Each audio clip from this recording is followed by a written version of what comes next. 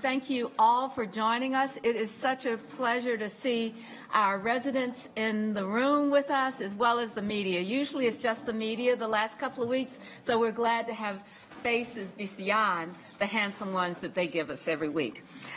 So I'm calling the Charlotte zoning meeting to order, saying welcome to everyone who's watching us. Tonight's zoning meeting is being held as a virtual meeting in accordance with the electronic meeting statutes, and the requirements for notice, access, and minutes are being met through electronic means. We're glad that you're joining us. If you are on the government channel, the city's Facebook page, or the city's YouTube page, and watching our proceedings today. I'm going to begin with introductions. We have council members in the room, and I'll begin with those in the room, and then we'll go to those that are joining virtually today. So I am Vi Lyles, and I serve as mayor of the city. Good evening, everyone. My name is Julie Isolt, Mayor Pro Tem and serving at large. Renee Johnson, District 4. Greg Phipps, at large. Tarek Bakari, District 6. Malcolm Graham, District 2. Larkin Eggleston, District 1. Good evening, Ed Driggs, District 7. All right, we'll start with our at-large members that are joining us virtually. Happy Monday, Dimple Ashmira, at-large member. Braxton Winston, at large. All right, thank you. I believe Ms. Watlington had something that she was attending to and will be a few minutes late. But she will be joining us as soon as she can. So what I'd like to now do is have an introduction of our staff that joins us and makes this meeting possible, and we'll start with our city attorney. Good afternoon. I'm Patrick Baker, City Attorney. Kay Cunningham, Mayor's Office. Dr. Robin Byers, CDOT. Dave Penn, Rezoning Manager. Denada Jackson, Office of Constituent Services. Billy Tons, Interim Deputy City Clerk. Stephanie Kelly, City Clerk. I'm Taiwo Jaba, Planning Director of the City Manager's Office. Thank you very much. Later on in the meeting, we're going to have an agenda item on our comprehensive plan, and we'll be joined by the city manager at that time.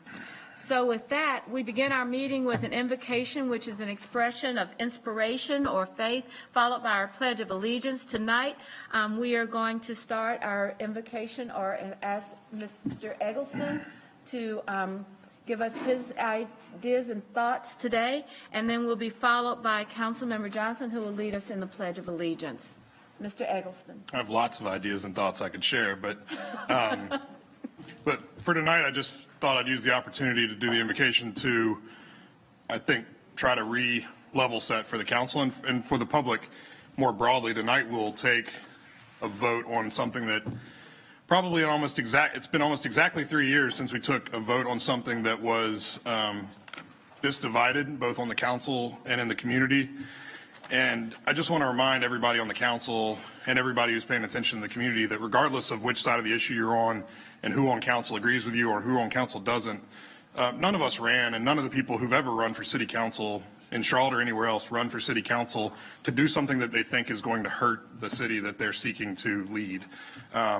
That's my belief in all of you as colleagues, is that no matter whether you came out on the same side of this issue or any issue as I did, that you came to that conclusion because you thought it was what was best for the city. And I came to the conclusion I did because I thought it was what was best for the city. So I hope that as we conduct this meeting tonight, as we move forward from this step, which is adopting a vision and adopting aspirations for our city, that as we codify that in the Unified Development Ordinances and all the things in between here and there, that we do so with, and I'll start with myself. I think every one of us to a person in these next steps can do a better job of making sure that we are debating issues and not attacking individuals. And I hope that we will demonstrate more respect and more professionalism. And again, I'll start with myself. I think we could all do that and we'd be better off for it. And I think the community would be better off for it. And just remind everybody who has a strong opinion about tonight that whoever disagrees with you on this council disagrees with you because they genuinely feel like something different is what's best for the city. Thank you very much, Mr. Eggleston. It's a good reminder. If we will stand for our Pledge of Allegiance, Councilmember Johnson will lead us in that.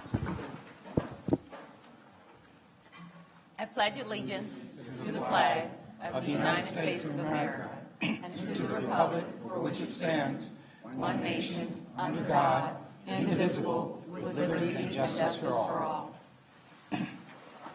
Thanks, everyone. We have 2 council members that have joined since our meeting started, and I'd like to have them introduce themselves. Hold on, Mr. Good evening, everyone. Matt Newton, District 5. All right. And online, we have been joined by another council member. Victoria Watley, too. Thank you very much. All right, with that, I'm required by law to do this, so I'm just going to go ahead and dive right into it. I need to explain how our zoning process works, which begins with an application submitted to the planning staff for review, and there are 2 types of cases on our agenda, the decisions and the hearings. Decisions are cases where we've already had a public hearing, and so there will be no further comment, and the council will make to vote on whether to approve or not approve that petition. We will have hearings now today because we do have people able to attend, and I don't know how many people we have in the chamber. What a number of residents are joining us here in room 267. So the city clerk has worked out a plan that if anyone is wanting to speak at one of our hearings today, that she would have the ability to get their name before us, where before you had to call in by 9 a.m. to be on the virtual call to set up all the machinery and technology to make all of that work. So if anyone is in the chamber that would like to sign up to speak, please let us know. I guess we'll be checking on that. Ms. Jackson, do you know how many people are in the chamber? None as of right now. Okay, thank you very much. All right, the next thing is that we will, when we have a hearing, we will have the staff presentation. The staff knows that in most nights we want to try to be very concise and get the job done. So we try to, even though there's no time limit, we try to be sensitive to the time that we take. And then the petitioner and those who are in favor of any petition, they get 3 minutes combined to present a case unless there is opposition. If the staff has opposition or if other people in the process have opposition, the petitioner gets 10 minutes, the opposition gets 10 minutes, and the petitioner gets a 2-minute rebuttal. If no one is signed up to speak or not opposed, then the staff will do a short presentation. We close that public hearing and go to the next item. Now, what's important about this is that we have people that help us walk through this process, and I would like to recognize that the petitions after we have these hearings go to the Zoning Committee or the Planning Commission for review and recommendation. I'd now like to ask Kimba to introduce the Zoning Committee of the Planning Commission. Kimba Samuels. Ms. Samuels? I'm right here, Madam Mayor. Oh, sorry. I'm so accustomed to it being on virtual. Virtual, yes, ma'am. Good evening, Madam Mayor, Mayor Pro Tem, members of council, city staff, members of the public. I am Kiba Samuel, and I serve as chair of the Zoning Committee of the Charlotte-Mecklenburg Planning Commission. Joining us via live stream from the city's YouTube channel, Facebook page, or via the government channel, or here in 267 are my fellow Zoning Committee members, Aaron Barbie, Andrew Blumenthal, Peter Kelly, Elizabeth McMillan, Victoria Wasike, and Douglas Welton. This Zoning Committee will meet on Tuesday, July 6th, 2021 to discuss, deliberate, and finalize our recommendation to council on the petitions being heard tonight. That July 6th meeting will not be a continuation of tonight's public hearing. There will not be an opportunity for public input unless and until there is a question, concern by a Zoning Committee member. Again, I'm Kiba Samuel, and I'm with you for the entirety of the evening should you have any questions. Thank you. And Ms. Samuel will ask any questions from the Zoning Committee that we would have for the petitioners as well, so she participates in our discussion.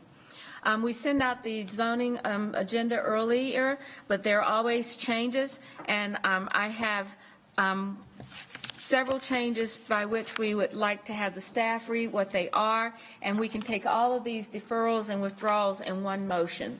All right, Mr. Pettin. Thank you, Madam Mayor. We have several decisions that were deferred. 3 of those, items number 3, 4, and 6, Item number 3 is petition 2019-179 by Ronald Staley Jr., Verde Homes, requesting a deferral to July 19th. Item number 4 is petition 2020-022 by OMS Dilworth, LLC. That's a decision or a deferral to July 19th as well. Item number 6 is, 2020-038 by the Clover Group. They're also requesting a deferral of their decision to the July 19th meeting. The next item we have is a public hearing for deferral. That's item number 19, petition 2021-014 by Whitestone Holding Incorporated, requesting a deferral of their hearing to July 19th. And the final item we have is item number 20. That's petition 2020-133 by D.R. Horton. They're actually requesting a withdrawal of their petition. And that's all. All right, do I have a Move motion? to approve those requests. Mr. Driggs, followed by Mr. Phipps.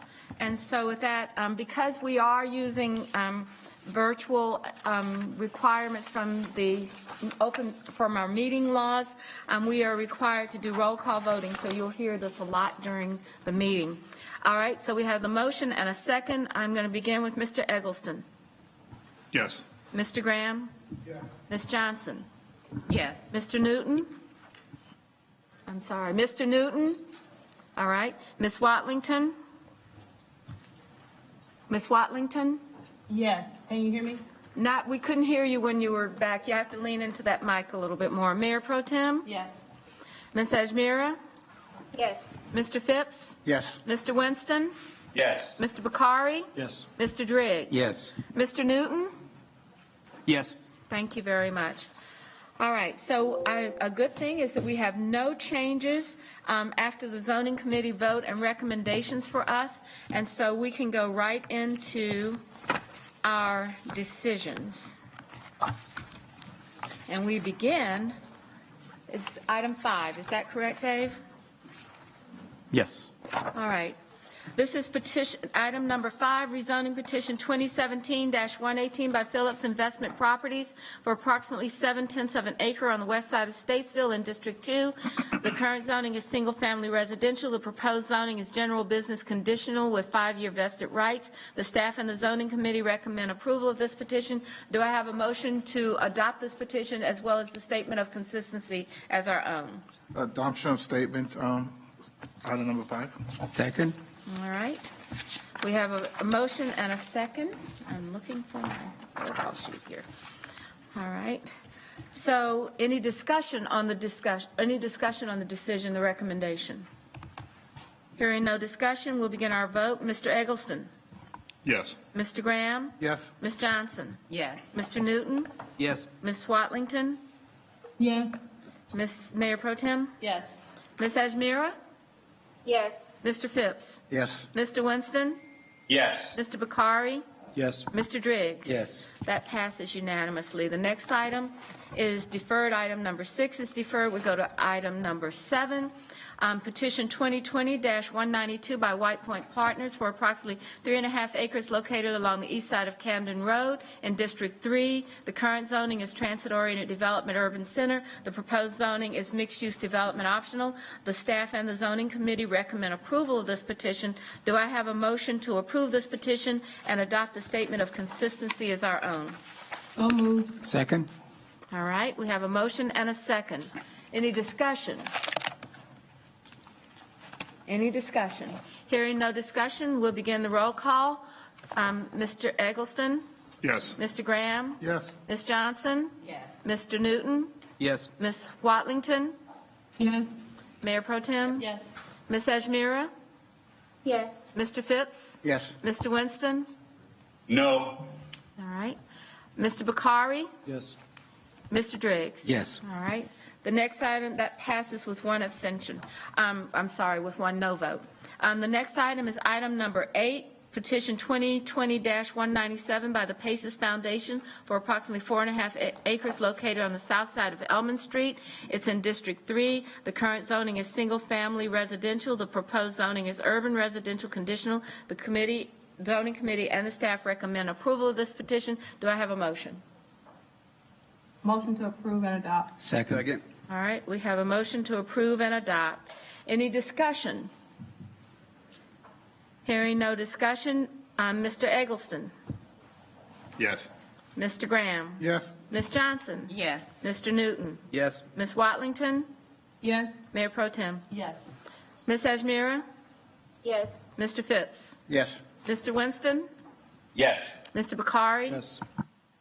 Mr. Driggs? Yes. Passes unanimously.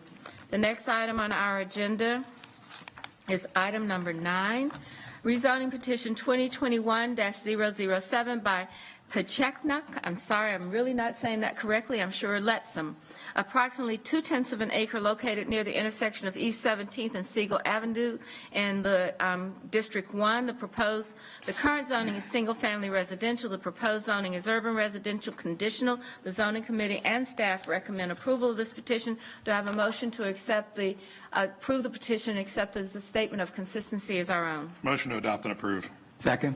We have a motion and a second. Is there any discussion? Hearing no discussion. Mr. Eggleston? Yes. Mr. Graham? Yes. Ms. Johnson? Yes. Mr. Newton? Yes. Ms. Watlington? Yes. Mayor Pro Tem? Yes. Ms. Ajmira? Yes. Mr. Phipps? Yes. Mr. Winston? Yes. Mr. Bakari? Yes. Mr. Driggs? Yes. All right. The next item is item number 10, petition 2021-009 by Edward Judson McAdams for approximately 6/10 of an acre located at 2100 Matheson Avenue. It's in District 1. The current zoning is single-family residential. The proposed zoning is single-family residential with 1 unit more per acre allowed. The zoning committee and the staff recommend approval of this petition. Is there a motion? Motion to adopt and approve. Second. Thank you. And I have a second. Is there any discussion?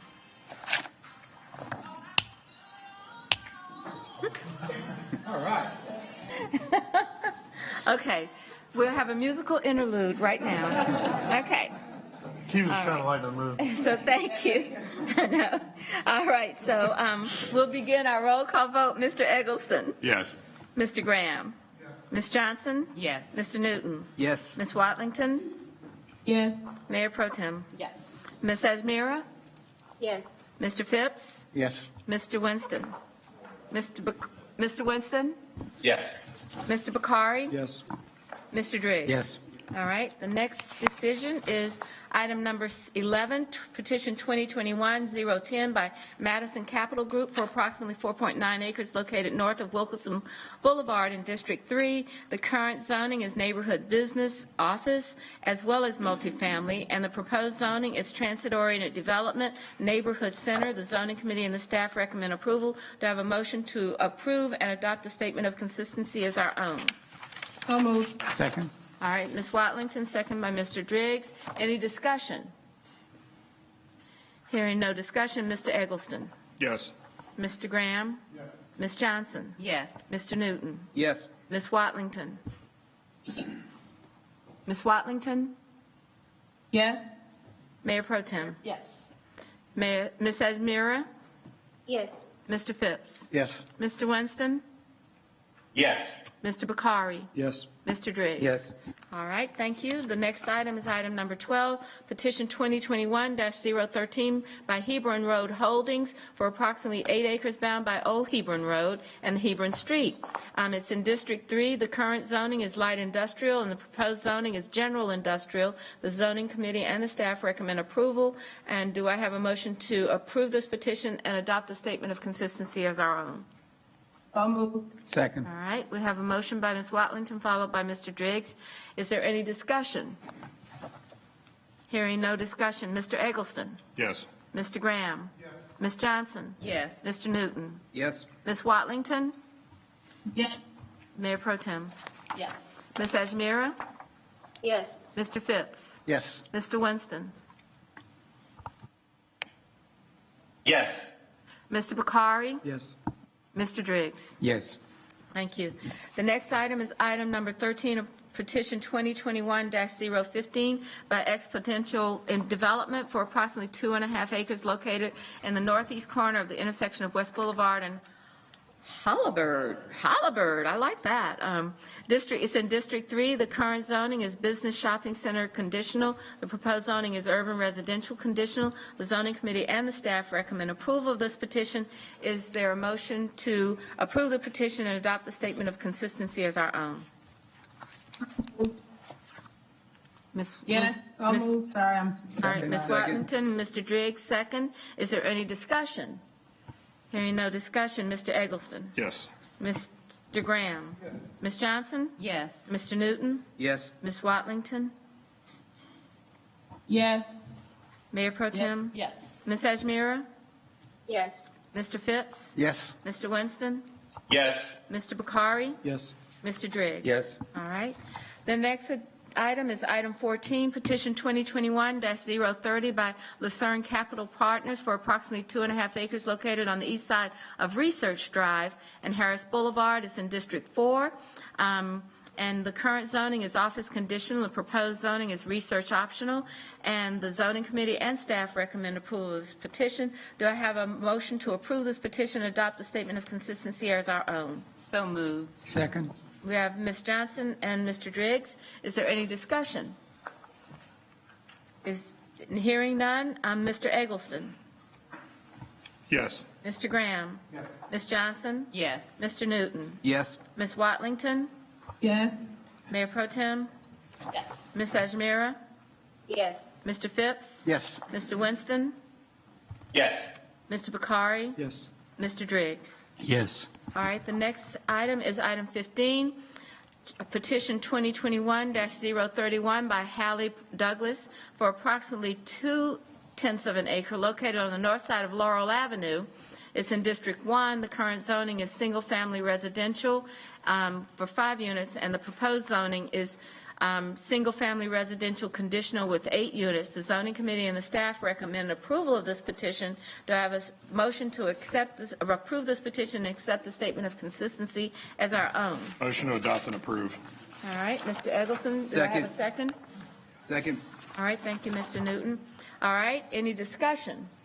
Hearing no discussion, Mr. Eggleston. Yes. Mr. Graham. Yes. Ms. Johnson. Yes. Mr. Newton. Yes. Ms. Watlington. Yes. Mayor Pro Tem. Yes. Ms. Ajmira. Yes. Mr. Phipps. Yes. Mr. Winston. Yes. Mr. Bakari. Yes. Mr. Driggs. Yes. All right, the next item is item 16, petition 2021-110 by the Charlotte Planning and Design and Development Group. It's a text amendment. The summary of this petition is that it updates the zoning ordinance to bring into compliance the new North Carolina General Statutes legislation, Chapter 160D, related to land use effective July 1st, 21. The text amendment updates references to align with the chapter that's 160D, updates the processes for all development approvals, including written notices of decisions to both the applicant and the property owner, updates the processes for filing application, notice requirements, evidentiary hearing provisions, and quasi-judicial procedures, and as the conflict of interest standards for boards and administrative staff. The zoning committee and the staff recommend approval of this petition. Do I have a motion to adopt and approve the statement of consistency? Second. I'm sorry, who made the motion? Mr. Winston? Yes. Thank you. Followed by Mr. Driggs with a second. Is there any discussion? Yes, ma'am. All right, Mr. Winston? So I'm not going to vote against this because we have to do this to be in compliance with state law. But I was speaking with staff and legal about particular changes that we have to make in Chapter 9 and Chapter 15 that relate to the future development and requirements around requiring buried utility lines. As I was talking to staff today, they say that these changes really do hamstring some of the efforts that we might want to take to help achieve some of our goals, like our tree canopy goals, our pedestrian and transit and bike ped oriented development, as well as overall equity issues, as well as other environment issues. So I had asked our planning staff and legal to talk about that a little bit, because again, while we have to be in compliance with state law, this is something I also spoke about in intergovernmental relations this afternoon. I think we need to do a better job about understanding the implications of some of these perceived minute changes that are happening in Raleigh, but that can have long-standing effects on the goal that we have in development of our city. So I don't know what more staff and legal can add to that, but if there is something, I would be grateful. So is there any comment is there a specific question that you'd like to ask Mr. Winston for an explanation? Is my assertion and the reading, the inferences that I'm reading into these changes, is that accurate or is that overblown? Okay, Ms. Hagler-Gray, please, would you address his assessment close, or is there something else to add to it? It's correct that the particular changes in 160D having to do with burial of power lines will probably impact the redevelopment of property because the way I read it, if there are existing lines in the right-of-way outside the boundaries of the parcel, the city can't require burial right now. But this is something that was part of a 2019 session law that was later incorporated into 160D. So we don't have a choice, as Mr. Winston said, about adopting it. And I don't know that the staff has had an opportunity to really consider the larger impact yet. So, Mr. Winston, it looks like we have a lot of work to do working with the legislature to talk about what we'd like to see and to see if there's some opportunities for us to come up with a different result. But that's, I don't think we have the ability to do that with the timeline that is given to us today. But the last question I would have for the planning staff, does this change, those specific changes in Chapter 9 and Chapter 15, does that change anything that we currently do now? Does that change our ability to do things that we already do? Mr. Patton?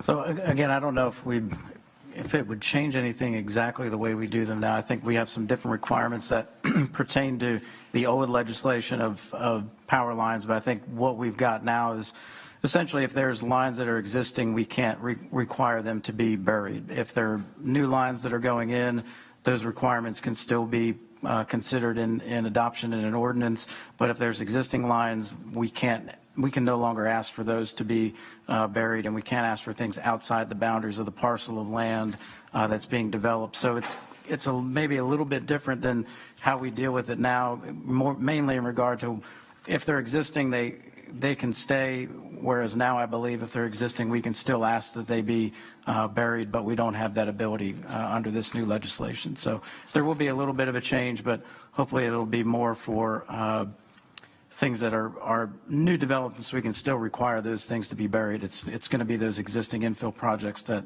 may be treated a little bit differently. Thank you very much. All right, thank you.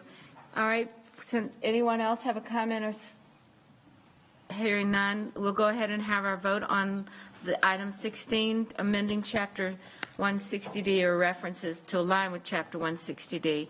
Mr. Eggleston? Yes. Mr. Graham? Yes. Ms. Johnson? Yes. Mr. Newton? Yes. Ms. Watlington? Yes. Mayor Pro Tem? Yes. Ms. Ajmira? Yes. Mr. Phipps? Yes. Mr. Winston? Yes. Mr. Bakari? Yes. Mr. Driggs? Yes. All right, the next item is item number 17. This is again a petition by the Charlotte Planning and Design and Development Group. The text amendment proposes to update the subdivision ordinance to bring it in compliance with new general statutes legislation, chapter again 160D, related to land use effective, and we must make this effective by July 1. The text amendment updates the references to align with the chapter 160D, adds conflict of interest standards for boards, commissions, and administrative staff, adds a requirement for written notices of decisions on preliminary plans and final plats to be provided to the applicant and the property owner if different, modifies the performance guarantee regulations, adds requirements for inspectors to present proper credentials prior to inspections, and that proper consent must be given to inspect areas not open to the public or an appropriate inspection warrant must be secured, adds and modifies definitions and adds text that notifications of decisions be sent by first-class mail are deemed to be received on the third business day for purposes of filing an appeal. Do I have a motion to adopt the petition? So moved. Mr. Driggs, do I have a second? Second. All right, Mr. Eggleston, is there any discussion on another mandate? All right, given that, Mr. Eggleston? Yes. Mr. Graham? Yes. Ms. Johnson? Yes. Mr. Newton? Yes. Ms. Watlington? Yes. Mayor Pro Tem? Yes. Ms. Ajmira? Yes. Mr. Phipps? Yes. Mr. Winston? Yes. Mr. Bakari? Yes. Mr. Driggs? Yes. All right, that passes. And the next item is item 18, another text amendment from the Planning Commission. Once again, to update our text amendment proposes to update the Charlotte Tree Ordinance to bring it in compliance with the requirements of state statutes, particularly 160D. The text amendment updates references to align the chapter with the chapter legislation. By updating the processes and requirements for enforcement procedures, updates the requirements for administrative decisions, evidentiary hearings, and quasi-judicial proceedings, and adds new vested rights and permit choice rules, adds conflict of interest standards for boards and administrative staff. The zoning committee and the staff recommend approval of this petition and adoption of the statement of consistency. Do I have a motion? So moved. Mr. Driggs, do I have a second? Second. All right. Is there any discussion? Given that it's a mandate, it's kind of like hard to discuss it, right? Well, you can run for office in Raleigh. That's a good way to discuss it. All right. Mr. Eggleston. We can find a way to discuss anything. That's Yes. true. Mr. Graham. Yes. Ms. Johnson. Yes. Mr. Newton. Yes. Ms. Watlington. Yes. Mayor Pro Tem. Yes. Ms. Ajmira. Yes. Mr. Phipps. Yes. Mr. Winston. Yes. Mr. Bakari. Yes. Mr. Driggs. Yes. All right. That ends the decisions. Do we have anything else? Okay, now we're going to go to an agenda item. We're going to get the city manager and the city attorney, and the city assistant city attorney is going to stay with us. This is agenda item number 2 in the document that was sent to the city council. All right.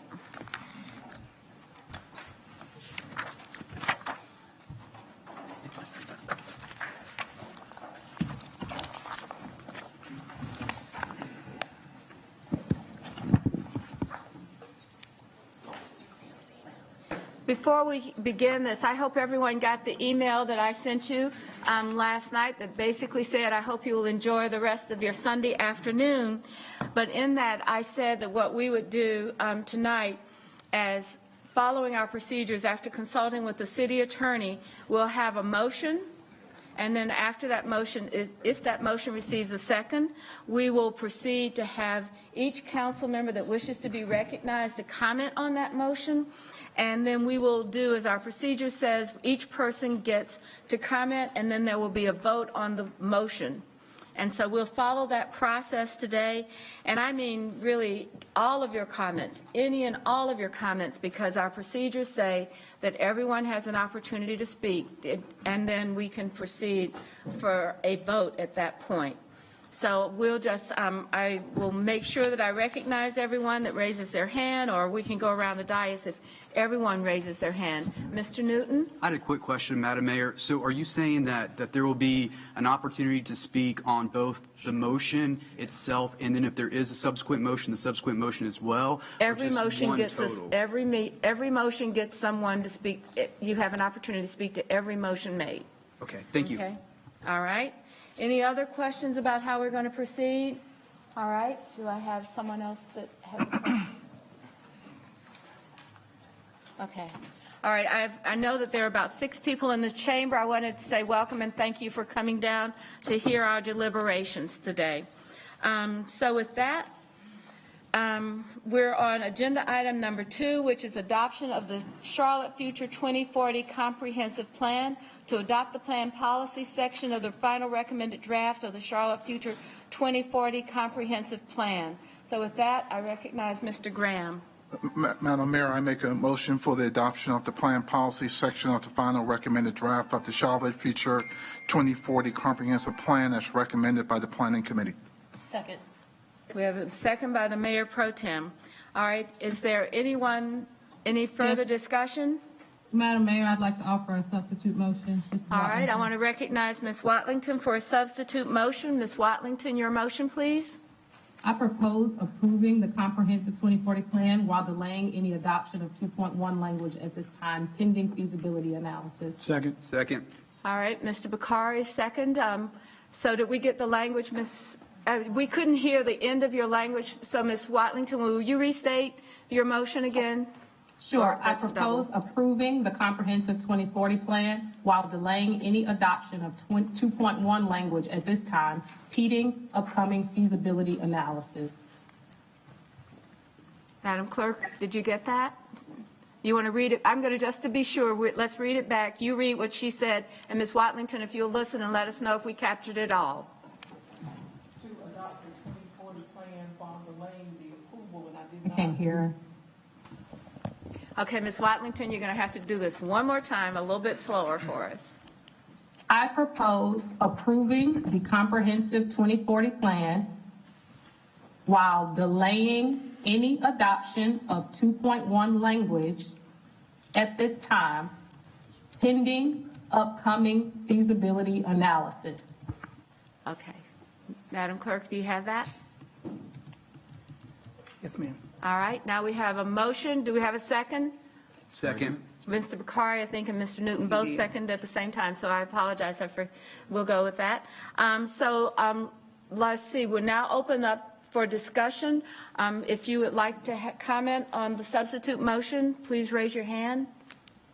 All right, I have Ms. Johnson, Mr. Phipps, Mr. Driggs, Ms. Iselt. Anyone else? All right. Yes, my hand is raised. And Ms. Watlington. Thank you. All right, Ms. Johnson, you're. I'll defer to Ms. Watlington if she wants to start. Ms. Watlington, would you like to? I would. All right, thank you. You have the floor. Thank you. So I affirm, number one, the 10 overarching goals of the comprehensive plan. In addition to that, I'm committed to champion the causes of equity, economic mobility, neighborhood stability, and community-driven planning through community benefit agreements. All of these policies should work together to achieve the best outcomes for our city. I've researched this in detail.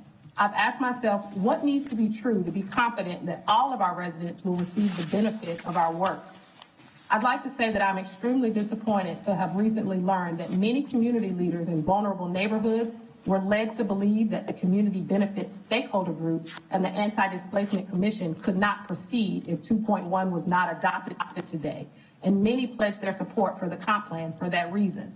Let me say publicly, that is categorically false.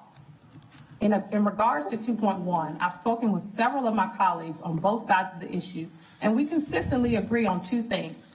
Number one, we want to increase density across the city.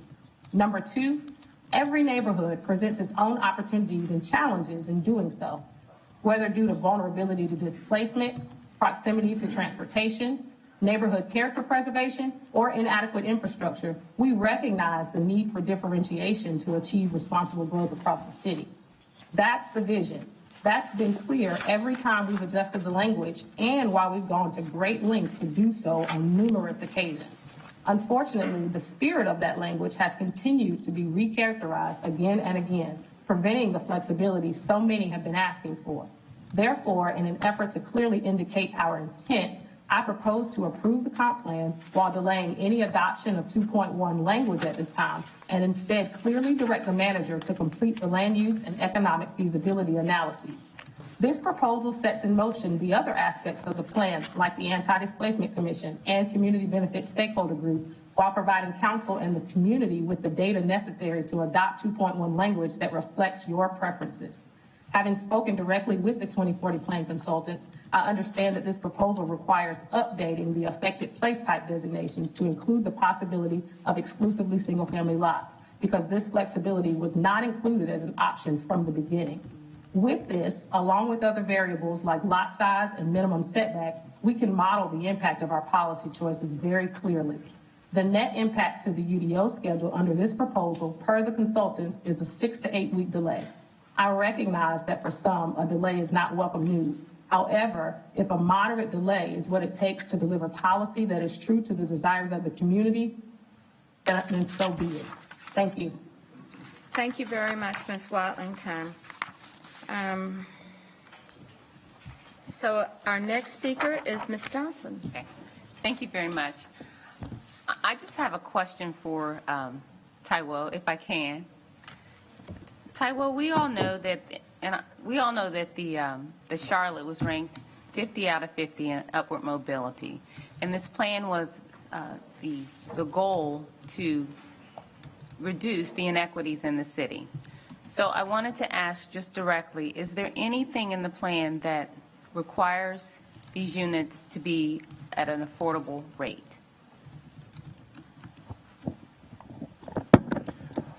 Thank you. Again, I think that I've addressed questions related to affordability and why diversity of housing and density can affect the price point. What I would, with due respect to you tonight, not do is to try and repeat a lot of the comments that I have made in the past, but I've tried as much as possible to address all of those. The plan has policies in place to address housing diversity throughout our city. But it's not only that, it also sets in place how we continue to envision future investments when it comes to infrastructure that will support these housing units. It also has mobility plans in place as well, as a lot of our residents spend a lot of money on transportation and public transit, and if you can have a balanced and equitable mobility, you are able to affect affordability of housing. So I would try not to regurgitate all my responses previously. What I will say, though, is that our recommendation to you follows what the Planning Committee last week recommended for adoption, which includes this particular policy. I think overall, throughout the documents that we have in front of you, we have every answer in terms of responding to how you protect existing housing, but also how you can support new housing development in order to be able to meet the needs of our residents, especially those who live in vulnerable communities. Okay, so my understanding as far as affordability requirements, that answer would be no. So there's no requirements for affordability. We can't dictate to developers on what the price points are going to be. When we talk about equity, we know based on this map, these units are going to be built in areas that aren't protected by HOAs or restrictive covenants, which is primarily in the crescent areas.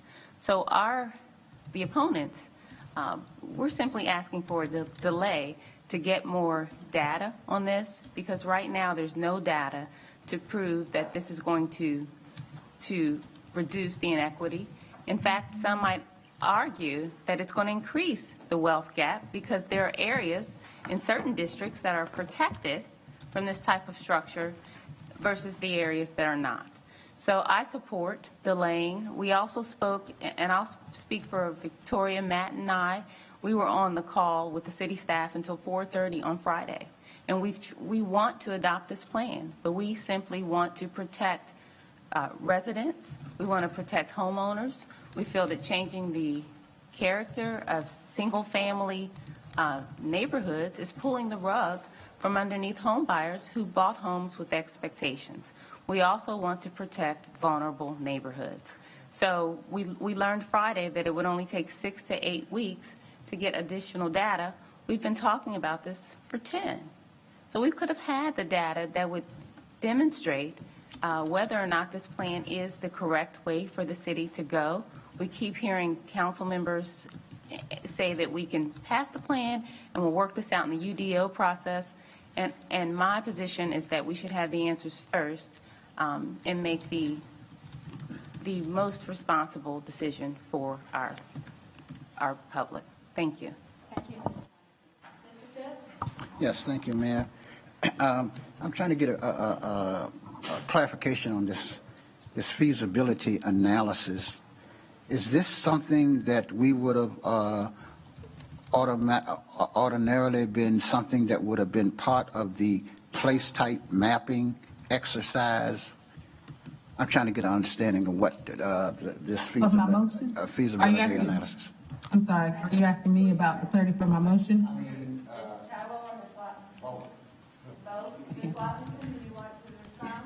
I'm sorry, I can't hear you, Madam Mayor. Are you speaking to me? All right, Your Ms. mic- Watlington, would you respond, Mr. Phipps, to Mr. Phipps' question, please? Sure. So, Mr. Phipps, if I understand your question, you're asking if the feasibility analyses that I mentioned was something that we would ordinarily get through the place type mapping process? Okay, so the plan, regardless, is to have the feasibility analyses done. The market readiness analysis and the land use suitability analysis, which would look at the lots across the city to assess its suitability for having this, I'll call it upzoning, on it. So it'll look at the lot size, it'll look at possible minimum setbacks and those kinds of things to see where this is actually suitable and where it's not. That's going to happen regardless. What I am proposing is that we wait to actually get the results and see on a map. To date, we haven't seen anything in regards to what the possibilities look like. And so that I'm suggesting that we wait to do that, or I'm sorry, that we wait on our language adoption to do that. The piece that changes in my motion is that in order to do that feasibility analysis in an objective way that considers the possibility of having some lots that are exclusively single family, we have to have exclusively single family designation in each of the place types that allows residential. So right now, the place types have already been constructed under the assumption that there would be no single family exclusive designation. So that decision was made long ago. And so what I'm proposing is that we do in fact consider all possibilities, that there may be some percentage of lots that are designated exclusively single family.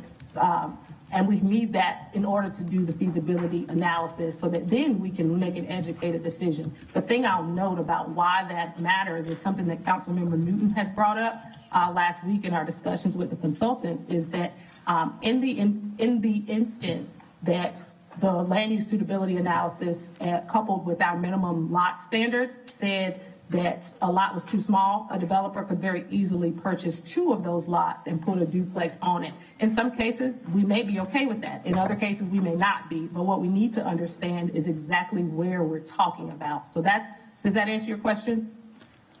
I think it does. I'd like to get Mr. Gioba's perspective on that, because it seems like we're attempting to do the place We can type hear you, mapping. Mr. Fitz. Your microphone might be off. Can you hear me? We can hear him. We can hear him. Okay. It seems to me that we're attempting to do the place type mapping exercise, I guess, before the plan is, well, that piece of the plan is adopted. So I'm wondering, okay, after that's adopted, then will there be a need to do any more place type mapping, or will we still be doing some? I'm trying to understand what we. Thank you, Councilor. How this would Phipps. work. Yes. So the place type mapping is that transition between the plan adoption and the time we move into the Unified Development Ordinance, and that's going to take a period of 8 months or so. Land use suitability study, market readiness were both part of the place types, supposed to continue concurrently while the community is engaged in mapping the places. There will be data generated to support that. So it's integrated into this. I was not at the Friday meeting, but I believe that Assistant City Attorney was present and can share with you what was discussed. But what I've shared with you consistently over the last several months is that this is integrated into the place types process. Separating it creates a fragmented approach which further pushes out the completion of the place types itself and even the Unified Development Ordinance. So while it could be an analysis that could take some weeks to do, it's not necessarily going to keep us in track. And you are supposed to adopt policy before you move into mapping and before you move into zoning district designations. But there's a lot of other things that go into that as well. But this was supposed to be part of the place types mapping. I know that Ms.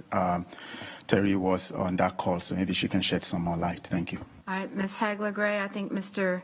Gioba was saying that you have comments on this as well.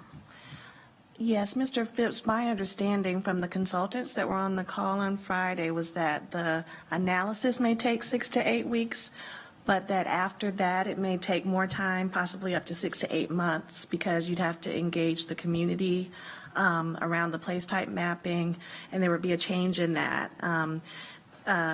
And the community would have to review the findings and make a determination about policy adjustments across other initiatives due to, I think they said readjustment in growth assumptions if you pull 2.1 out. Okay, thank you. One final question then. Would this mean then that will we have any community engagement during this feasibility analysis phase? Or are we talking about then having two sets of community engagements, one after the feasibility analysis is done and then another one during the place type mapping process? I think that the proposal, the motion is from Ms. Watlington, and I don't know that the staff has had a chance to reply to it except as stated and recommended, Mr. Phipps. So I don't think that that's a question that may not have an answer right now. All right. Mr. Driggs? Thank you, Mayor. I am very much in support of Ms. Watlington on this. And I've noted before that this whole process has not actually had the benefit of a great deal of analysis, data. We've been pursuing ideas and goals and values, but when it comes down to it, we don't know how many cities have already adopted this plan, what evidence there is that the plan made any difference when it comes to their housing costs. There are a lot of questions that we could ask. And when we hear now about how long it would take to take some of the actions that Ms. Watlington is proposing, I have to wonder, why haven't we taken them already? How did we get to the point where we can't consider what she is saying without holding ourselves up by 6 months or something like that? So, and I'm not sure, still, I don't know if we've seen the timeline that we talked about. I did ask in an earlier meeting that we get more data, and I haven't seen that.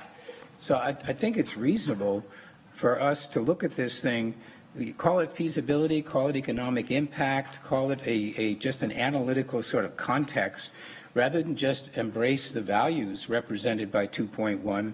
Let's take a harder look at whether or not this actually has the intended effect, because there are many people in Charlotte who are worried about this, and they're not from any particular neighborhood or group. It's citywide. There's apprehension that it will facilitate gentrification, and we should be very clear, based on better analysis than we've had so far, about what exactly the implication is of 2.1. If it takes us more time to do it, it's been 40-something years since the last time we adopted a full plan, and we have time. We have time. We can do this, and we can do it better. So I hope that we'll consider the secondary motion. Thank you. Thank you, Mr. Driggs. Mayor Pro Tem? Thank you, Madam Mayor. One of my questions was answered. I was going to ask our attorney about that conversation because other council members weren't a part of that.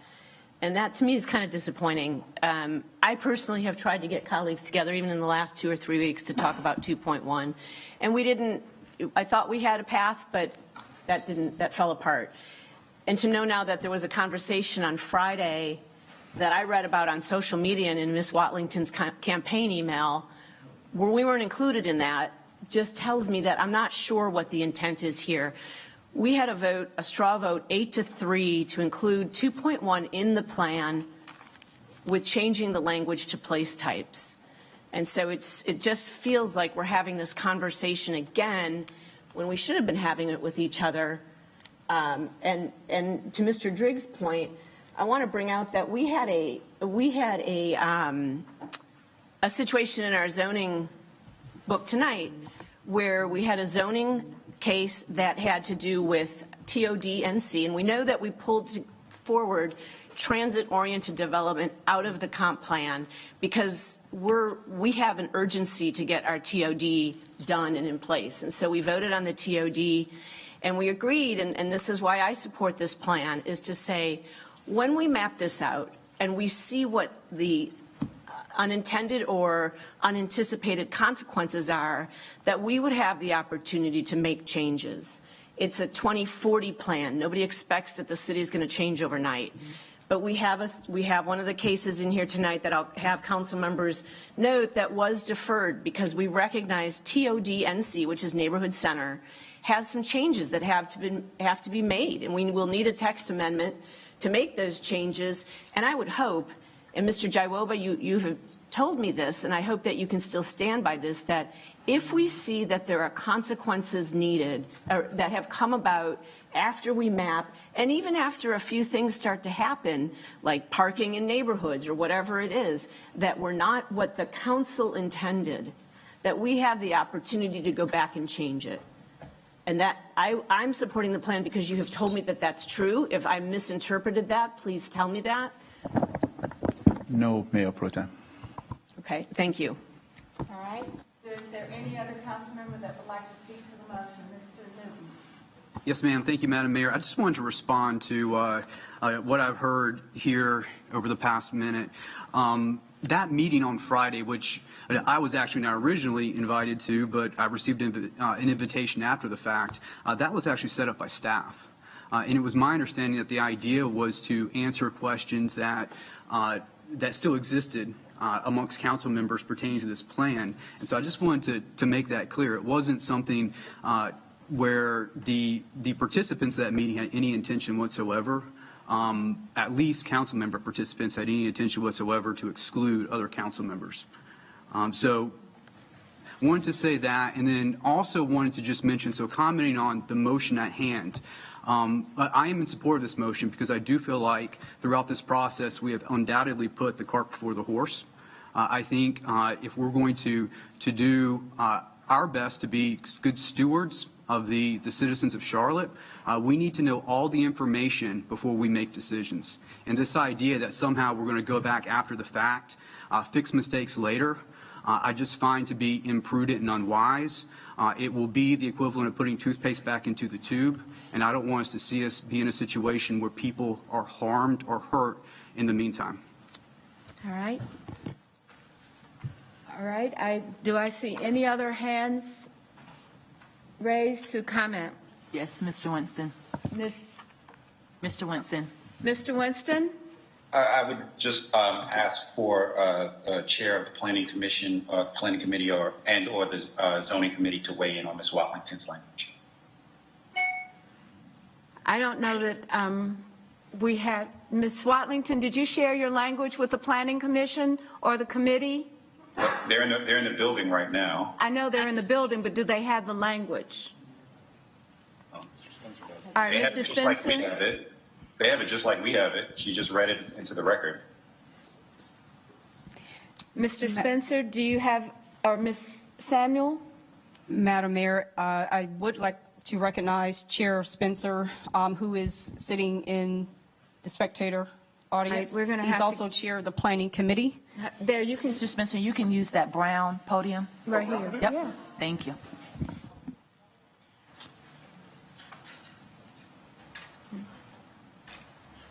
Thank you, Councilman, for your question, and thank you for the opportunity to talk about this. From my personal perspective, and if Kiba wants to nod her head and agree with me, that's what I can talk from tonight, since we don't have the entire committee here. But my perspective is that this is part of a whole. Imagine if you were to adopt the Voting Rights Act without preclearance and other protections. Imagine if you were to adopt a budget like you did last week, but said, we're going to hold off part of the budget for a couple weeks. That would be my point of view on this. The 2040 plan has a key component. This is part of many policies on that page, not just 2.1, but also 2.2, 2.3, 2.4, that all coalesce towards the goal of increasing housing supply. And if you don't believe me, take the words of the real estate industry REBIC president earlier this morning, where he also said and agreed with me when we had a conversation with Mike Collins that increasing housing supply is a tried and true method of increasing affordability. And so I would oppose this language. Kiba, let them know if you would as well. And thank you all for the opportunity to address you. Thank you, Mr. Chair. I, too, concur with Chair Spencer's comments. The Planning Committee, as Planning Director Jayoba has stated, pass this plan as is written and presented to council tonight, and would be delighted if you guys would approve it as is presented. Thank you. All right, thank you. Thank you very much. All right, any other speakers? Hearing none. Now we'll go ahead and have our roll call vote on the motion, on the substitute motion. I'm going to ask the clerk to read the substitute motion again. Madam Clerk? I propose approving the comp plan while delaying any adoption of 2.1 language at this time, pending feasibility analysis. All right. All right, so we'll go down the roll call. Mr. Graham? No. Ms. Johnson? Yes. Mr. Newton? Yes. Ms. Watlington? Yes. Mayor Pro Tem? No. Ms. Ajmira? No. Mr. Phipps? No. Mr. Winston? No. Mr. Bakari? Yes. Mr. Driggs? Yes. Mr. Eggleston? No. All right, that the motion is defeated. We're back to the original motion. Is there anyone that would like to speak to the original motion? I've got, hold on, let me see if your hands would be up.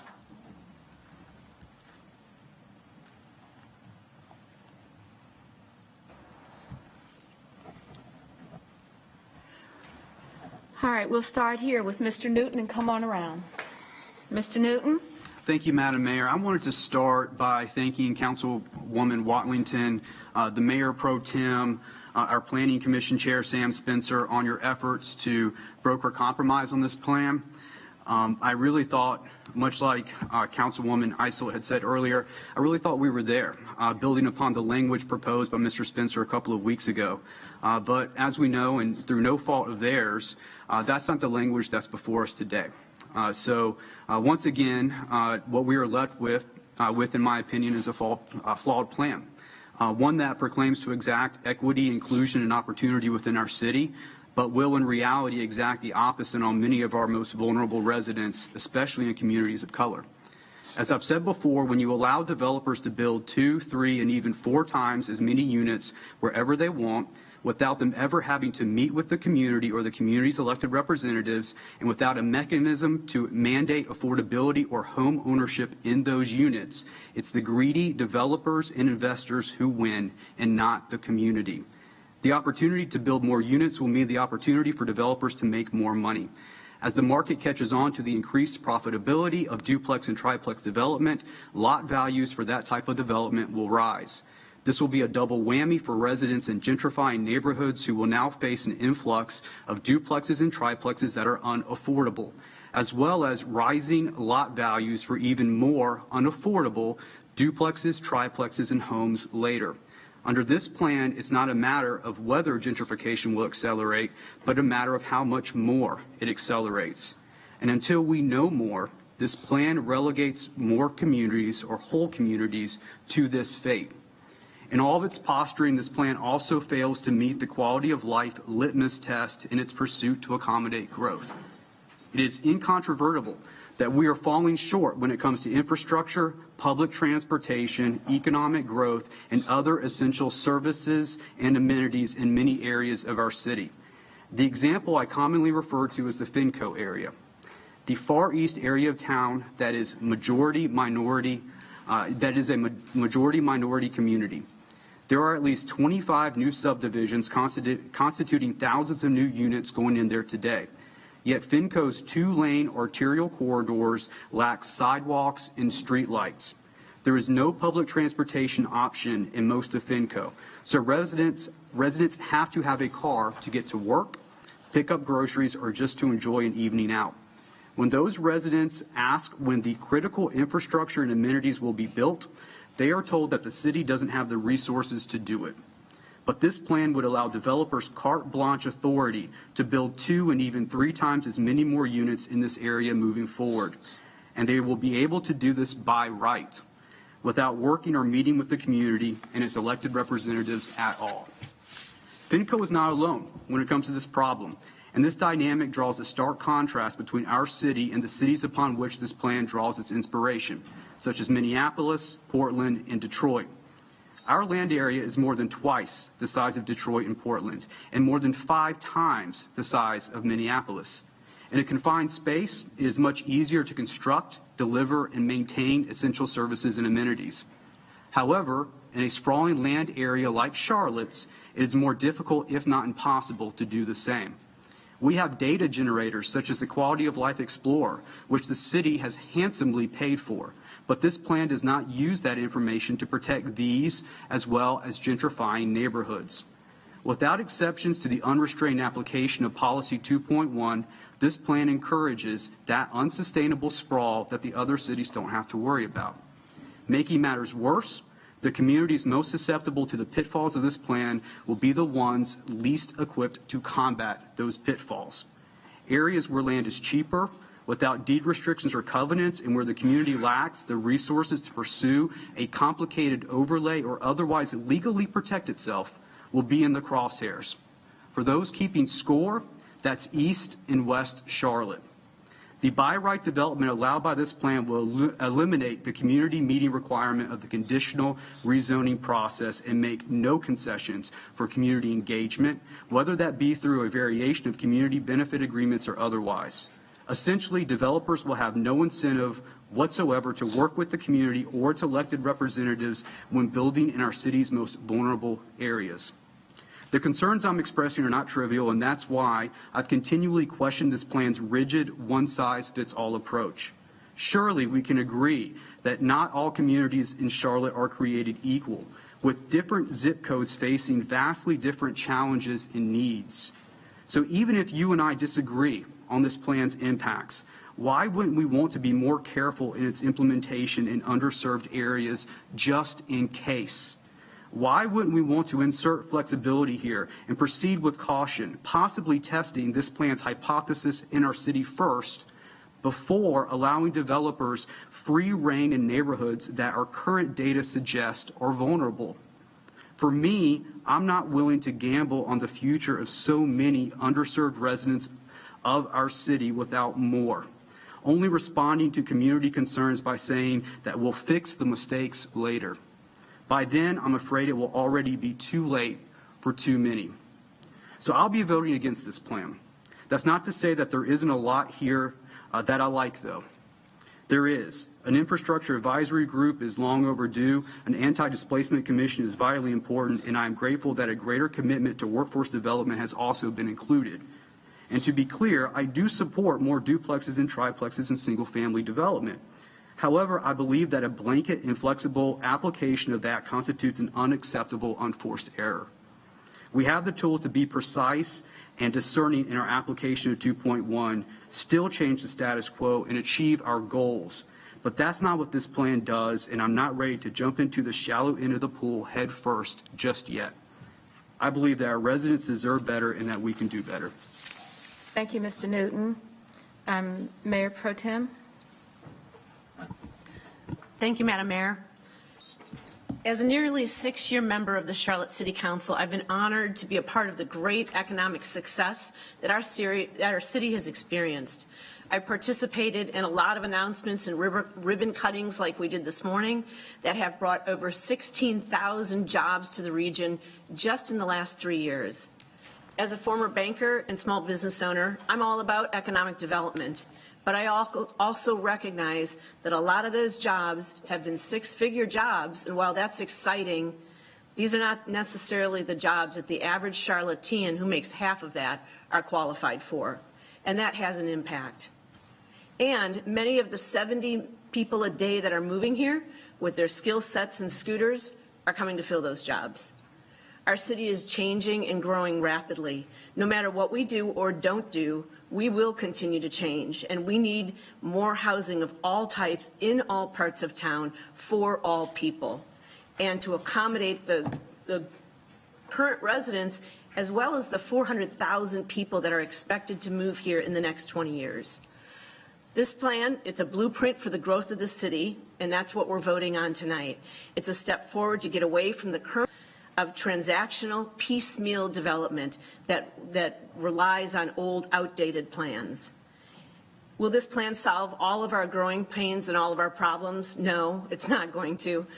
But in fact, that's why we need to then take steps to be bold and intentional about investing in transit, mobility, and workforce development, because it's when all of that goes hand in hand will we truly move the needle on economic mobility. So with that, I will be supporting the plan tonight. Mr. Driggs? Thank you, Mayor. Can I point out first that liberalizing land use is not synonymous with increasing the supply of housing?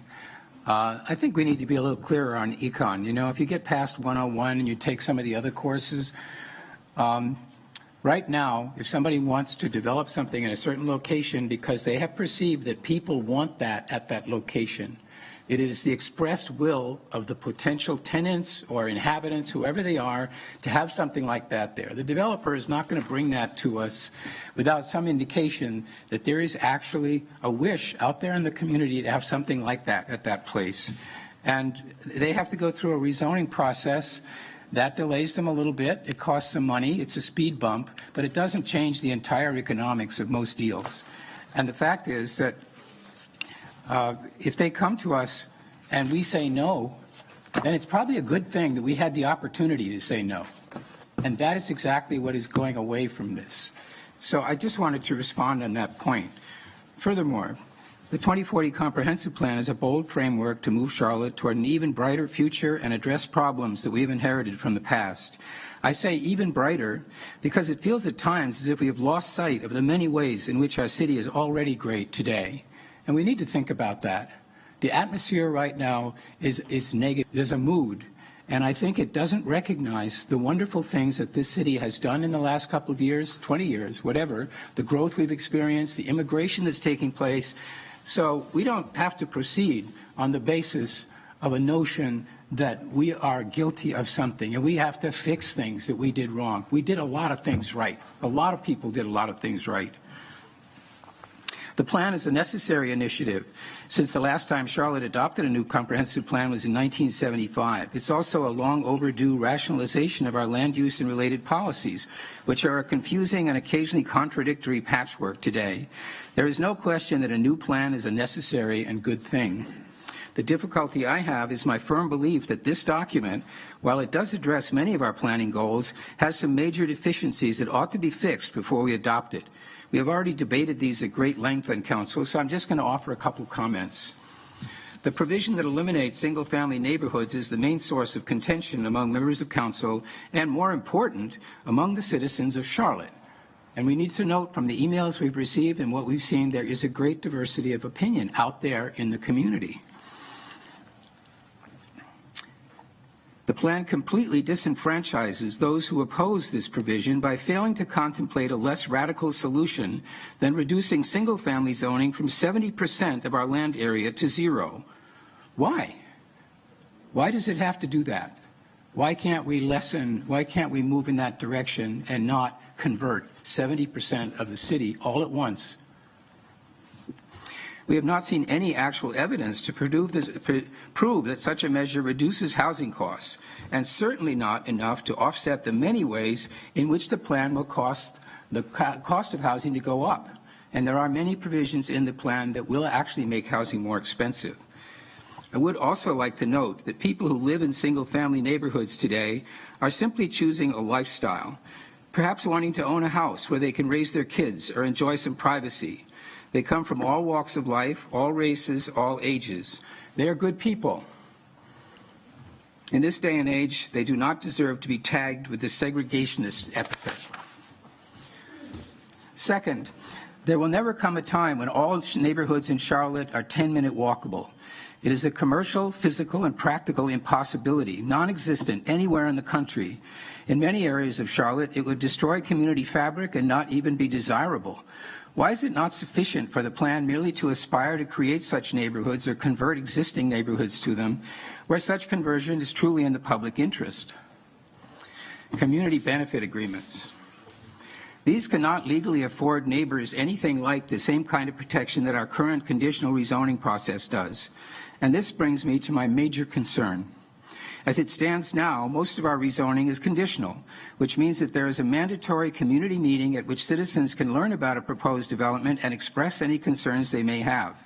I have participated in over 700 rezonings since taking office, more than 50 in my district. I know how this works, as do the majority of my district council colleagues who are opposed to the plan in its current form. When people are concerned about development in their neighborhood, they want to be able to turn to their elected representative and know that he or she has the power to make a petition or take notice. The often difficult role of the district rep is to act as an honest broker, upholding the rights of petitioners while being responsive to residents. Gentrification is the most prominent concern arising from the plan's automation of land use decisions, and we have talked about that threat a lot. But there are countless reasons why residents everywhere might reasonably object to certain provisions of a development proposal near where they live. You can't legislate for all of those reasons. We already have an effective community benefit process today, and it comes about through the judicious mediation of the district council representative. Before taking this recourse away from the people of Charlotte, we should ensure that this council and future councils continue to involve themselves in controversial development proposals rather than have the outcome decided entirely by rules created and interpreted by the city staff. Charlotte ranks 28th among American cities in population density, to Mr. Newton's point. Even at the projected growth rate, we would only rank 19th today with our 2040 population.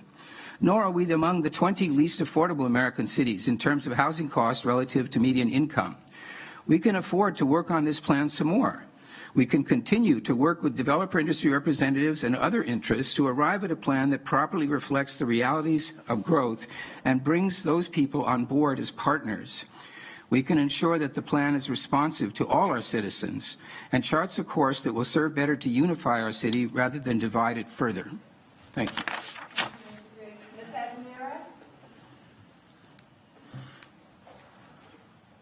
Ms. Ajmira? Thank you, Madam Mayor. As a resident of Far East, my council member Newton made some comments, and I would like our planning director to respond to those comments. So, Mr. Jayoba, could you please respond to two things that my council member Newton had raised, especially around infrastructure investments, amendment of 2.1, and displacement of residents? Thank you. I don't remember specifically, but I think what the question is, so we did not, originally in the plan, we did not have an infrastructure advisory council as a strategy for assessing infrastructural needs across the city and really to address how equitable they are. But Councilmember Ajmera championed that, I think, in the last two conversations, and that's been included in the plan. Again, I don't remember exactly how the plan addresses it, but it does say that we will assess how infrastructure is being invested in different parts of the community that are growing fast, that are vulnerable, and we will address those. They would develop the council, once it's formed by this city council, will address how we develop the tools around that. And secondly, the language, and I think I said it earlier on, with regards to the policy on housing diversity, is that the planning committee recommended a plan to the city council to be adopted, and that includes a slight change to policy 2.1. That is to overcome.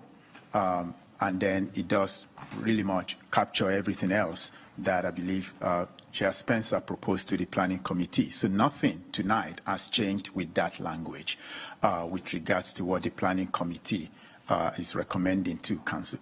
With regards to vulnerable residents and anti-displacement, I believe that that's actually the comprehensive plan puts forward the formation of three bodies: the Anti-Displacement Commission, the Infrastructure Advisory Council I mentioned earlier, and the Community Benefits Coalition. And one of those, of course, is the Anti-Displacement Commission, which will be formed by mayor and council to operate for as long as, of course, you want it, but we as staff are tying that to the adoption of the Unified Development Ordinance, where they will come up with strategies and tools. So I assume that that's what you're asking. But we do have a number of goals and policies in the plan to help guide the work of the Anti-Displacement Commission. Thank you, Mr. Jaroba, for addressing infrastructure concerns, displacements concerns, and also the amendment to 2.1, which was unanimously approved by our Planning Commission. I support this plan. I believe in this plan. I've studied it for months and months. I've talked to hundreds of residents. In fact, I talked to 2 neighborhood leaders earlier today. I've talked to business leaders, community leaders, and I've talked to residents on both sides of this issue. For the first time, this plan changes the direction in 45 years of how we do business as a city. It challenges the way we operate. It challenges the status quo. And I know it might be uncomfortable for some. Most importantly, this plan proposes the funding mechanism to invest 50% or more of our infrastructure spending in underserved and historically neglected communities, the communities that's been left behind. And there would be many, many neighborhoods that would be benefiting from this mechanism. Also, I appreciate the clarity of the new language for Policy 2.1 that emphasizes the importance of preventing displacement and protecting the integrity of our neighborhoods. And that's why I support this plan. Thank you. Thank you, Ms. Ajmera. Ms. Watlington? Thank you, Madam Mayor. Excuse me. I stand firm in my conviction that adopting 2.1 at this time is not in the best interest of the city of Charlotte. We cannot go back and change it because, as was mentioned, the zoning designations would not exist. Though I did not hear 8 months would be required to make these changes in the meeting on Friday, if that is true, it's even more cause for concern. That would be 8-month delay while we try to fight back its effects. Again, I'll say we cannot go back and change it because the infrastructure within the place types doesn't exist. We did have 8-3 support on previous language, but that language was changed, and with it, the intent of that language, as it has been every single time since I suggested we change lots to place types. The intent of that language was to create flexibility. The language has changed several times since then, and the outcome is the same because, again, the zoning designations for flexibility don't exist, and they won't exist when we go into the place type mapping process. So community engagement at that point is futile. It's obvious. This outcome has already been determined, and it wasn't determined by this council. We're being told what is going to happen to us based on what is efficient for staff to avoid another round of community input, rather than setting the direction for staff. Even tonight, during this discussion, the planning director has been called upon several times to talk the specifics of the plan for several council members. With all due respect to my colleagues, that is a problem in and of itself. Worse still, basic analysis that should have already been done, and as Councilmember Johnson mentioned, could have been done since these questions were first raised 10 weeks ago, is incomplete. We're being told that we can walk this back, and that is demonstrably false. Every other initiative we undertake at the city uses a pilot model to learn, assess risk, and improve broader implementation. We've covered in great detail its failure in other cities to improve equity, transportation, affordable housing, and create opportunities for community benefits agreements through the conditional rezoning process. We are literally raising our hands to do something that's going to prevent us from being able to achieve some of the most important components in this plan. Policy 2.1 puts so many of the broader goals in the comp plan at risk while eliminating opportunities for communities to wield any power. Again, it is no small thing that 5 of 7 district reps stand on one side of this issue and are being outvoted by the influence of at-large reps. There are many great things about this plan. However, it carries significant risks that can be mitigated if due diligence had been done. That said, regardless of tonight's outcome, I am committed to making sure that the issues that have been raised throughout the community during this process are addressed going forward. Thank you. Thank you, Ms. Watlington. Mr. Bakari? Thank you. I'll start by saying to the citizens of Charlotte, I will start by just a deep apology. I'm sorry. I tried so hard. I fought so hard. And I truly believe in my heart that this is one of the most dangerous threats to the future affordability of housing in Charlotte. I fought against this with everything I have. And I worked quietly in good faith for months behind the scenes, and there was no progress to be had.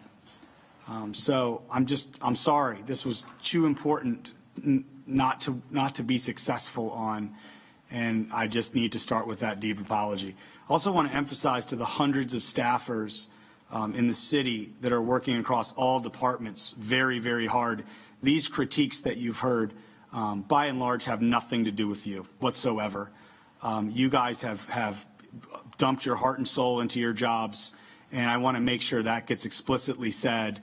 If you've thought for 1 second this was a critique of those who have burnt the midnight oil to put things together, it absolutely is not, and we greatly appreciate you guys and what you do. Also, I just want to emphasize this is not personal. Issues and the process that got us here and putting the spotlight on the deep flaws that we have is not something that is personal. Again, personal is attacking an individual for who they are or where they're from or what they look like. I do not accept that for 1 second ever, nor have I ever in any meeting I've ever been in. And I will promise you that. Some may characterize attacking issues or the process and the way we have gotten here is personal. I will tell you with absolute certainty, that's a political tactic by people who don't want to actually answer the questions that you're raising. Like tonight, when we have been asked, is there anything in this plan that assures affordability? There is an infinite amount of words, none of which even remotely answers the question, which is quite simple, no. And the reason we're all here right now. So I just like to offer a glimpse of the future as I've seen it, and I've fought with everything I have against happening, that I think will happen from this point forward. Tonight, there is no surprise. It will be a 6-5 vote, a narrow vote that will pass this. Then it will be followed by several weeks of a victory tour that will be promoted in the media, and it will say things like equity has been achieved, and we've done something that's never been done before. At some point in the next year, we'll see a look back of, oh, well, it's been 6 months or 1 year since we voted this down. What's changed? All the things they've said haven't happened because this is a long-term moving train. This is not an instant speedboat that we're going to see the results. Then we're going to come to the UDO vote, right? This is aspirational. That is when ultimately the rubber hits the road, according to a lot of folks. And when we stand up and ask the question, well, have we done that feasibility analysis and economic impact study before we're about to abolish single-family zoning? The reply back, and mark my words on this, will be, we already had that vote and you lost, Tark. Sit down. Even those same folks that said it was aspirational today. They're going to use the same tactics as well that they have for the last year. You've seen the UDO. You didn't have anything to say until the very end, and you pulled it on us. I will tell you, not a council member around this table has seen the UDO today. It exists. It absolutely exists. You as a community need to demand seeing that because that's the next fight that's coming, and these are the tactics they're going to use there. There's going to be several years where we're going to see this period of community benefit agreement crisis.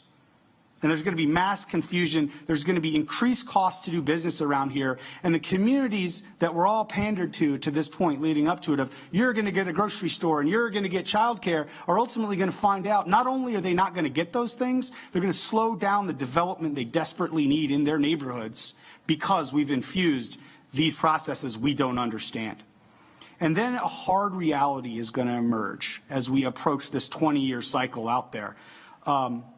120 people on average moving to the region, right? The jobs that we announce all the time. All that, the narrative is going to change, and no one's going to look back at this moment, but it will change to back to the caring about the affordable housing crisis, and we need to do more. And only a few of us will remember that the plan that we were arguing against today was the exact premise for that included the cost around building community benefit agreements, the gentrification that's going to occur by abolishing single-family zoning, the vilified realtors and builders and developers that are out there, that ultimately we needed them to build the height, the density in the large actual needle-moving commercial deals that met this density and met this affordability. And then, unfortunately, Charlotte's going to become all the bad parts of living in Atlanta. And I pray this doesn't happen deeply. And I'm actually not opposed to abolishing single-family zoning, just in case everyone's clear. I've said it multiple times behind the scene. I just am saying I'd like to see some analysis done on what it does to affordability and what's there. I've offered fair compromises. I still offer them tonight. And in fact, if you walk away from here with nothing else, just note that the substitute motion that we had, 5 of us supported the entire plan, minus the words single-family zoning being abolished, until we figure out what that does to affordability. It doesn't even say no single-family zoning. It just says we're not going to put that in until we do it. So anyone who tries to paint this as there's people that are against this plan, we just voted for it, minus that one thing that no one understands. The same people that voted themselves a raise last week during this economic crisis are the same people who will vote to push these things forward tonight, despite not having done the actual work to understand what the unintended consequences to affordability will be. And I ask you, the voters of Charlotte, to continue paying attention over the next week to ensure some of those same individuals do not try to push the mayoral and at-large elections beyond 2021, claiming falsely we must do it because of the census. The General Assembly is providing us with that ability to be held accountable by our voters. And there hasn't been a more important time to maintain that accountability than right now. So keep watching, because this is not over. And then finally, as you see those out on this public victory tour that is absolutely going to start tomorrow, I ask you to remind them that 6 to 5 is not something to celebrate. A comp plan is designed to convene and unify. What we have done here is the exact opposite. And while it's true a slim majority will have their way tonight, this diverse minority is entirely comprised of district reps, closest to the voice of the people, and that minority also includes many neighbors, neighborhood organizations, and nearly the entire development community. Yes, members of that same development community, we need to unite to achieve the uncommon results we were all hoping this would be a part of. So, citizens of Charlotte, I'm sorry. I did my best, and now we have to watch this slow-moving train wreck from this point forward move on. I deeply apologize. All right, thank you, Mr. Bakari. Mr. Winston.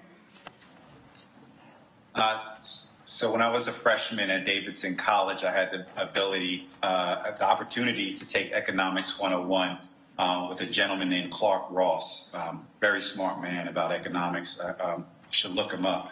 But in Econ 101, you learn the virtues of a free market. You learn that a true free market, while theoretical in nature, if actualized, provides the possibility of an equitable community. And you also learn in Econ 101 that the free market can and is often prevented by government regulations. We have government regulations that intentionally restrict the supply of housing in our city. These regulations, factually, are a tool of segregation. Let's go back to Economics 101 for a second when we make this vote and exalt the virtues of the free market and vote yes on this plan and get to work. Thank you. Thank you. All right, I believe Mr. Graham. Thank you, Madam Mayor. I've been doing this type of work long enough to know that on every issue, there's always the policy and the politics, right? So let's talk about the policy first, and we'll talk about the politics. First, to the planning staff,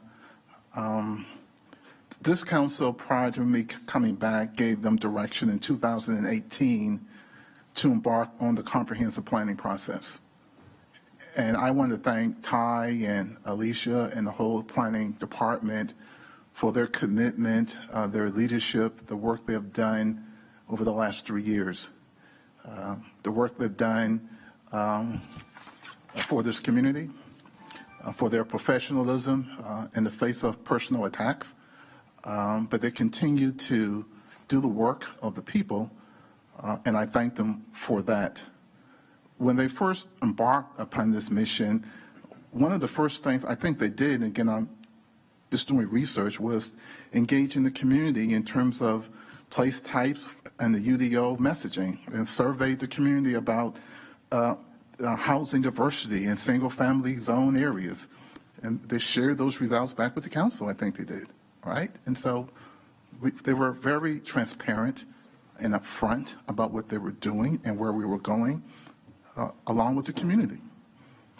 There were numerous engagements with the public and private organizations from the fall of 2018 until March of 2020. And when the public health crisis emerged, they went virtually from 2020 of April to October of 2020. And they even had this little game that they had in terms of how to build a better community, how to build a better Charlotte. They worked tirelessly trying to get public support, public engagement, public input. They met with the development community over the last 2 years well over 100 times, seeking input, trying to engage that particular segment of our community. And some of those meetings led to some of the variables in the report today. They talked about affordable housing. As your chairman of your affordable housing committee, I take that very seriously, right? And I am a district rep. I've probably represented more inner city communities than anybody around this table combined. Hidden Valley, Hampshire Hills, Shannon Park, Green Meadows, Druid Hills, Washington Heights, Lincoln Heights. I would not do anything that would destroy, hurt, or stunt their growth. But I'm a realist. I clearly understand that 120 people every day are moving to the city of Charlotte. All are looking for jobs, all are looking for affordable housing. And if we're going to meet that challenge as a community, then we have to find a way to bridge the gap of 34,000 units of affordable housing that we need to replace. The Housing Trust Fund can't do it by itself. The legislative in Raleigh are not giving us the tools that we need to do it. I wish we can get more tools to do it, but they won't. And so allowing housing diversity all over Charlotte makes that possible. It does not destroy property values. It does not destroy the character of neighborhoods. It just makes our community a lot more inclusive. Zoning was used to segregate cities. That's a fact. Redlining was used to exclude communities of color. There's a reason why this plan focused on equality and diversity and bringing people together, because we don't want to make the mistakes of the past. And so we have to find a way to move forward progressively. The plan itself is aspirational. What do we want to be as a community? How do we want to build a better Charlotte? I tell the story about when I first got here, and I age myself every time I do it, but I think it's an important point to make, right? When I got here in '81, and there was on the square, the Eckerd's drugstore, the Burger King, and the pawn shop. There was no corporate center. There was no Charlotte Hornets. There was no Panthers. There was no Ballantyne. There was no University City. There was no South End to talk about. There was like 5 skyscrapers, maybe. You could shoot a cannon in uptown Charlotte and not hit a thing. But we had a plan, and we stuck to the plan. And we made some mistakes along the way, and we corrected those mistakes when they occurred. And the goal was one thing and one thing only, which was to build a better community. A better community where we all move in the same direction. And sometimes we fail. I'm not saying that the plan is perfect, and I don't want to see this plan being and I wrote it down, don't let the plan be perfection be the enemy of the good, right? The plan is not perfect. I'll be the first to say it. It's not perfect. It's not a perfect plan. But it moves us forward. It gives us thinking. It asks us hard and tough questions. It poses questions to the community. It poses questions to this council. And that's why we have the UDO process. Because while the plan sets the framework and the vision for a community, you know, some people's vision is flying refrigerators with drop-off spots, or, you know, saddling people with misdemeanors for helping people. That's not my vision for Charlotte. That's not our vision for Charlotte. That's not my district's vision for Charlotte. We want a community that's inclusive. We want a community that rises all boats together. We want to paint a picture of what the 15th largest city in the country looks like. In 2040, we'll be probably in the top 10, top 5. And we got to make sure that we got the plans, the vision in place today. And we do the work today to answer questions for tomorrow. Now, a lot of my colleagues said, we don't have the data, we don't have the answers. Well, that's what the UDO process is for. It's the nitty gritty, it's the nuts and bolts, it's trying to figure it out. That's when we engage staff, that's when we ask the tough questions, that's when we say bring us back the data, the information, so we can make informed decisions. If you trust the process as I do, then there's not a problem. I trust the process. I trust the planning director. I trust the city manager. And I trust my colleagues. 11 of them, 6 of them, 8 of them. As long as I'm on the right side of where we're going, I'm walking with anybody who wants to walk with me. And so once we leave this dais tonight, and there are some things that we have to work on, right? Again, I go back that I am a district representative, right? I believe in the Anti-Displacement Commission. I think Councilmember Fisk made a great point weeks ago when he said, okay, let's make sure that on the 2040 plan, we focus on the plan itself. And then once we roll that out and accomplish those things, then the commission still has a place for what we're trying to do in terms of our quarters of opportunity. Making sure that we have the tools and our tool sets from a housing perspective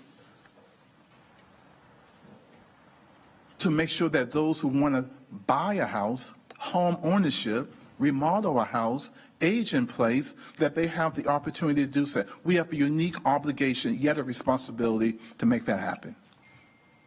If you trust the process, and if you're willing to work the room and treat people with respect, you can get the results that you want. So I'm going to vote for the plan, knowing that it's not perfect, knowing that the Planning Commission supports it, the chairman is over there, knowing that various neighborhoods, organizations, and groups support it, many of which you guys are worried about, they support it as well. They know it's not perfect, but they support the plan. And they can do without the politics, and I think for the sake of this council, I'll leave the second part alone. I think we all know what it is. Thank you. All right, thank you, Mr. Graham. Ms. Johnson? I just wanted to ask, Taiwo, if I can, do you have a percentage of how many people that we engage with, the percentage of the total population? Or do you have the number of folks that you did engage with? We talk about community engagement, but I would argue that there hasn't been enough community engagement. And engagement does not equate to inclusion. And I've said that. The presentation and presenting information, but not incorporating the public's request is not inclusion. And our concern, when you say trust the process, our concern will be the same thing that we're hearing from residents. They've given input, even council has given input, and these changes have not been made. So as far as the 2.1 language. So when you say, do we trust the process, we believe that this is the time to protect the neighborhoods. Because once this passes and it's the time for the UDO, it's going to be stated, well, you already voted on that, it's too late.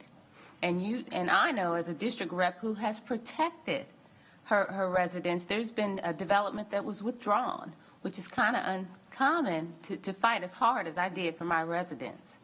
And they spoke, and I worked, and I fought for them. So with this process, when there are more conventional rezonings, they're going to lose that. They're going to lose the ability to speak up against a petition.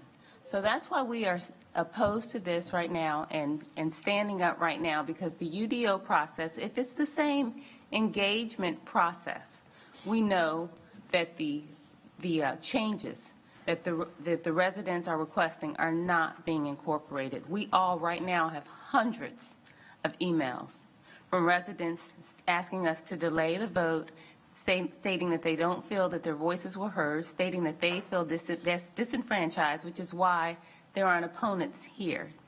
So that's our concern. So I would like to know the number of residents that were engaged out of 900,000 residents. What is the percentage of residents that we've heard from?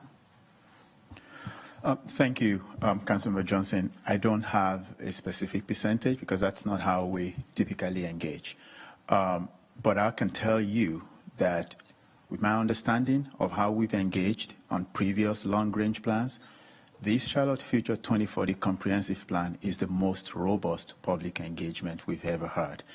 And I know that there are people who have worked with this city longer than I have been, who have actually testified to that, whether they be planning commissioners or even council members, or previous council members who have been part of other initiatives.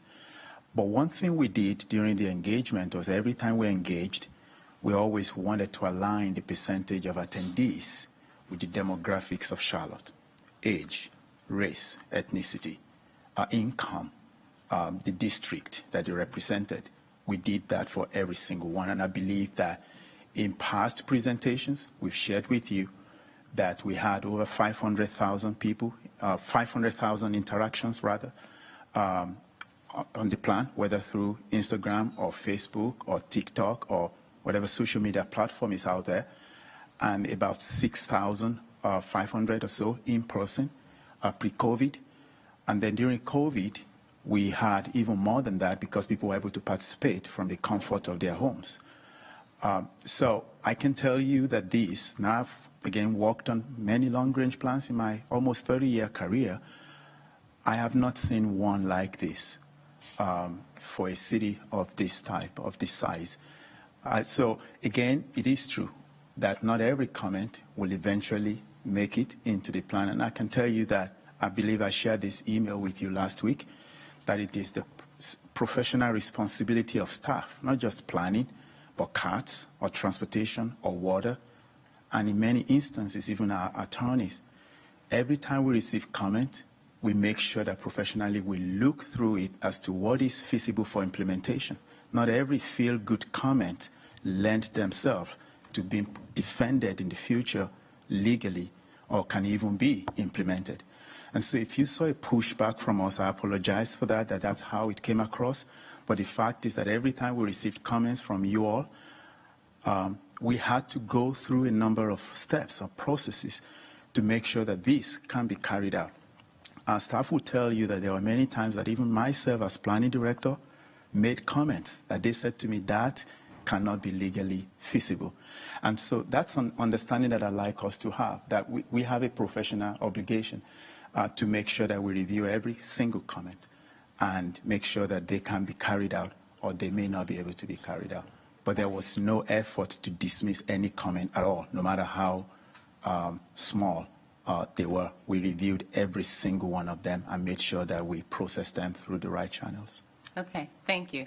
And again, I would just say that engagement is not inclusion. We've heard from our residents, again, even from council, just the engagement and then the feedback is not been incorporated into the plan. We know that place types the work has already started, and we just truly believe that that this is the time is now to protect the residents, because once the UDO process is developed, the train will have left the station, and voters and residents are going to lose the opportunity to have input on what their on how the future development of their neighborhood. That's our concern. I would also want to address the mischaracterization that the opponents have not tried to engage with council. I spoke with Mayor Pro Tem on the phone Sunday evening. So there's not, we're just opposed to this plan. We have tried, and again, like Councilmember Bakari said, we said the only thing we're asking for is data analysis. If there can just be, if we can wait for that. Otherwise, we're ready to adopt the plan. And thank you, Taiwo, for the plan and the work that you've done.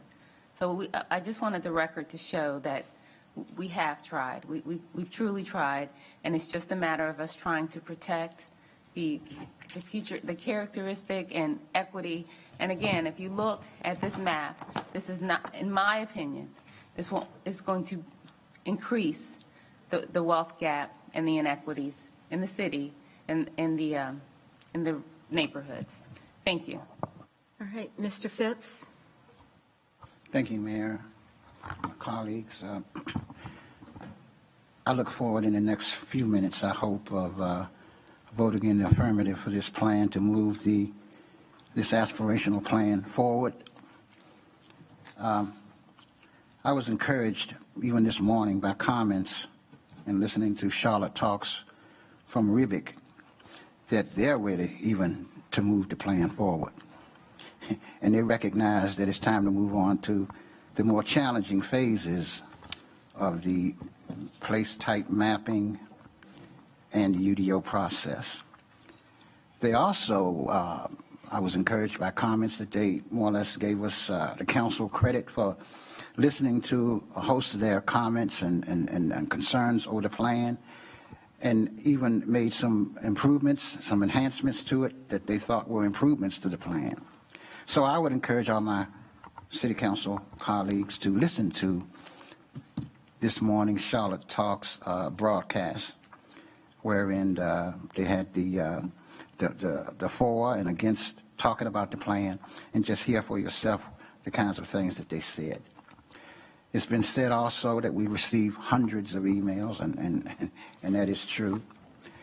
But a strange component of some of those emails, and even comments made here today,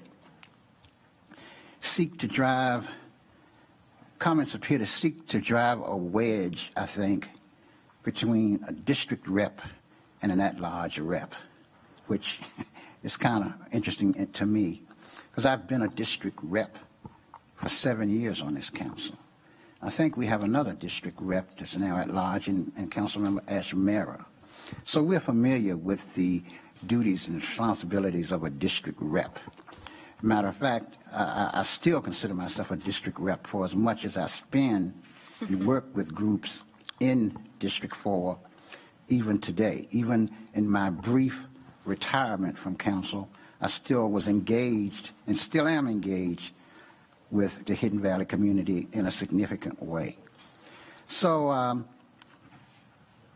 I think that we need to move on from this aspirational phase to the more challenging aspects of this particular plan, and I look forward to doing that. And two things that I've learned from this process, being on council, especially coming back through this appointment, is that I'm going to be doing on a go-forward basis in terms of the remaining time that I have on this council, is that I have to be wary of substitute motions, for one.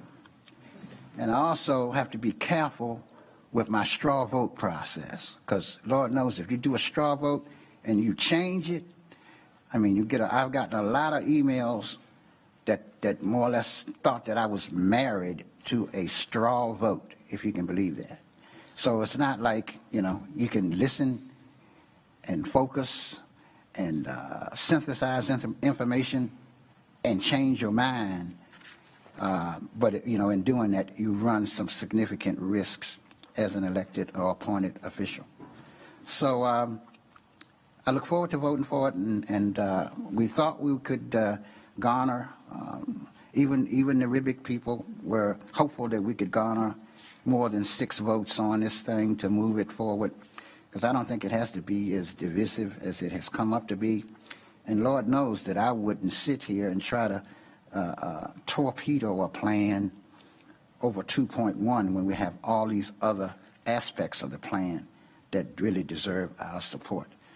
So, thank you, and I hope we can get going with the vote pretty soon, right now. All right. Mr. Eggleston. I'd just like to assure all the folks who are watching that reports of Charlotte's impending death are greatly exaggerated. It's been obvious over the last 2 months that we could delay this 6 weeks, 6 months, or 6 years, and this council is still going to have the same 6 votes. So with that, I would love for us to vote. All right, so everyone has spoken. I'm going to go ahead and do, I'm sorry. Ms. Ashmere would like to ask a question. I'm sorry, Ms. Ashmere. Everyone has spoken, and so what we committed to do was to have everyone speak for the vote, and I'm going to follow that because I've had that asked before, and I think we need to stick to this, and so I'm going to go ahead and start with the roll call vote.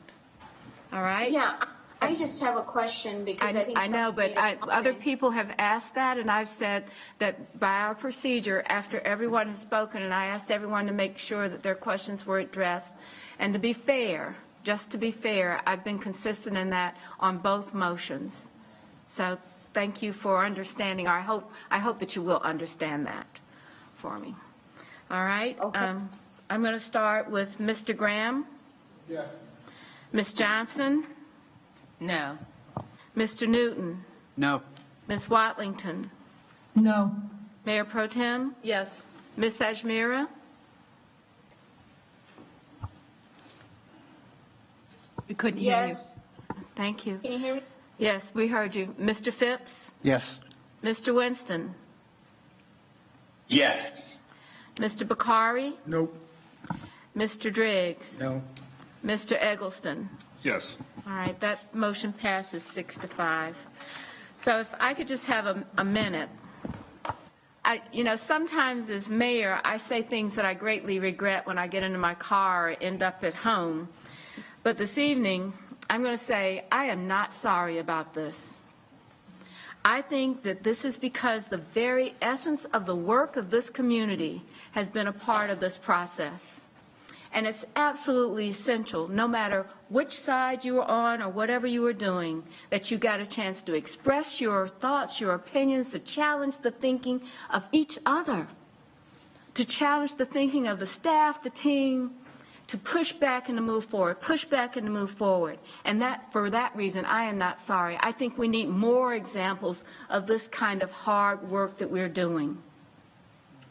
I'm going to also say I would never use the word celebrate. There have been many great decisions in this room. And when we've made those decisions, the people that celebrate should be this community. They're the ones that come to us and say thank you, or they don't agree, or they're going to tell us how we should do it better. And that, I think, is the essence of public service. It is why you chose to come here on Monday nights away from your family, Monday Night Football, and whatever basketball game is going on right now. I want to say the work ethic of everyone in this room has been absolutely, even though admittedly done differently, thought differently, was what was expected of us from this community. I also now want to say that I'm like Mr. Graham. Sometimes I feel like deja vu all over again. But I remember the implementation of the comprehensive plan that made this building where it is today. And I understand that many of those decisions were steeped in some of the systemic problems that we have around equity and inclusion, diversity, and I have to say race.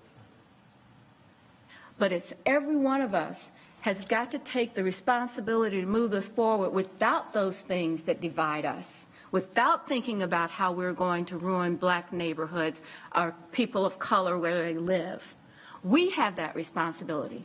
We have that, and if we shirk that because I didn't win, or I feel like I didn't win, or I'm celebrating and I shouldn't have been, I don't care what happens after this vote, except you bring your A game to the table, that you act as expected of the people that elected you and me, and then we all figure out a way to have this conversation in a way that none of us regret later on. Now, we don't have to be best friends. You know, I don't expect that always, but I do expect that respect and decorum is what this community is built on. The partnerships that we have, and the reason that we are looked at as a city. I'm on a chain of text messages with about 50 mayors, and we are looked at because we have one of the best affordable housing programs in this country, because we have some of the best staff people that choose to work here in this country, that we're always looked at as a benchmark. And I understand why they do that, because this is a great place to live, the quality of life. My commitment to each of you is that we are going to make sure that everyone in this community has an opportunity to have a safe place to live, a good paying job, and the quality of life that we would all want. And this plan helps us move to do that. So with that, we're going to take a 15-minute break, come back, and we're going to begin with zoning hearings, the other most exciting part of our job. Thank you very much, everyone.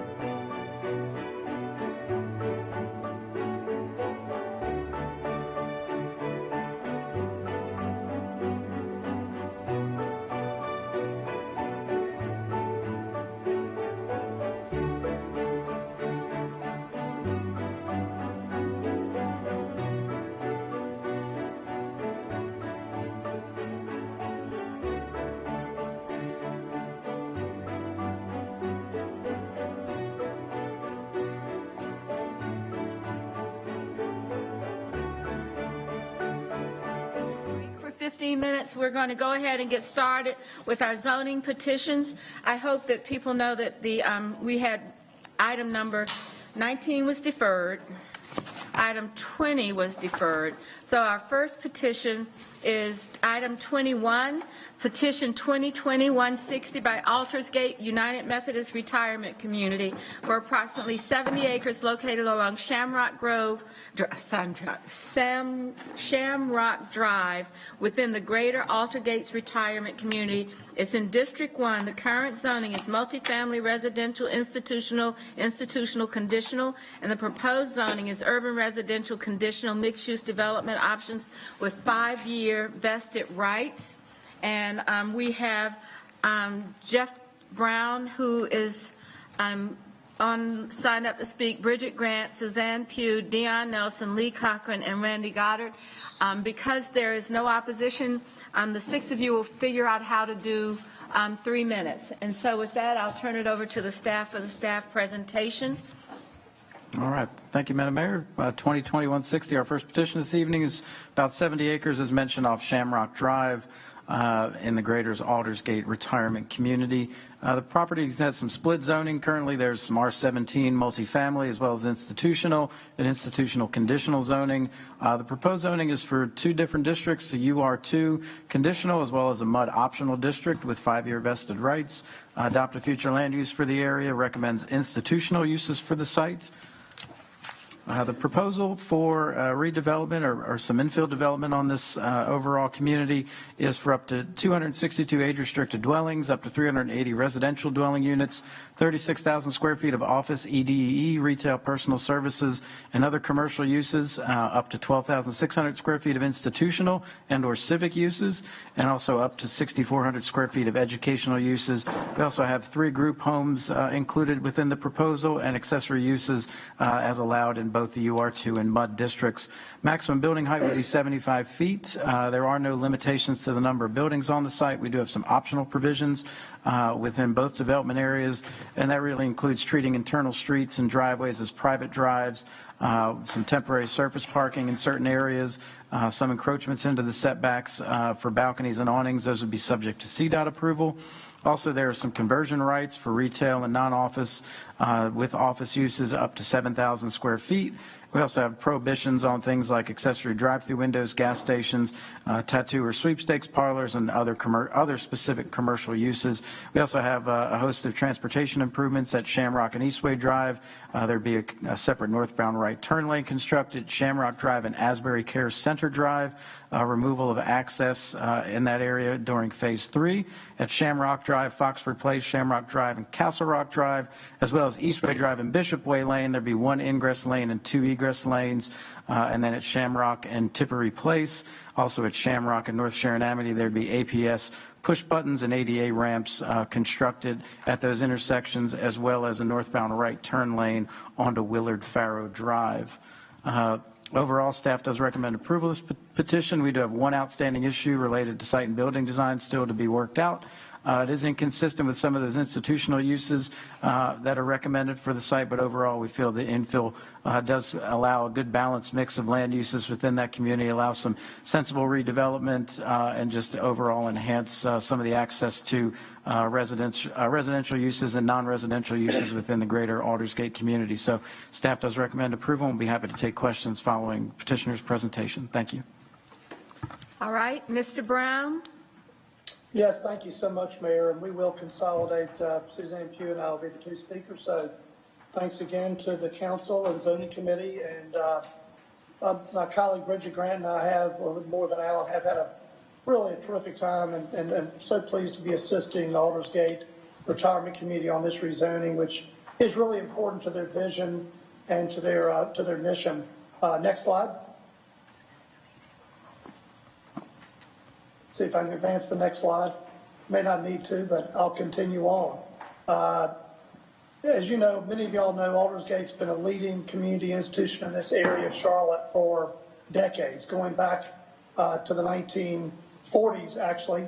And they've teamed with a tremendous group as well, with Laurel Street in particular, Laurel Street Residential, who you know, and plans to develop a mixed income age-restricted and family housing as part of the overall mixed-use development. Dave did a great job as always, and the staff analysis is very complete. So we'll dispense with going into that, other than to say we're pleased with staff support and we're pleased to be able to resolve the final issues. I'll ask you to maybe skip back one slide, and with that in mind, I'll just simply turn it over to Suzanne Pugh, who's President and CEO of Aldersgate, and Suzanne will share briefly the importance of the rezoning to Aldersgate's mission and to their community vision. Again, thank you very much. Suzanne. Thank you, Jeff, and thank you to the council and the staff and other folks that are there this evening. Honestly, this is, from our perspective, it's simply an expansion and continuation of the mission that we've carried out for over 70 years now here in East Charlotte. Our board and leadership made a very intentional decision about 8 or 9 years ago that we were going to stay in East Charlotte, be very vested in East Charlotte, and quite frankly, become a stronger neighbor in East Charlotte. We sort of, started to try to remove physical barriers, but even more so, really began a deep dive into what was the vision and the mission and what are our values. And after a period of discernment, this project speaks very specifically to our mission around creating and fostering caring communities where everyone has voice and values, specifically as it relates to elders, but for the benefit of elders and others, really truly across generations. Likewise, our vision speaks to partnering with others to form vibrant communities, and our history has shown that through our partnerships with Our Bridge After School, with Fresenius Dialysis. We built space into our new health center when we learned that this was an area of Charlotte with the highest rates of end-stage renal disease. We worked closely with Hospice and Palliative Care Charlotte region. Part of our land is with Carolina Farm Trust, a lease to Carolina Farm Trust for an urban food Thank farm. you, Ms. Pugh. Ms. Pugh, your time is up, so thank you very much. Are there any questions? Mr. Eggleston. Thank you, Mayor. My only disappointment is that according to Dave, we are prohibiting Aldersgate from opening a tattoo parlor should they choose to. I think that could be an untapped market for the tattoo industry, but otherwise. Don't ever doubt. Oh, old people got nothing. I mean, they don't have to worry about a job judging them for their tattoos. So, anyway, I'd like to see that, but otherwise it's a great plan. Aldersgate's a great neighbor and community partner, and I'm excited about this. So, but I see Mr. Phipps' hand trying to go up before I move to close. Mr. Phipps? Yes, I'm looking at some language here on internal streets and driveways to be treated as private driveways not required by the subdivision ordinance. Does this mean that CMPD enforcement will that be allowed on these streets? How about maintenance? Will that be something that's the responsibility of Aldersgate? How would these internal streets being private affect those kinds of activities? Yes, Councilmember Phipps, the private street elements are fairly modest in their dimensions. It's within the smaller portion of the mixed-use community. So it will appear to all purposes as part of the normal community. It just gives a little bit of flexibility. Aldersgate would anticipate to be maintain those, but in terms of public safety issues and things of that nature, it will be totally indistinguishable from what one would normally expect. And you really won't notice any difference. There's just some modest flexibility needed. I have one more question, if I could. You have another question? Yeah. Yes, please. This one deals with transportation improvements. Looks like they'll be phased over several years, 2025, 2030. So are certificates of occupancy contingent on the completion of phased transportation improvements? Yes, they are. We've had a lot of work. It's interesting in this project, we're actually not increasing the amount of trips over what's by right, but by a fairly modest amount. Having said that, because we are creating new development, there was a detailed traffic study in play, a number of improvements for the community and also at the entrances will take place. And yes, there'll be a phased development over 3 or 4 phases that will require certain improvements to be done, and therefore certificates of occupancy associated with those phases would be paired up with those improvements. So it's pretty detailed in that regard in the development notes. Thank you. All right, Mr. Eggleston. Motion to close. All right. Madam Mayor, I have a comment. I'm sorry, Ms. Ajmira had her hand up. Ms. Ajmira? Thank you, Madam Mayor. My apologies. Well, I just want to take a moment to appreciate our neighbor here, Aldersgate, for being a great partner and being a great neighbor for East Charlotte. Ms. Pugh, certainly appreciate your leadership here. I hope the International Festival will not get impacted as a result of this, and I hope that continues for years to come. Thank you. Thank you. Thank you. Motion to close. We have a motion and a second to close. Second. I'm sorry, is there anyone else that would like I to had speak? one final question, but I will respect the district rep's motion to close. All right. So the motion to close, Mr. Eggleston? Yes. Mr. Graham? Yeah, I got the second. I'm sorry, I had it before already. Mr. Graham? Yes. Ms. Johnson? Yes. Mr. Newton? Yes. Ms. Watlington? Yes. Mayor Pro Tem? Yes. Ms. Ajmira? Yes. Mr. Phipps? Yes. Mr. Winston? Yes. Mr. Bakari? Yes. Mr. Driggs? Yes. Thank you. The next item on our agenda is Let me just item... say yes while on camera because it wasn't started. My apologies. Okay, thank you so much, Mr. Winston. We've got you. Okay. The next item is agenda item number 22. This is the item tonight that we do have. We have two with opposition. This one has opposition from the, several speakers. So it's petition item number 22, the petition 2021-040 by McNamee. Thank you. Look, I just did that for you guys, really. Approximately 41 and a half acres located on the northern portion of Rocky River Road between John Russell and Back Creek.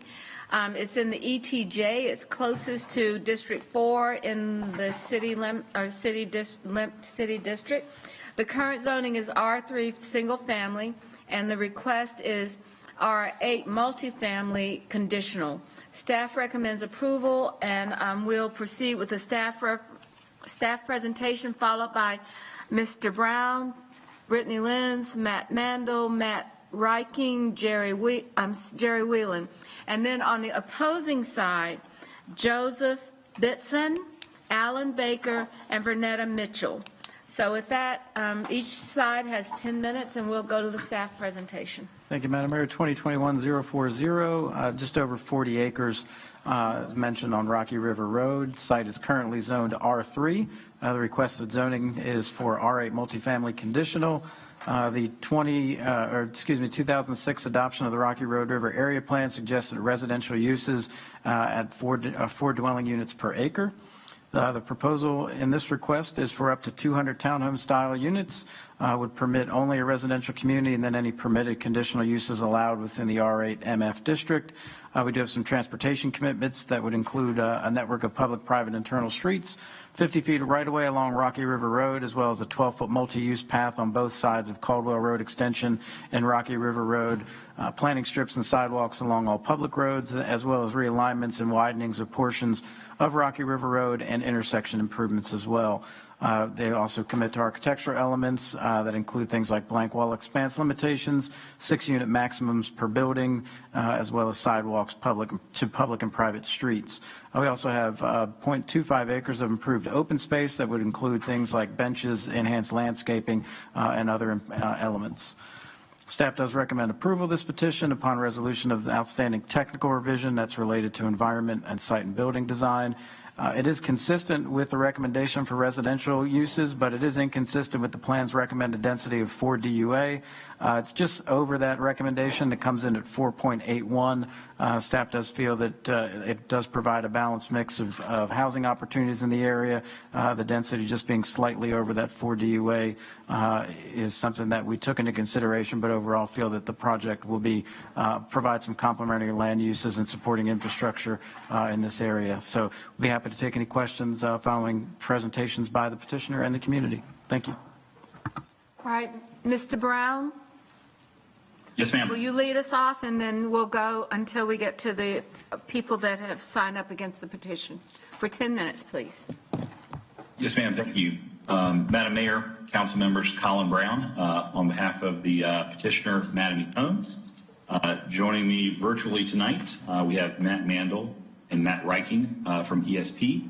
They are the engineers and may answer technical questions if you have them. Also, Jerry Whalen, who is the land development manager with Madame Holmes, is on as well. Property location, I think Dave did a good job with the orientation. As he mentioned, our rezoning currently, if you look around the site, you can see a couple of MX innovative zonings have come in, so we've gotten higher density in areas that are within the city of Charlotte. This is currently in the ETJ, so the plan would be to annex this into the city. As Dave mentioned, 41-acre site, greenhouses above us, so that's an interesting zoned industrial use. Here's a look from Rocky River Road. We have just connected, Councilmember Newton helped us connect with some of the speakers tonight, but I think the speakers did not attend the community meeting, so I'm not sure of everything they'll mention. My expectation, be talking about traffic and transportation. And so this is a good visual to show you. This is a curve in Rocky River Road. Our entrance would be right here. This is a pretty significant curve. So one of the things I'll show you in a moment, if this project were approved, Madame would agree to do some pretty significant improvements in this area, including straightening out and softening that curve. So I do think we're bringing some positives to the table, and I'll go through those commitments shortly. As Dave mentioned, plan calls for up to 4 dwelling units per acre. We're not at 5, so we're between 4 dwelling units per acre and 5, 2 townhome units on the site. We're using the R8 MF district because that's what we need to allow this townhome product, and we're nowhere near 8 dwelling units per acre, so much closer to the 4 that is supported by the plan. This is the conceptual plan if we put that on the aerial, so you can kind of see how things are oriented. You'll notice still set back from Rocky River Road a good bit. There would be an access road coming into the site, so still be pretty muted from Rocky River. We talk about amenities sometimes on these. I think if the Madame team you were asking about this product, they would call this attainable housing. I don't know that it would qualify as workforce or affordable, but this we believe in the price point so that folks living and working in Charlotte can afford to buy a home. With that, I think Madame is sensitive to the cost, so sometimes you guys ask, what will the amenities be? Matt has intentionally made the decision not to include a pool. Pool has ongoing costs in this area, so the amenities would really be parks. There's I think Reedy Creek Park's right down the street, so there is a county park available, and some of our improvements will include some better connectivity to that. So speaking about transportation, which I understand is an issue here in the Far East area, one of the things I wanted to point out, this is showing you, this is a road network exhibit that CDOT prepared. One of the, as you know, there are many plans for more robust infrastructure throughout the city, new roads to be built. And what the yellow line on this map shows was a proposed Caldwell Road extension. So the goal was to provide a new road connecting here from Rocky River over to Back Church at Caldwell. So this was an important transportation plan that had been on CDOT's books. It was to follow this yellow line, which would run along the boundary of our property and ultimately connect over to Back Creek. One of the things we did, the Madame team did working with CDOT was say, okay, this makes sense. So what would typically happen if it was on the edge of our property, you might dedicate the road for it and maybe build half a road. Instead of doing that, we're proposing to move the alignment to where this blue line is. So essentially, Matt would take the entire responsibility. We would move, and this would be a 78-foot wide right-of-way, essentially coming through the middle of the site. We've agreed with the DOTs that this alignment works. It actually works better because it tees up with the road across the street. And so Madame would not only dedicate this, but they would go out, build it, construct it with sidewalks. Now, that will go to the end of our property. So unfortunately, we don't have the ability to take it all the way through to Back Creek, but we're handling the responsibility for everything on our side with construction, so that is teed up. So that's a tremendous benefit as we keep talking about ways to improve infrastructure in these areas. I don't know if I'd call this a public-private partnership, but this is one way of using conditional zoning to achieve having the private sector developer put in a very important piece of infrastructure, so we have certainty that that would be delivered. Also wanted, I think transportation may be some of the things we talk about in traffic. I do want to share this. This is the CDOT analysis. So current zoning, and we are adding density, it's true. If developed by right, so if this were just a single family development and someone developed 124 units by right, expectation would be 1,270 trips.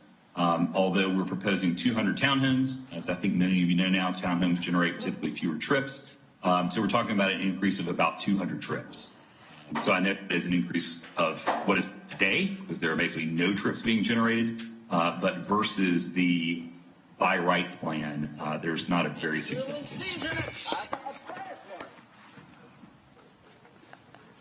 Sorry Slide. about that. I know. So here's some of the transportation improvements I mentioned. The Caldwell Road extension, you see there through the center of site. And then when I showed earlier the River Road, as I mentioned when I showed you that photo, there's a fairly significant curve in the road that may present some safety concerns. So part of what Mattamy is agreeing to do is to realign the road. So if you can see, this is the current location here in the darker gray. They had proposed to dedicate and improve Rocky River to soften that curve, flatten it out a little bit. Additionally, they would be widening it at the location that enters our site. Remember, this will ultimately not only serve our site, but will connect through to Back Creek Church. And Caldwell Road extension will carry a significant number of trips. So to support that, the Mattamy team would also provide turn lanes, left and right turn lanes, as well as multi-use paths through the site. There's also a second point of access that would be right in, right out only here at Rocky River.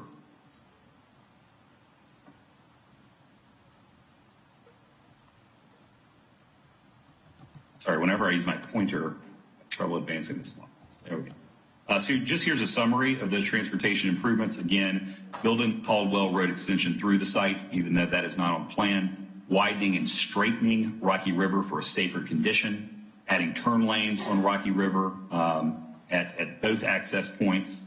Dedicating the wider right-of-way. 12-foot multi-use paths on both sides of the Caldwell extension and Rocky River. And then not on Mattamy's dime, but there's also plans for the Eastern Circumferential in this area, and there have recently been some improvements to the Back Creek Church Rocky River intersection.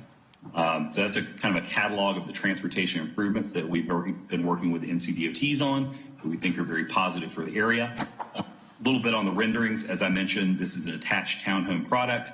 Square footages ranging from 1,700 to 2,000 square feet. All townhomes will have garages and driveways. This is that attainable housing type. Here's another look at the color. Mattamy's also committed to some enhanced renderings, enhanced units for these sides of units that face major network streets. So this will not be the end cap for every unit, but we work with the urban design team to make sure that there are some important areas where the side of the building will face an important public street. And Mattamy has come up with a nice design that includes exterior doors for those locations. In short, I know we worked with the mayor on pronouncing Mattamy for a while, but they're a great presence in the Charlotte area. They're the 7th largest home builder in the market. And as per typical for them, they both develop the land and build the homes. Well, please tell Amy that I apologize to her dad, okay? I'll pass that along. Okay, thank you. If others from the community are on the call, they're welcome to visit Mattamy's website, look at some of the other communities that they have done in the area. That's really the best resource to see what the Mattamy homes are all about. So I'll pause there, Madam Mayor. We all can. Right. Now we'll hear from those that are in opposition: Joseph Bitson, Alan Baker, and Vernetta Mitchell. Can you hear me, Ben? I'm sorry, can you folks hear me? Now we can hear you. Yes. Are you Mr. Bitson? I am indeed. All right, thank you. Please, the three of you have 10 minutes. All right, I won't take that long. Okay. First of all, I'd like to thank you for the opportunity to address the council. Based on tonight's vote, there may not be many more opportunities for folks to do that. But I'm here to speak in opposition to the rezoning request by Madame E. Homes. The request is to go from R3 to R8 MF. I'd like to point out that the neighbors and communities along Rocky River Road have been generally supportive of all the past developments in this area. We're certainly not against the growth that we know is inevitable. Frankly, I don't believe that many of us are necessarily against this proposal. The concern that most of us have is the lack of infrastructure and improvements with the developments already approved and or under construction within close proximity. A bit of historical perspective. 35 years ago, Rocky River Road was a narrow two-lane road between Old Concord Road in Mecklenburg County and Route 49 in Cabarrus County. There was a good bit of available land and very little traffic. When 485 was planned, many of us were shocked to see that an exit would be on Rocky River. Not surprisingly, the traffic increased significantly once that was completed. New developments began cropping up, and places like Brookdale Shopping Center were built at Plaza Road Extension and Rocky River. Fast forward to today, we have a huge community, Farmington, which was touted by the developer as a Brookdale-like development. It's being graded out. This is to include bigger stores such as Dick's, a theater, shops, restaurants, single-family and multifamily homes. This is at 485 and a Rocky River intersection. A mile down the road is the Retreat at Rocky River. This is another new community which is also just in grading at this point, but it's going to include 125 additional single-family homes. When I've taken advantage of the opportunity, and I've done it several times, to sit in on meetings where rezoning is requested and developments are voted upon, I'm always amazed at the consultants and planners and others who seem to look at these requests in a silo form. At what point do we begin to look at everything that's already been approved and may not have even begun development yet? The traffic from Farmington and the Retreat hasn't begun, yet we entertain more multifamily development within a short stretch of the same road. I hear predictions of the trip counts, but I never hear of anyone going back and questioning how accurate these trip counts are and adding them up for all the developments that have already been approved. There are many accidents on Rocky River today. Cars have been run off the road and overturned because of the narrow curves. I appreciate their proposal to straighten out that curve in front of their area, but in all honesty, that's one of the gentler curves. The sharper ones are between that development and 485, which is where many cars have overturned. Trucks cannot seem to maintain their lanes on those turns because it's so narrow. I've looked at the state, I've looked at the county, I've looked at the city, and I can't find any information on when Rocky River is planned to be improved. I'm asking that the city begin planning and stop reacting. Stop waiting until things are so bad that something has to be done. Let's look at them before we begin approving these developments and adding additional traffic on a road that can't handle them today. I guess I think we should also evaluate completed projects, because I'd like to know how accurate we are in determining these trip counts. Any successful business has metrics and scorecards to hold people accountable or work groups accountable for their predictions. And I don't think our government should act on any lesser standard. I urge the council to reject this petition, pending further, more comprehensive study and an understanding of what the impact will be on Rocky River Road. Thank you for your consideration. I'll pass it to the next person. All right. Alan Baker? Yes, I'm here. Oh, thank you. You're here. Really, this is kind of unique for us. Thank you for coming down. Thanks for having me. We're still getting over, the transition for in-person and vaccination, so thank you very much. I'm glad to be here. My name is Alan Baker. I'm a resident of Far East Charlotte. I just want to speak out against this proposal. I'm encouraged that the developer worked with CDOT to meet area goals on road and sidewalk infrastructure. With that being said, there's other concerns that we have other than traffic, and other infrastructure in the area will be burdened. For instance, schools in the area are suffering from the amount of growth we're seeing in our area. The departmental staff comments from CMS on this petition are worrying. University Meadows Elementary and Julius Chambers High School are already over 100% capacity. The report from CMS for this proposal states that the approval of this rezoning petition will push the capacity to 122% for University Meadows and 127% for Julius Chambers. The report goes on to state, in the East Planning Group, the projected student impact from approved rezonings from rezonings from April 2018 to March 2021 is 2,236 students. It is imperative that the City Council begin to recognize the impact to Far East Charlotte residents when approving every rezoning petition in our area. In addition, the developer mentioned the proximity of this development to Reedy Creek Park. However, there's no sidewalks, and people in that development will not be able to walk to Reedy Creek Park, even though it's only a half mile away, unless they walk on the side of the road in the tall grass. So that's all. All right, thank you, Mr. Baker. Our last speaker is Vernetta Mitchell. Vernetta Mitchell.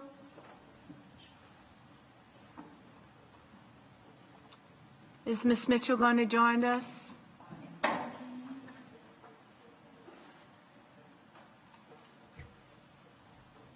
No, Ms. Mitchell is not on. Okay, so thank you very much for your comments.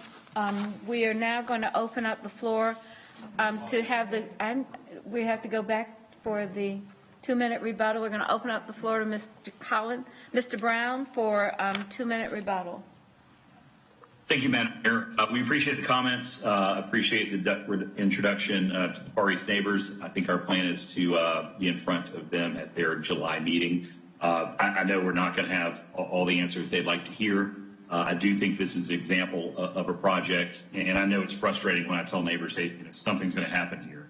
But I think when you evaluate the townhome proposal that we're showing versus a single family development, I think there are a lot of positives to this rezoning. As we've mentioned, from a transportation perspective, the trip impact is about 200 more trips for our project versus the by right.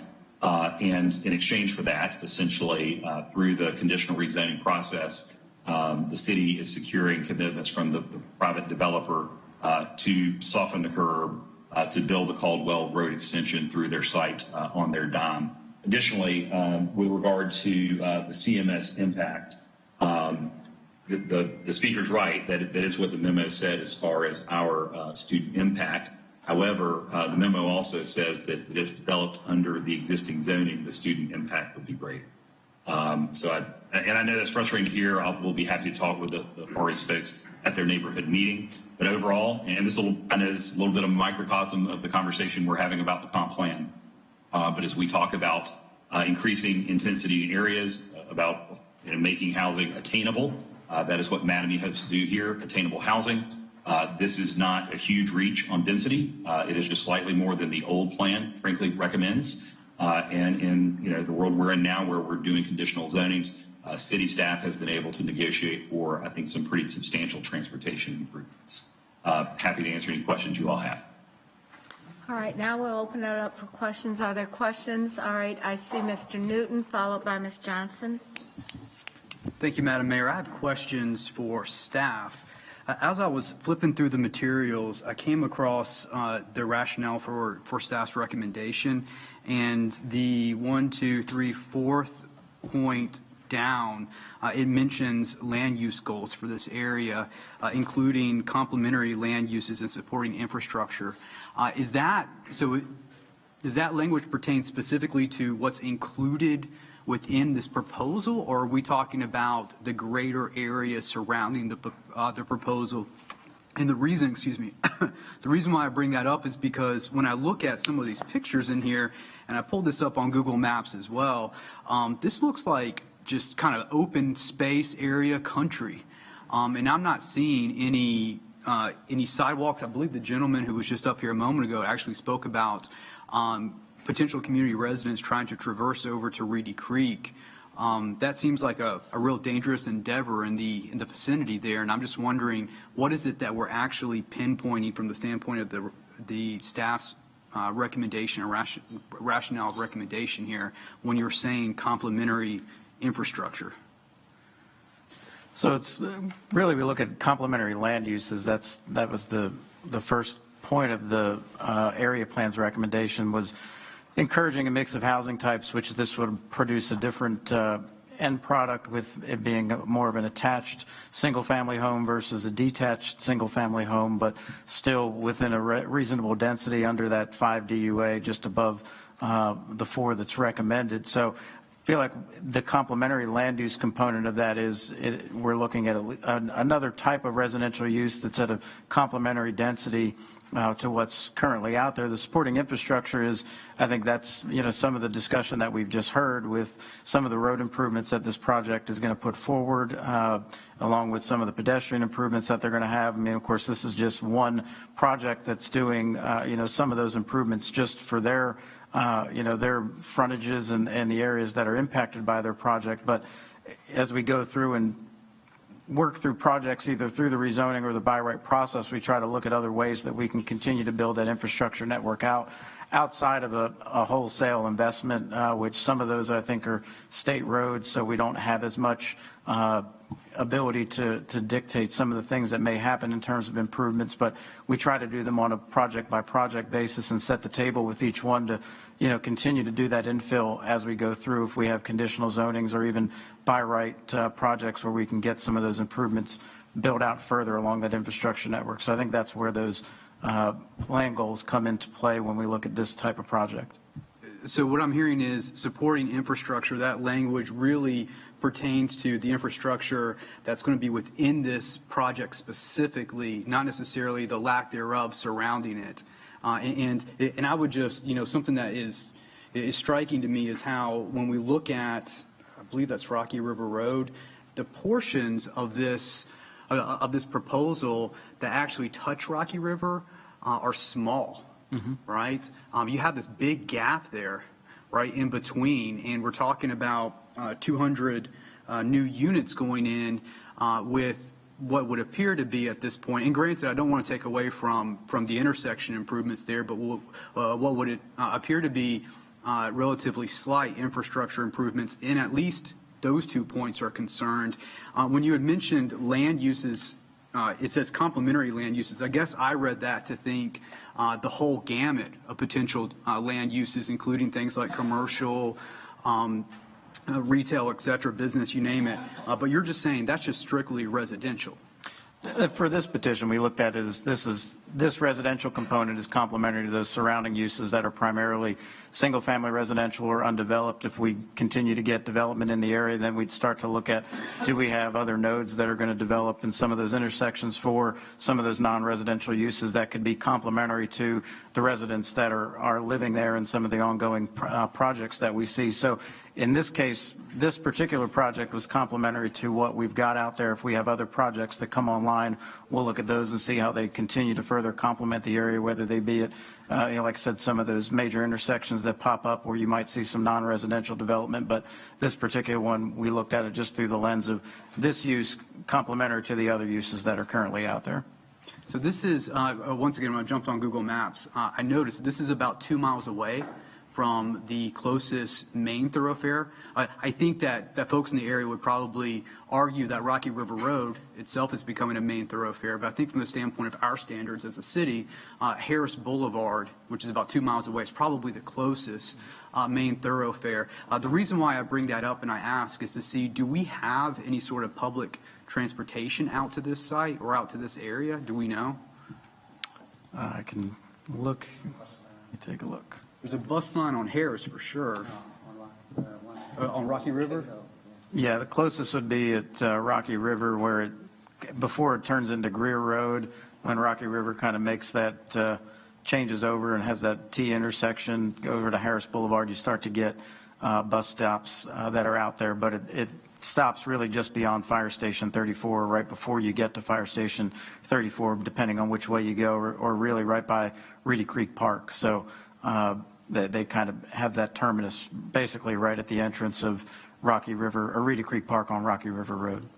So we're kind of back to square one, which is traversing from here over to Rocky River, or I'm sorry, over to Reedy Creek and maybe the dangerous kind of nature of that. But my next question, this is my last one actually. My last question is pertaining to environmental and site design revisions that are being requested as well by staff. I just wanted to get a better understanding and handle on the tree save here. Are we saying that this is just a typo within the paperwork? The difference between the 0.97 acres and I believe the 1.305 acres that is being requested by staff, or is that actually something that's going to need to be expanded on site?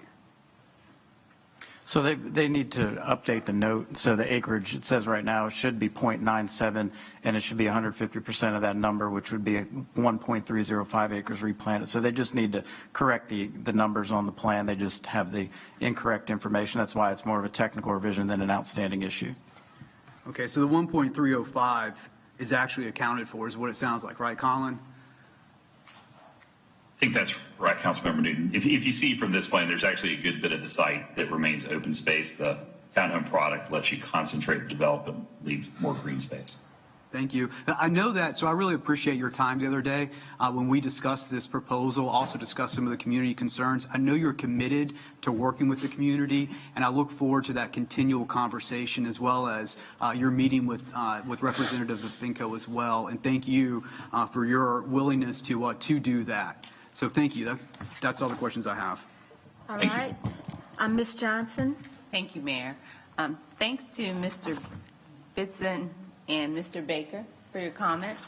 I've had the pleasure to speak to Mr. Bitson, and I referred him to CDOT, or at least, to CDOT, to ask some questions about the plan, the plans for infrastructure improvement. So can I ask Dr. Byers from CDOT just to follow up on that conversation, and if there are any plans for road improvements in that area? I want to follow up on what Colin said, that they cannot take the Caldwell Road extension all the way to Back Creek, and I wanted to know if that's something that the city, or if there's an opportunity for public-private partnerships, or just give us an update on the road improvements, please. Sure. So this petition is actually putting in right turn lanes into the development and also left turn lanes. So they will be widening a portion of Rocky River Road right in front of the development. They are also adjusting the curve to make it safer. Rocky River Road is a state road, so we don't get to make determination on when we're going to change it or anything like that. But we do talk with the state about all of our rezoning petitions, so they let us know that they wanted us to smooth out that curb, and we worked with them on that. The road that they're putting through their site is related to our CTP, our transportation plan that the CRTPO does. And so this petitioner is not required to do so, but is putting in that road. And it looks like with their property, they're putting in about half of that road. The other half of it would go through other properties. And so when those properties come in to either redevelop or it gets prioritized through the CTP process, then either the city or the developer will be working on continuing that road to Back Creek Church. Thank you. I also have a question about the number of trips that have been approved in the last, 2 years or so. Mr. Bitson mentioned quite a few approved developments, and I've said the same thing myself since I've been on council. When do we take a comprehensive look at the approved petitions or the total number of trips? So if this is 1,400, which might not have required a study, do we have a count of the number of trips that have been approved in the last 2 years? Do we have that information, Dave or Dr. Byers? We can get that for you. Okay. Farmington specifically that was brought up was in 2017. That's on the other side of 485, and there was a TIS for that. So they've already put in some transportation improvements for that. The reserve was a by right development, so that did not come through the rezoning process. Okay. So if we can just take a look, and that's kind of, because if we know that, if you look at the picture, those were 2 farm roads, and we know that we continuously are approving development. The schools are at 127% capacity, And we are just accepting that as normal, although we know that many of our students are not college ready or failing school. So if we could just, I agree with the residents that we really need to start taking a look at the infrastructure and the whole comprehensive picture when we're approving these developments. Thank you. All right, thank you. Mayor Pro Tem? Oh, thank you, Madam Mayor. I just had a question. Since this is in the ETJ, at one point, Dave, we had talked about making sure that county commissioners whose district it was in were made aware of these plans. Do you know if Commissioner Dunlap knows about this and if he weighed in at all?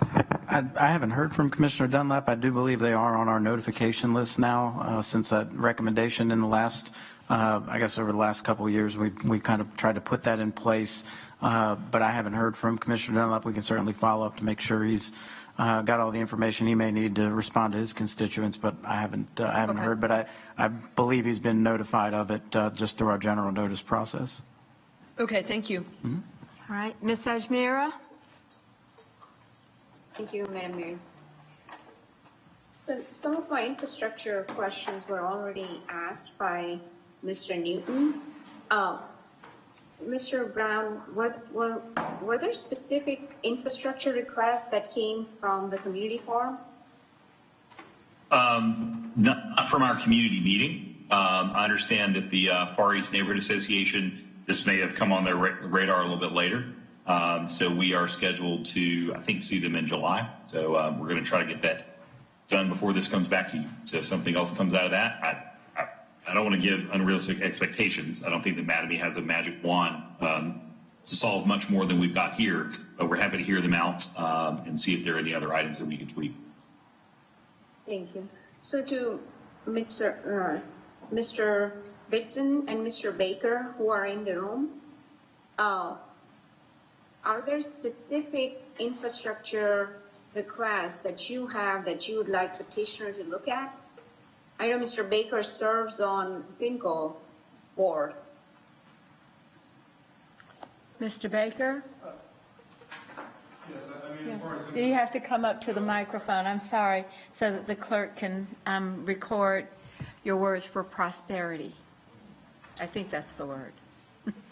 yeah, I mean, as far as infrastructure requests for this area, first on our list is sidewalks and streetlights for this area so that the residents can travel safely by foot to Reedy Creek Park and also the nearest grocery stores and Food Lion that's at Harris Boulevard and Rocky River Road. I think it would improve the quality of life for the people in this development if they had that access. That would make a big improvement. Mr. Brown, you could take a look at those requests. I think that's a valid concern that a lot of neighbors have. If there is a park nearby, I don't see why we cannot figure out a way to build a connection there. I appreciate you asking that question. The park is just down the street. We agree that'd be an amenity for our residents. So we work with CDOT and the community to see if there's something we can do. I appreciate it. And I do look forward to a follow-up report on that. Will do.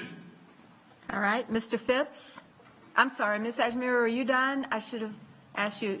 Yes, I'm done. Okay, thank you. All right, Mr. Phipps. Thank you, Mayor. This is in my stomping ground. I didn't know that I lived so close to the Far East, but maybe it's the northeast Far East. But I live off of Back Creek Church Road and familiar with this area. Rocky River, and it's still more or less surrounded by former, I guess, dairy farms. So it's still a lot of acreage left to develop along Rocky River, which, those things will be forthcoming. But I'm familiar with the Buckley and the 7 acres or 7 Oaks subdivision. And I know at Buckley, from the entrance of Buckley all the way down to Greer Academy, there are sidewalks there, and people can walk from Buckley all the way past Reedy Creek Park all the way to Greer Academy for one of CMS schools there. So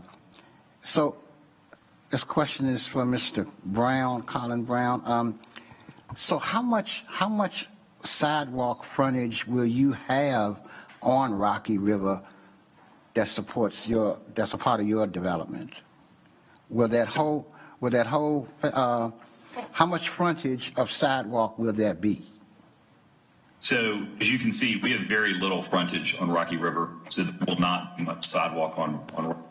However, on the south side of Rocky River, at that Buckley neighborhood entrance, I believe that there's a gap in sidewalk on that side.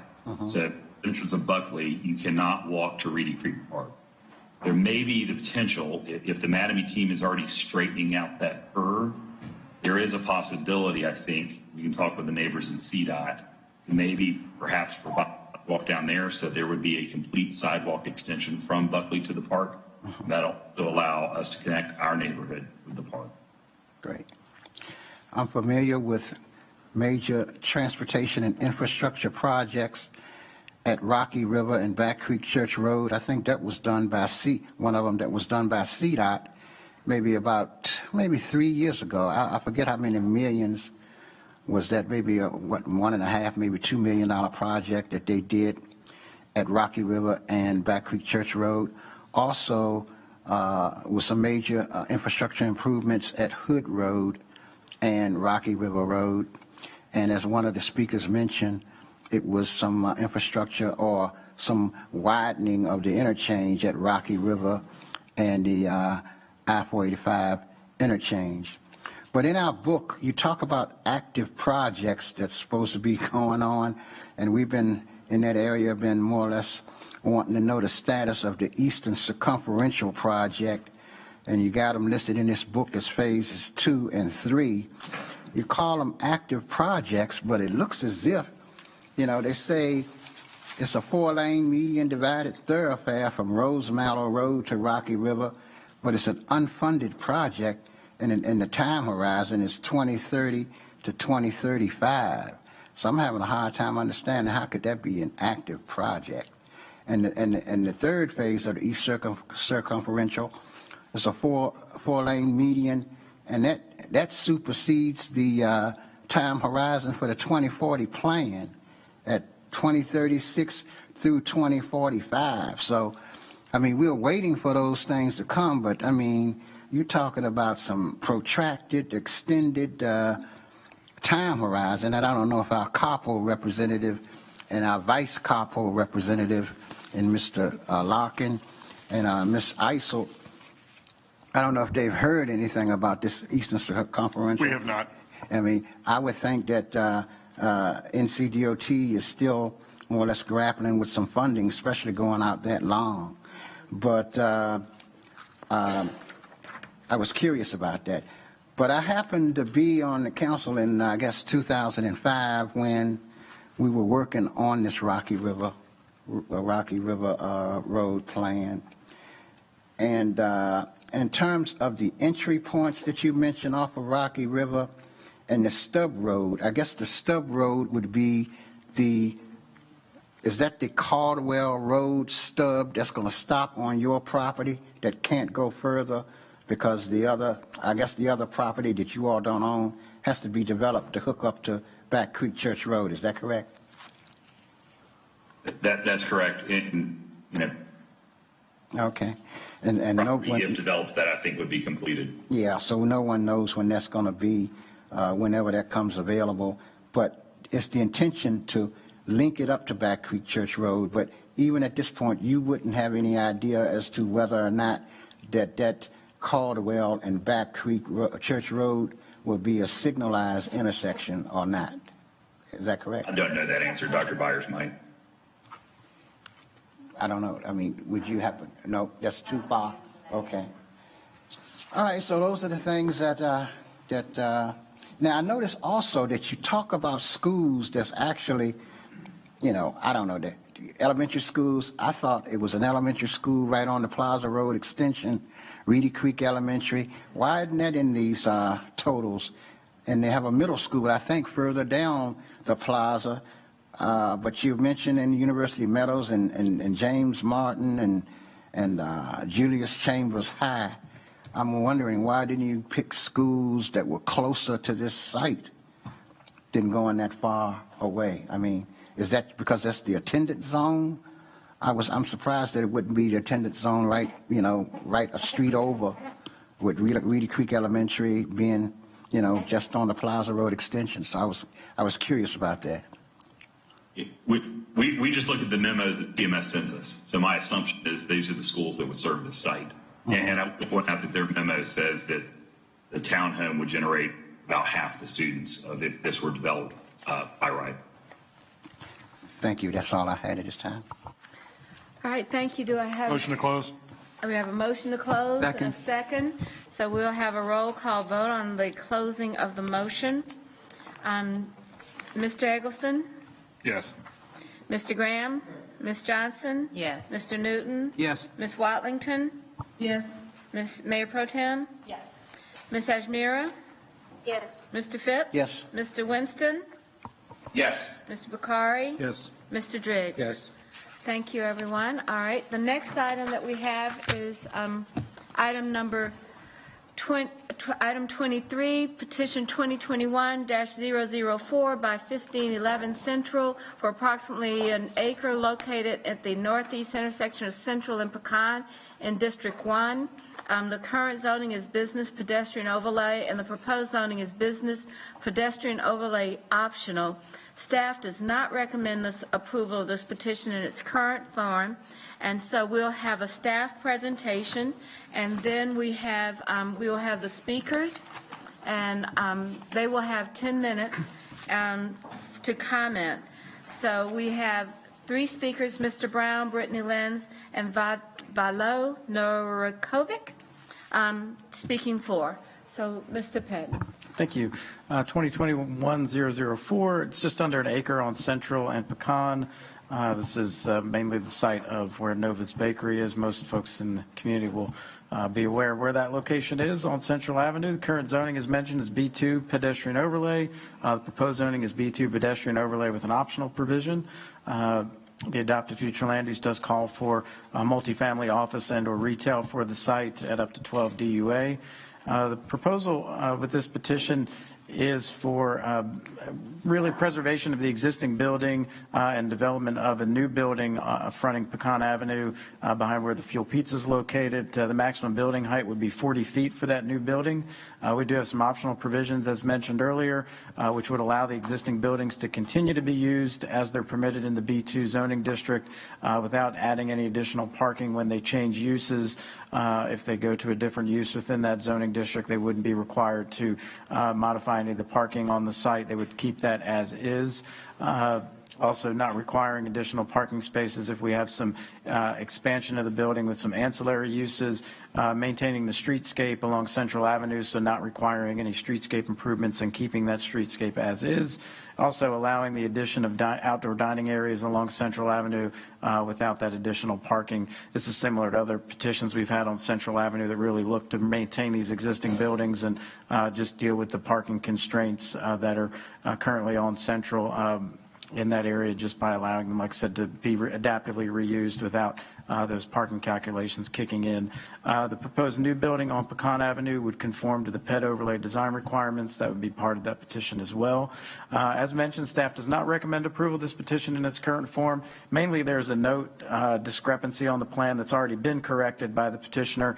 There's just the way they worded the total square footage for the site. It reads that it could allow almost a 30,000 square foot addition of those, or 30 additional 1,000 square feet on the site. Really, that should be the cap of the overall redevelopment and existing use square footages that will total across the site. But just because of that discrepancy, we couldn't support that given a lot of the dialogue we've had back and forth with the community and the petitioner. So really that's, like I said, a really minor thing, but enough for us to basically have to let them know that needs to be corrected and we can't approve it in that form. Like I said, it's already been submitted. We anticipate that being changed for zoning committee, and our recommendation also changing changing in conjunction. We do support the effort overall. It's just clarifying that note and getting that cleaned up. We'll modify our recommendation. So with that, I'll turn it over to Mr. Brown and the petitioner team and be happy to take any questions following the presentation. Zoning that it works for him. So again, here's the property location, just under an acre. There's Nova's Bakery. And as here's back there is a surface parking lot there. One of the goals of this rezoning was to provide a zoning. What's happening on that corridor along Central? We brought several of these petitions to you, and there are more forthcoming. You know, these old buildings were built before we had a zoning ordinance, so they don't have any parking. They non-conforming uses for years, which means they're allowed to stay. But if they change uses, then they have to come into compliance with our current ordinance. And our current ordinance, if you have a food and beverage or something like that, requires one parking space for every 75 square feet. And as you all know, there's no parking to be had in Plaza Midwood. So that is the challenge of how do you save these old buildings? The only other option is you tear down the buildings and you build a parking deck under. Eggleston is very much opposed to that idea. So we've tried to work with the community to find a way to preserve these buildings. And for the most part, that means we bring them through a rezoning process. We can use an optional provision or another zoning to lower the parking requirement and in return provide a commitment to keep the existing buildings. This is how we started this process. We started this process with really no commitment for any on-site parking, with broad ability to build new buildings and no height restrictions. As might be expected, there was a lot of collaboration back and forth with the Plaza Midwood residents, many who live near the site, and we're quite good at engaging with us. Their district representative and the planning staff, asking us to step down the intensity as we move to the neighborhood. There are great concerns about parking, and folks in that neighborhood have the real challenge of they're in a historic district, so they can't necessarily build more parking for themselves. So it is a real challenge negotiating over street parking there. Also, noise concerns. They wanted more clarity on expansions, and they had a request that we have a height commitment. So since our meetings with the community, very much facilitated by Councilmember Eggleston, changes that we've done, and staff has seen this plan, there's still a commitment to keep the existing Novus building, and then a commitment to keep parking areas that were showing on the plan. In earlier plans, the plan was to take out the parking you see in yellow and to build a new building there. That has been scaled back. As Dave mentioned, one of the items we needed to tweak was the total maximum square footage on the site. As you see there now, the total max is just about 26,000 square feet of retail and 2,600 square feet of office total in a new building that can be constructed, which would be a pretty small building in the existing buildings. We've added a commitment if there are any rooftop activities on the existing Novus building that would be located towards Central Avenue. We've included a 40-foot maximum height, added a commitment for bicycle parking. So I think in light of all that, we met with the community, shared that information. They were very pleased. The last outstanding issue had been our plan gave us the ability in this rear parking lot that would be maintained to do some parking lifts in that location, which we thought would be a positive because there's so much concern about parking. We thought, well, that's a way to have more parking spaces.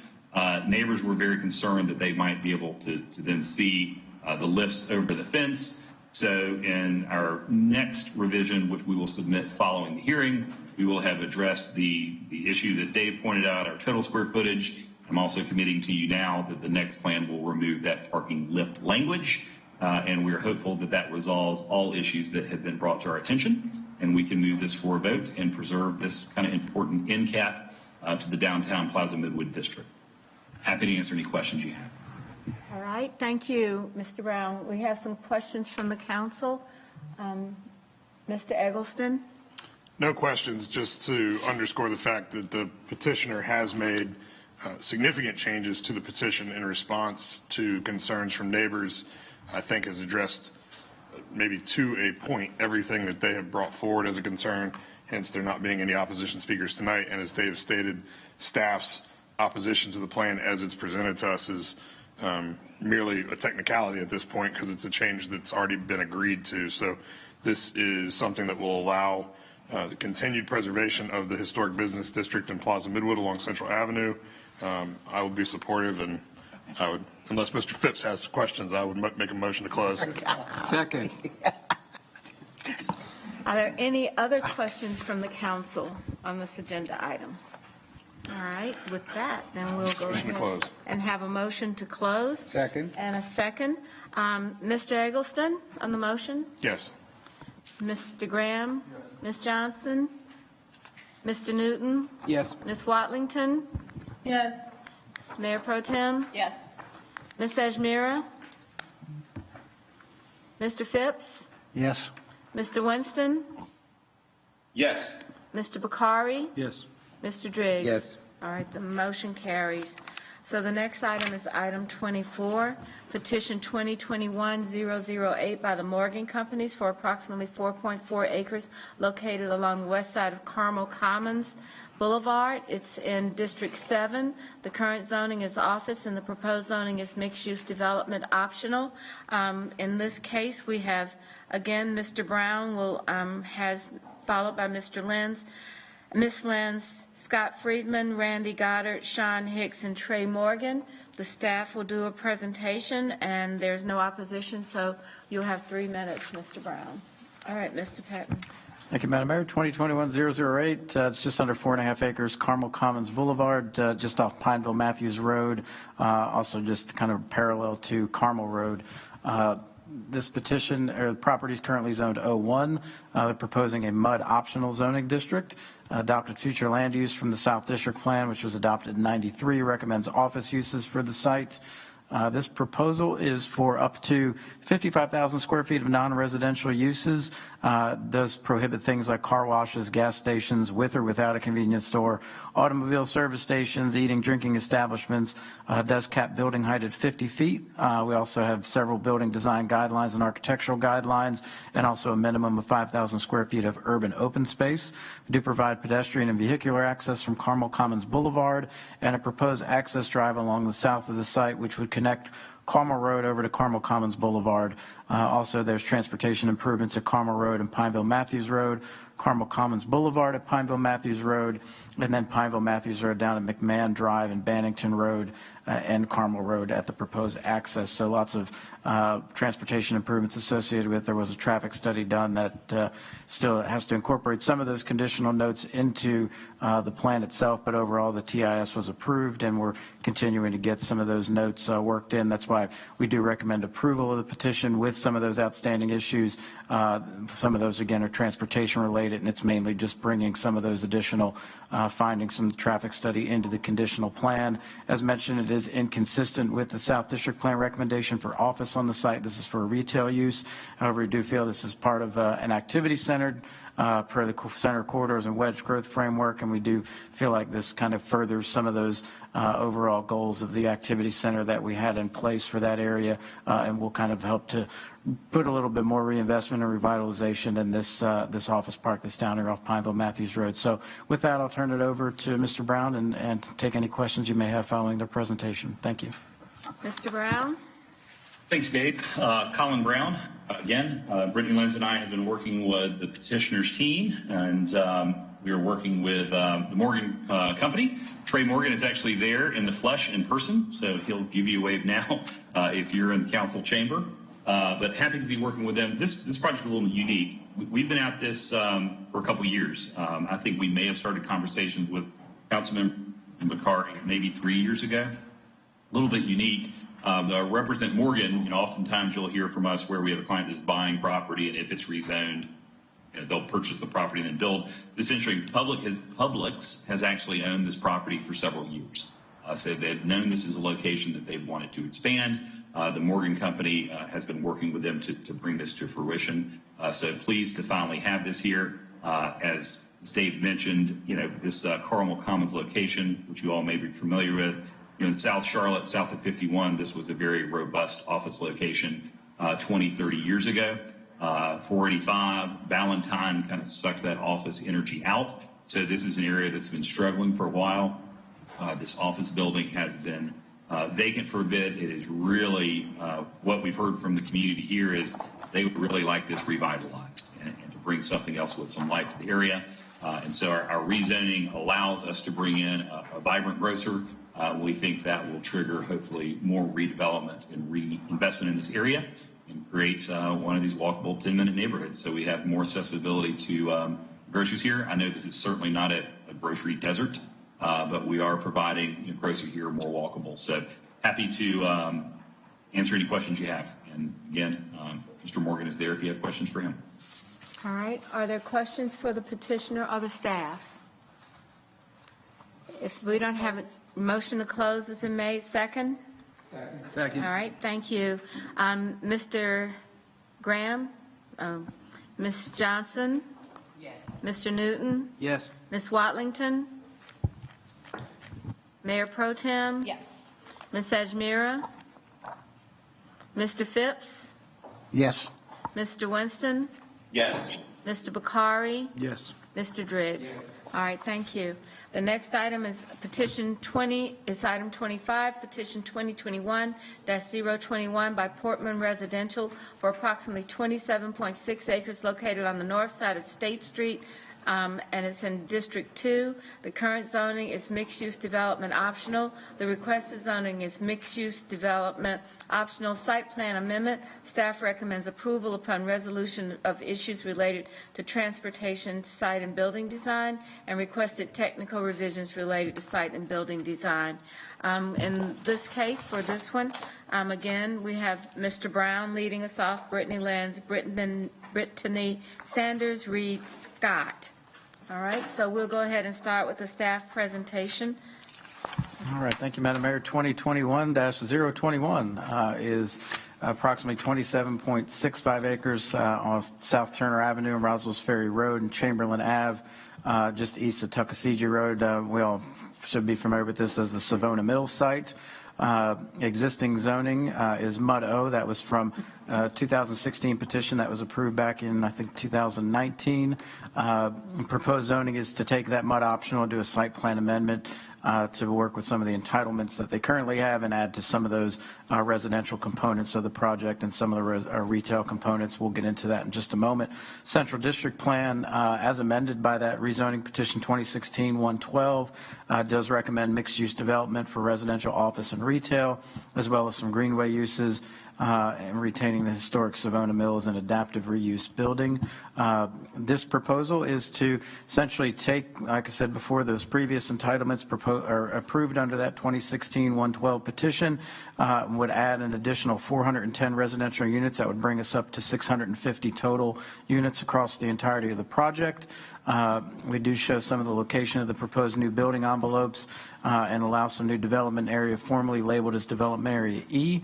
We do increase the maximum building height to 90 feet and 6 stories. That would be limited to areas of the site and identifies those areas on the plan where those height limitations kick in. Most of those significant heights are more concentrated internal to the site, away from some of those existing residential components out on Cox Avenue and State Street.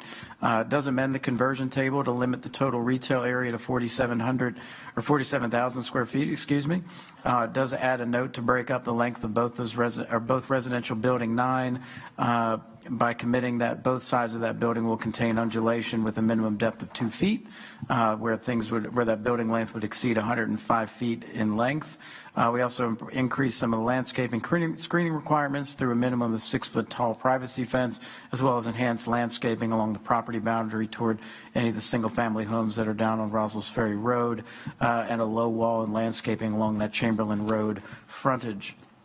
Staff does recommend approval of this petition. We do have some outstanding issues to work through related to transportation and site and building design, and some technical revisions as well related to site and building design. It is consistent with the district plan that was amended from the previous Savona Mill petition under 2016-112. Again, that was approved in 2019. It is inconsistent with some of that greenway recommendation. However, there is active greenway use, and I know there was some additional, I think, connections that would be made to that greenway, but technically would be found as inconsistent with that overall greenway use. With that, I'll turn it over to the petitioner team to do their presentation. I'd be happy to take any questions following that. Thank you. All right, thank you. Mr. Brown? Thank you, Mayor Collins. Again, Brittany and I have been working with the Portman team. I've probably been working on Savona Mill since Brittany was in law school. So happy. I think the good news here is it's finally happening. I see Councilmember Winston smiling. We walked through the Savona Mill building a few years ago, probably in 2018. And now we have really the development team that has been involved in that. Greg Papanassis, this has been a passion project for him, is now partnered with the Portman team. So he's working with both Portman Residential and Portman Commercial, and excited to be able to report that the mill revitalization is coming to fruition. As Dave mentioned, the point of this rezoning is really to update that very general rezoning that we did a few years ago so that it could accommodate a stronger residential component. We've had a number of community meetings. I think the community is excited to see this change. Dave did a good job with the overview, so I'll just kind of move through to the cool images. The Portman team has really worked to try and integrate their development with what's existing. So just on the left-hand side of the image here, you see the old mill building that will be adaptively reused. And then they're trying to bring in their residential, but you see this is kind of Main Street through the site, hopefully to bring folks from the community in. There's a bit of an aerial, so you can take a look at it. But really, we think this is going to be a catalyst for the area. Happy to have worked with staff for so many years in bringing this to fruition. Again, Reed Scott and Brittany Sanders are on from the Portman team if you all have questions for us. All right. Mayor Pro Tem has a question. Okay. Mayor Pro Tem. Thank you. Colin, I'm trying to understand exactly what's happening with the greenway space, because I know at one point Greg was going to try to get the like an old rail car or something back on the rail line on there to go to Uptown, and I don't know what has happened with that, but how much is the rail space, the greenway space, actually being impacted? I might defer Brittany Sanders if you're on. I think I can see your video. This is something that we continue to have discussions with staff on the multi-use path that's going through the site. Brittany, can you respond to that?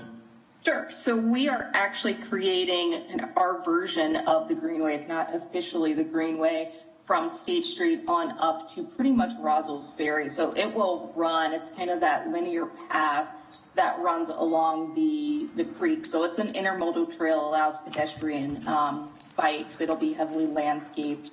And I think the question is whether or not we will maintain that. I think we are agreeing to do that. But yes, it is quote unquote our version of the Greenway within our site, if that makes sense. Well, I mean, is it more or less Greenway than was originally envisioned? I'm not sure what was agreed to as a part of the 2016 approval. Colin, can you speak to that? Yeah, and Blake Day, I think, from Kimley Horn is on for the technical answer. I do think it parallels on our side. I think that obviously you have the county property over here. So this is putting in a, again, a privately maintained trail. But it's important to our team that we have something through the site that is publicly accessible. So I don't know, Councilmember Iselt, necessarily what you're comparing it with in your mind, but I'm happy to follow up with you, get with the Kimley Horn team and come back with some information. Yeah, I might like to actually come out and see what it is exactly you're doing there, and how much that. Yeah, in general, it's a 12-foot wide trail with landscaping on each side that currently runs from the Blue Blaze corner of the site all the way up to Roswell Ferry. But happy to walk you through it. Okay, thank you. Any other questions for the petitioner or the staff? Hearing none, do I have a motion to close? So moved. Second. I have a motion and a second. All right, Mr. Graham, Ms. Johnson, Yes. Mr. Newton, Yes. Ms. Watlington, Yes. Mayor Pro Tem, Yes. Ms. Hajmira, Mr. Phipps, Yes. Mr. Winston, Yes. Mr. Bakari, Yes. Mr. Driggs. Yes. All right, thanks, everyone. Next item is item 26, petition 2021-025 by NVR, approximately 13 acres located along the north and south sides of Wallace Lane. It's in District 5. Proposed current zoning is urban residential conditional with single-family residential 4 units per acre. The proposed zoning is urban residential conditional with a site plan amendment and urban residential conditional. Staff recommends approval of this petition upon resolution of requested technical revisions related to site building, design, and transportation. In this case, we have, 25.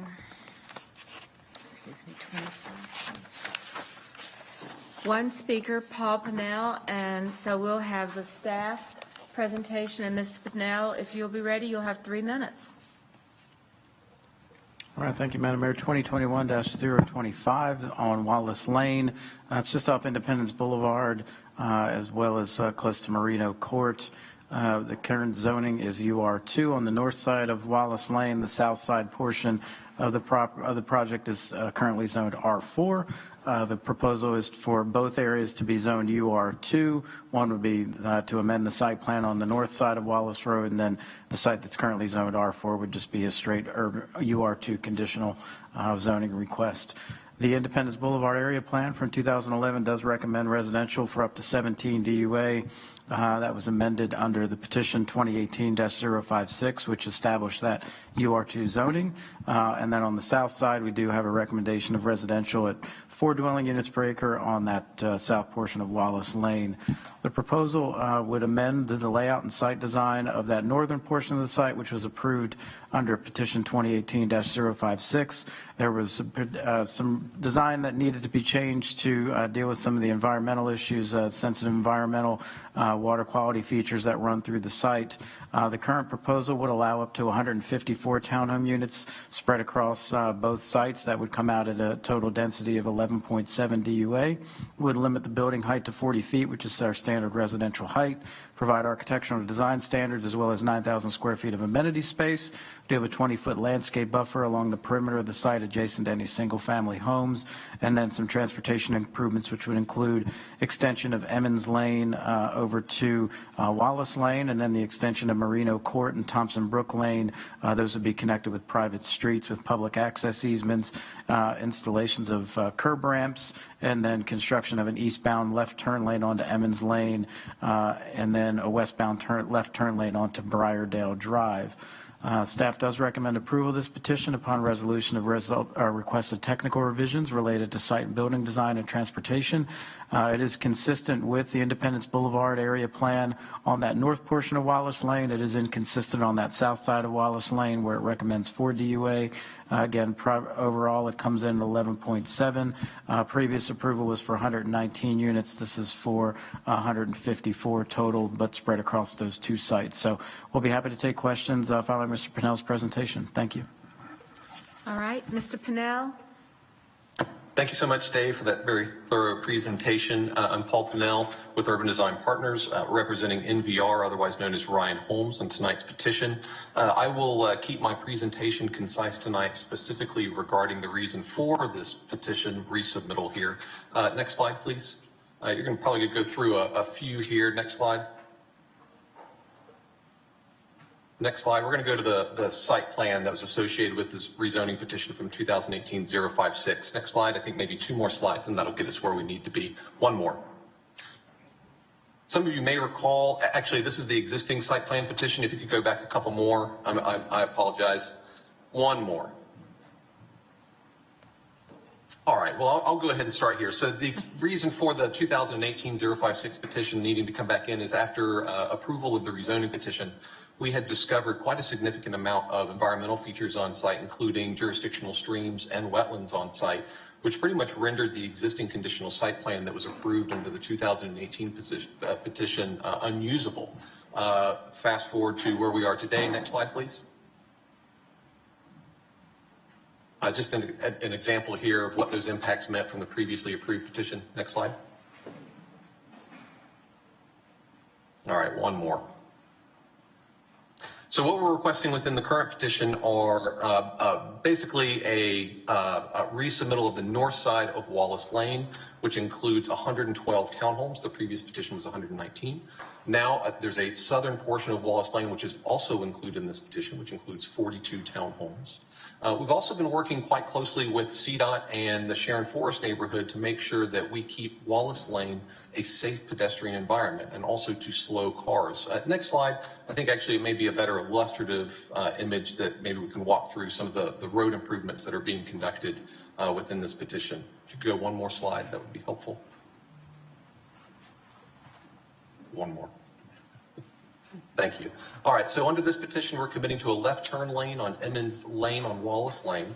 we're committing to an westbound turn lane on Wallace Lane to Emmons Lane. We're also improving the intersection of Emmons Lane Extension, Briardale, and Wallace Lane as well. We're also improving the intersection of Thompson Greens and our private one alley and Wallace Lane, also to help improve the pedestrian environment as well. And also within our zoning petition, we're including some rather significant site plan exhibits that show and demonstrate clear view sheds to make sure that we're keeping these intersections safe as well. With that, I think I only have a few seconds left, so I'll go ahead and turn it back over to staff or do any questions that we may have, that Councilman Newton may have for us. Thank you. All right, are there any questions? I don't think you have any questions. Move to and close. so we have a motion to close, and I have a second. Second. All right, thanks very much. So this Thank you. is Mr. Eggleston, is Mr. Graham, Ms. Johnson. Yes. Mr. Newton. Yes. Ms. Watlington, Yes. Ms. Ajmira, Yes. Mr. Phipps, Yes. Mr. Winston, Yes. Mr. Bakari, Yes. Mr. Driggs. Yes. The next item is item 27. Petition 2021-027 by Evergreen Living, approximately 18.9 acres bound by the north side of Interstate 485, south side of Mount Hollyville, Huntersville Road. In the ETG, it would be in Commissioner Powell's district, and it would be the closest city council district is Mr. Graham, District 2. The current zoning is single-family residential, 3 units per acre in the Lake Wiley protected area. The proposed zoning is multifamily residential, 8 units per acre, conditional in the Lake Wiley protected area. Staff recommends approval of the petition upon resolution of issues related to transportation. And I don't believe, oh, yes, we do have speakers. Bridget Grant will be speaking as long as Creighton Call and Andrew Grant. So with that, we'll turn it over to the staff. Thank you, Madam Mayor. 2021-027 on Mount Holly Huntersville Road. It's currently zoned R3, Lake Wiley protected area. Current zoning would be proposed zoning, would be R8 MF conditional. Also would maintain that Lake Wiley protected area overlay as well. The Northwest District Plan from 1990 calls for single-family residential at up to 4 dwelling units per acre. The GDP does provide some guidance in this sense, or in this case, and this petition requests up to 7.38 DUA, and so it doesn't meet the general development policies of that up to 8 DUA category. You can see we've got some single-family, multifamily recommended on either side of Oakdale Road interchange where that roundabout is on Mount Holly Huntersville Road, and staff felt that continuation with some general density in that area wasn't completely out of the question, and would provide some additional housing opportunities in that area along Mount Holly Huntersville Road. This proposal is for up to 140 townhome units. Does commit to an 8-foot planting strip and 12-foot multi-use path along Mount Holly Huntersville Road. Also dedicates 52 feet of right-of-way along Mount Holly Huntersville. Provides a 3-lane section for a southbound left turn lane into the site. Provides amenity areas and pocket park with some hardscape and seating areas. Also a Class C buffer to abutting single-family zoning. And then we also have architectural details related to building materials, building length maximum, so no more than 6 units in 30% of the buildings, as well as some pitch roof requirements and detached lighting standards. As mentioned, staff does recommend approval of this petition. We do have some outstanding issues related to transportation to work through, but again, staff did feel that the single family attached and that density would be a reasonable infill and increase in that density around that intersection of Oakdale and Mount Holly Huntersville, and as well as backing up there to I-485. So with that, we'll be happy to take questions following Ms. Grant's presentation. Thank you. All right, Ms. Grant. Good evening, Mayor Lyles, members of council, members of the zoning committee. Bridget Grant, land use consultant with Moran Van Allen. Pleased to be here tonight representing Evergreen Living with my colleague Jeff Brown. We're here tonight with Creighton Call of Evergreen Living, as well as Andrew Grant with BGE Engineering. Let's see if I can get control of the slides. As staff described, our 18.9 acre site is conveniently located off of Oakdale Road on Mount Holly Huntersville Road. We're proposing a change in zoning to allow development of the site with a density of 7.3 dwelling units to the acre, which, as Dave mentioned, is similar to the adopted land use policy as you get closer to Oakdale Road and Mount Holly Huntersville Road.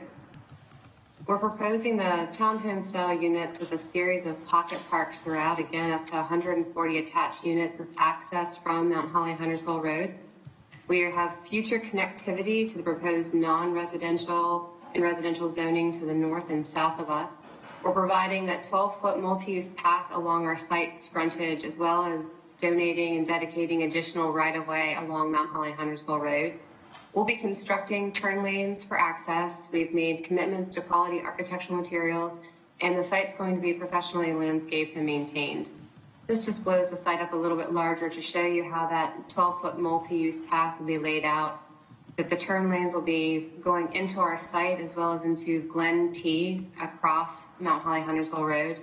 Those future connections are depicted to the north and south, as well as maintaining those larger buffers. We have great opportunity for tree save on this site. I think with that, I'm happy to answer any questions. Pleased to have staff supporting this petition, and we'll work to resolve those final transportation issues before the zoning committee. Thank you. All right, thank you. So Mr. Call and Mr. Grant are not going to speak tonight? Correct. We're here to answer questions as needed. All right, questions for the petitioner or the staff? Move to close. We have a motion to close and a second. Mr. Graham? Yes. Ms. Johnson? Yes. Mr. Newton? Yes. Ms. Watlington? Yes. Ms. Ajmira? Yes. Mr. Phipps? Yes. Mr. Winston? Yes. Mr. Bakari? Yes. Mr. Driggs? Yes. All right, that closes out item 27. The next item is item 28, petition 2021-034 by J. Can Properties for approximately 3/10 of an acre located at 2020 Parsons Street in the Villa Heights neighborhood. It's in District 1. The current zoning is single-family residential, 5 units per acre, and the proposed zoning is single-family, 8 units per acre. Staff recommends approval of this petition. In this case, we have Mr. David Murray speaking for the petition, and so we'll start off with the staff presentation, and Mr. Murray will follow. Thank you, Madam Mayor. 2021-034, 0.29 acres at 2020 Parsons Street. This would be in the Villa Heights community. Current zoning is R5. The proposed zoning is for R8 conventional. The Central District Plan does recommend single-family uses up to 4 DUA. The general development policies provide some guidance in this, and this petition does meet the GDP criteria for consideration of 6 to 8 dwelling units per acre. The proposal, again, is just a conventional R8 single family, not a multifamily. So the general intention would be to subdivide this into 2 lots and develop 2 single-family homes or develop by right under the R8 district, which would allow up to a quadruplex on the site.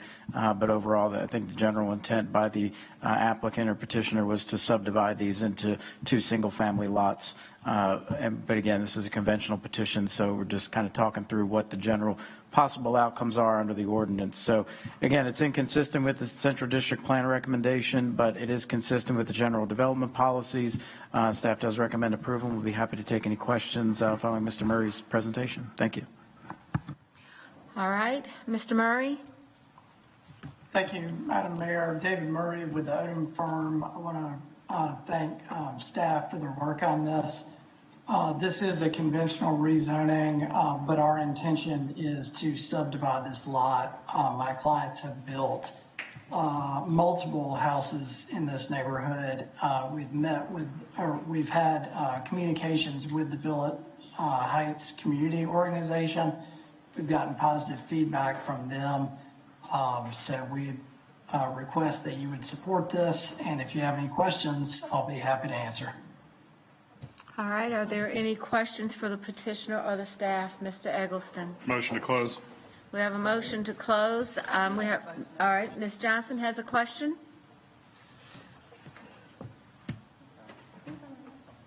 I just wanted some clarification about the development, if I could.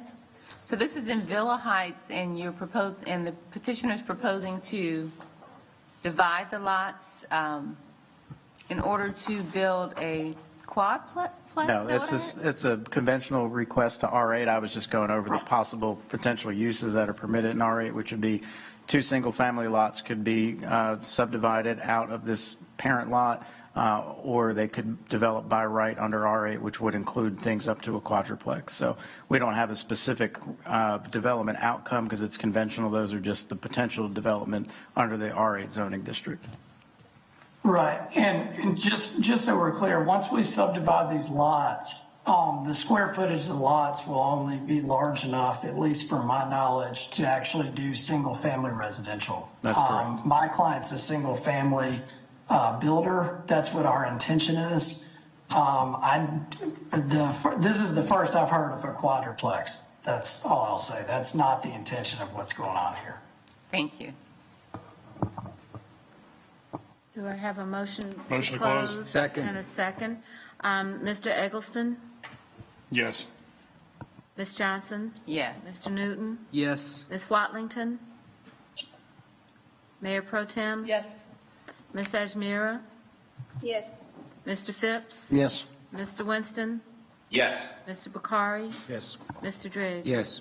All right, the next item is item 29, petition 2021-035 by Argosy Real Estate Partners for approximately 4 acres located on the west side of West Park Drive, east of 77.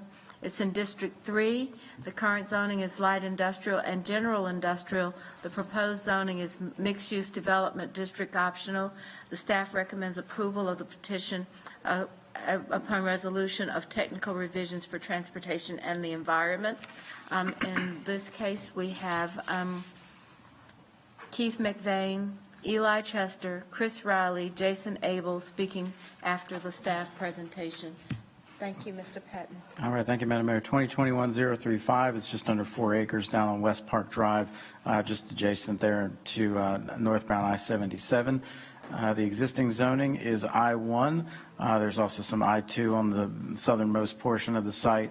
The proposed zoning is for MUD optional, and the adopted future land use from the Tyvola and Archdale Transit Station Area Plan from 2008 does recommend office, industrial, warehouse distribution uses. This proposal would allow either 116 hotel rooms or 116 multifamily dwelling units. No combination of those units interacting at the site at one time or another. It would have to be one or the other. We wouldn't have an intermingling of hotel and multifamily dwellings on the site. So once that conversion happens, it would go, all in for one use or the other. Does propose adaptive reuse of the existing extended stay hotel, which does contain those 116 units. Does propose several optional provisions which would facilitate the reuse of the existing buildings and the parking, which would include allowing some of those parking areas to remain between the buildings and the street.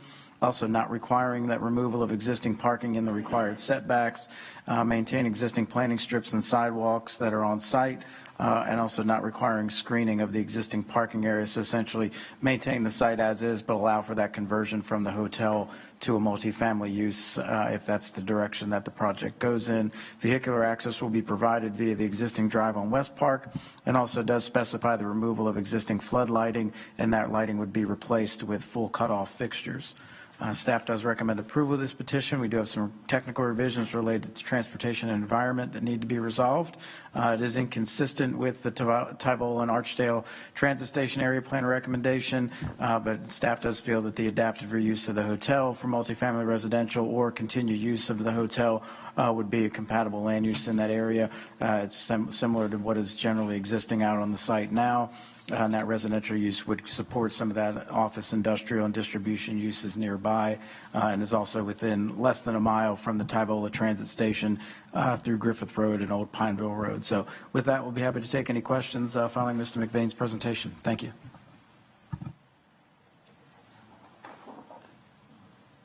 All right, do we have any, let's go to our speaker now, and Mr. McVeigh.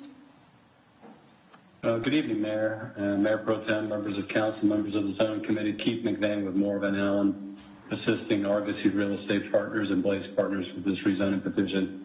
With me tonight, joining me and available to answer questions is Eli Chester with Blaze Partners. Next slide, please.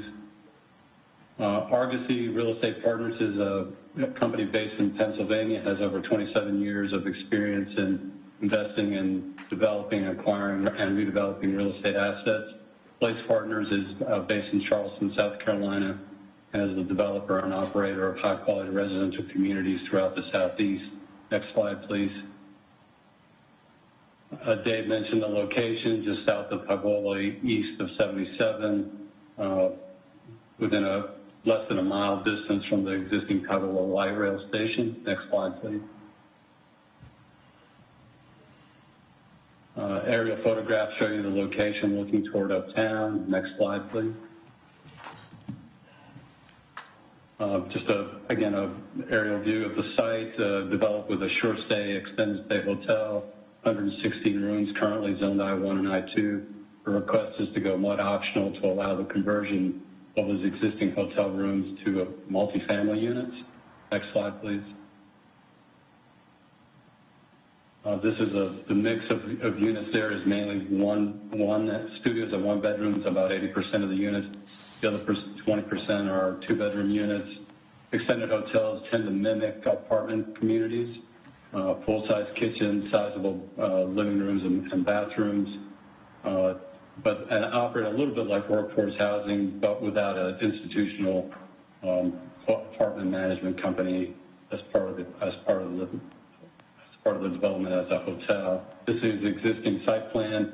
There will be renovations to the site, minor changes, updates to the exterior of the buildings, updates to the interior of the building as well, to the units, new flooring, new light fixtures, painting, converting some of the hotel common area to amenities, indoor amenity space for the residents, and then continued use of the pool and outdoor open space for the new long-term residents of the facility. We'll be happy to answer any questions. All right, any questions for the petitioner? Yes. Second. Mr. Phipps, yes. Yeah. So Keith, are you saying that a decision has been made to convert to multifamily, or is still some lingering questions on whether or not it's going to stay a hotel? If the rezoning is successful and Argosy and Blaze Partners close on the property, the intent is to convert the hotel rooms to apartments.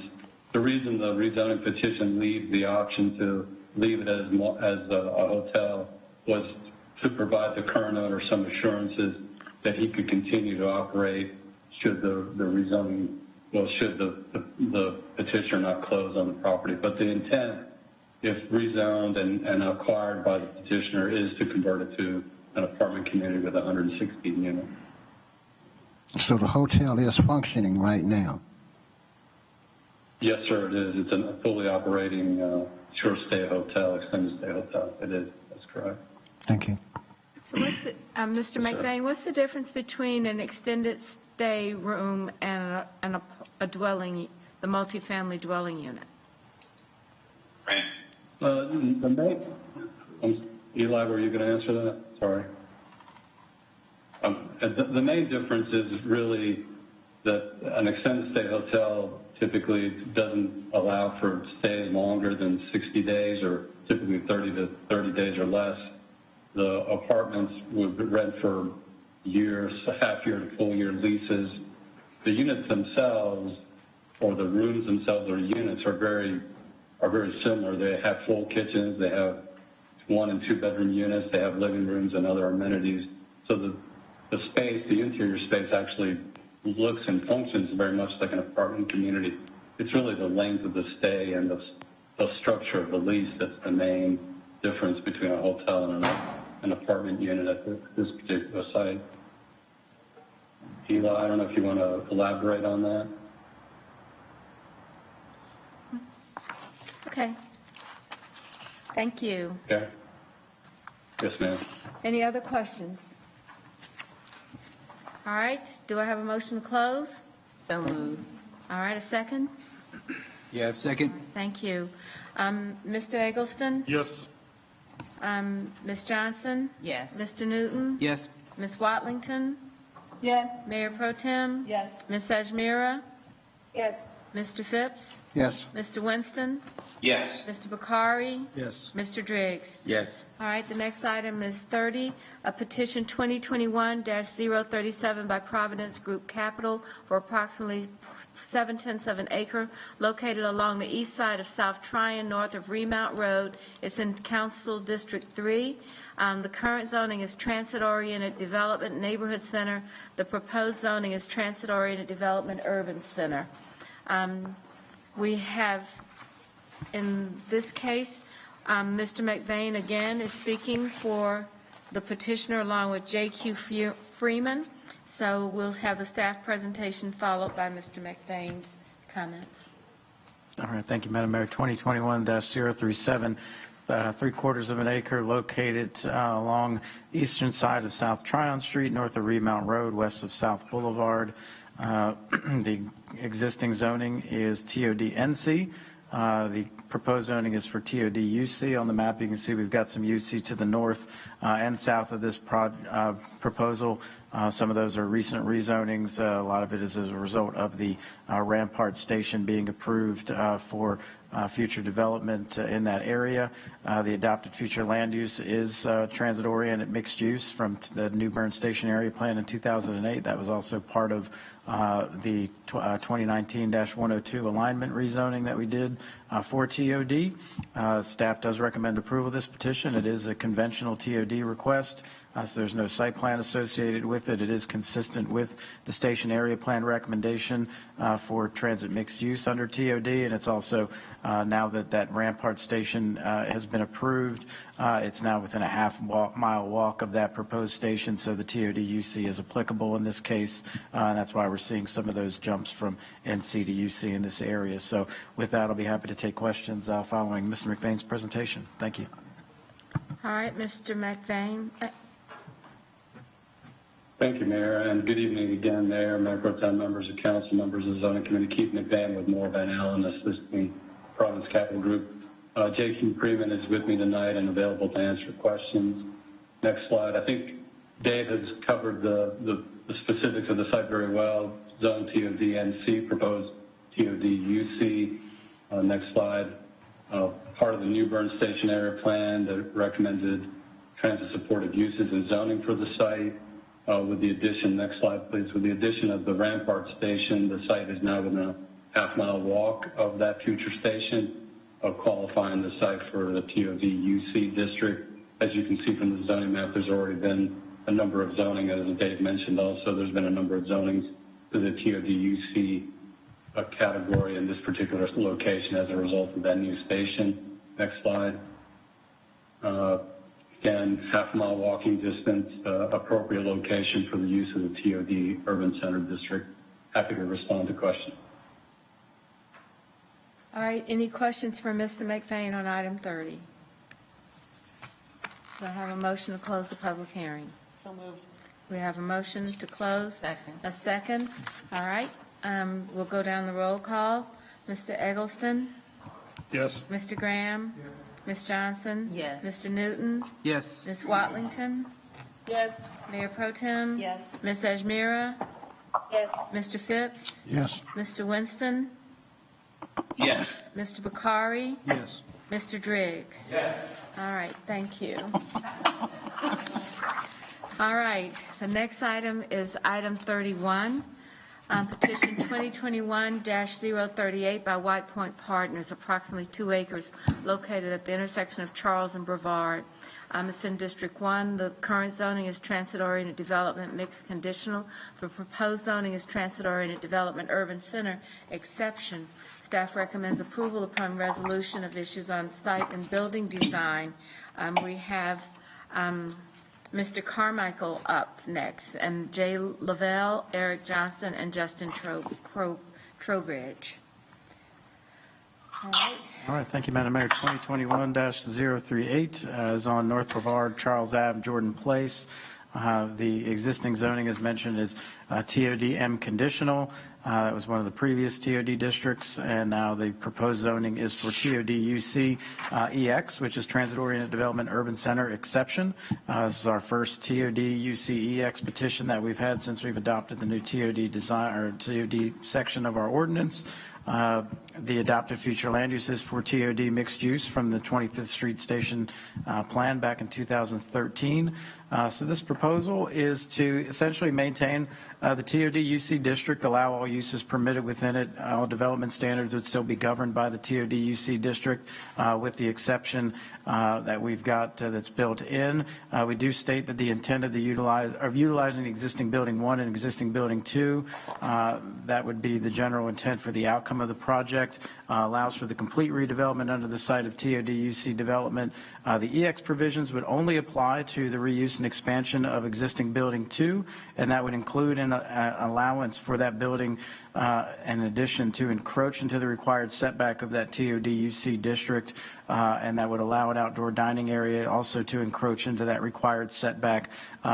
This is the intent of the TOD-EX, is to look at a project like this that's proposing an adaptive reuse and work with some of the maybe constraints of those existing buildings and how they interact with the ordinance. So that EX provision would allow them to maintain that reuse of building 2 and also, maintain that other development potential for the rest of the site. We do have some public amenities that are proposed, and you can see on there the proposed outdoor patio location on Charles Avenue and where the existing building that would be, or where it is, that would be adaptively reused.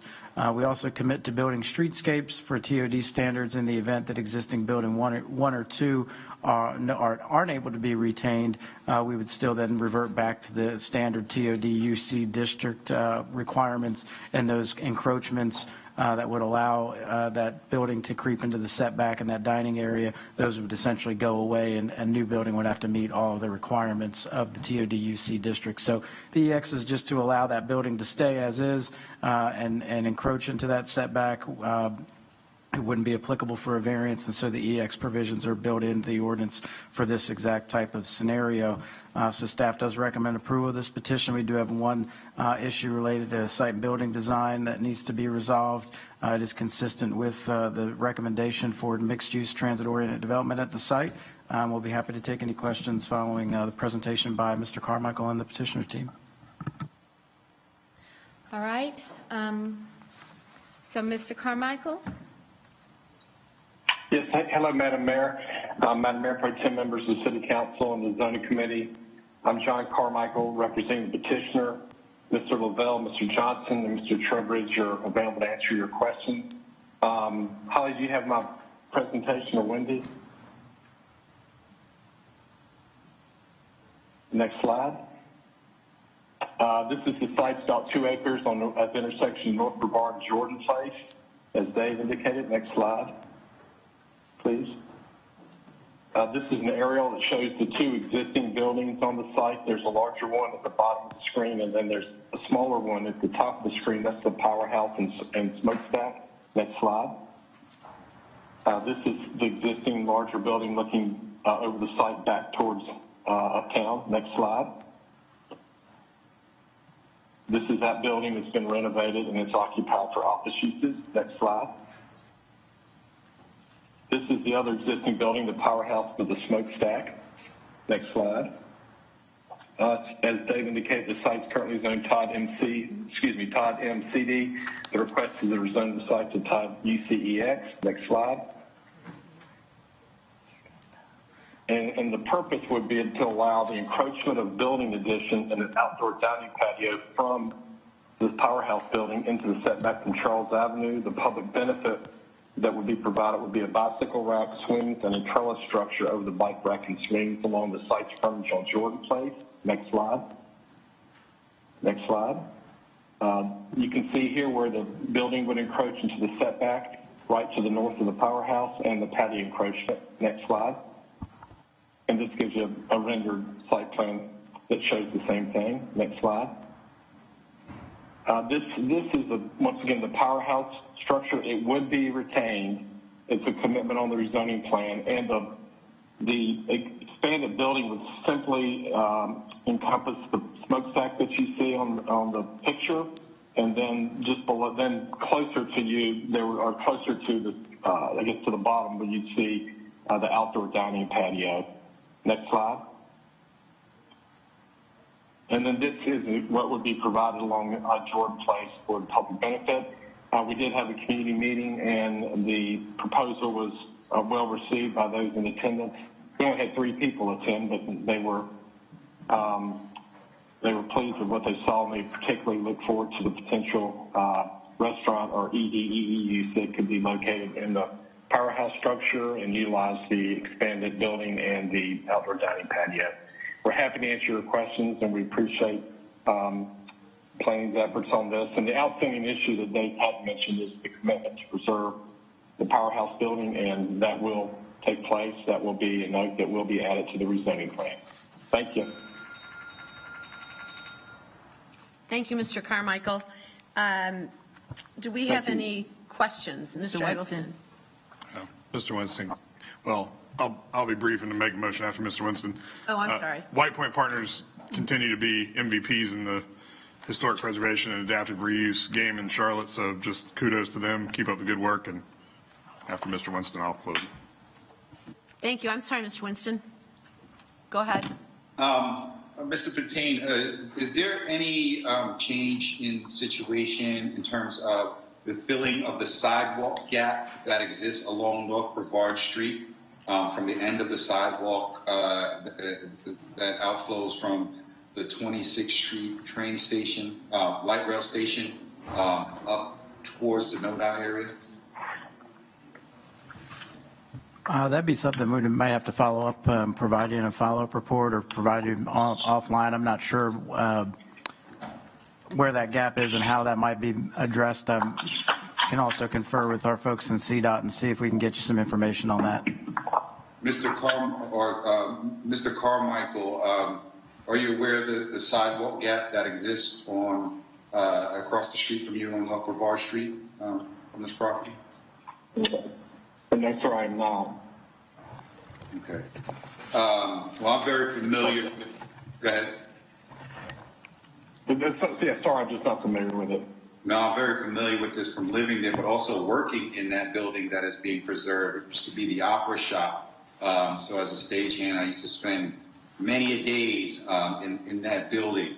So I'm grateful that it's being preserved. But I just know that, obviously we just passed the comp plan, and a big part of the conversation was about what is a community benefit, right? Outside of the community benefits agreement, but what is a community benefit? I would question, how big of a benefit that I've seen. I love pedestrian bike infrastructure.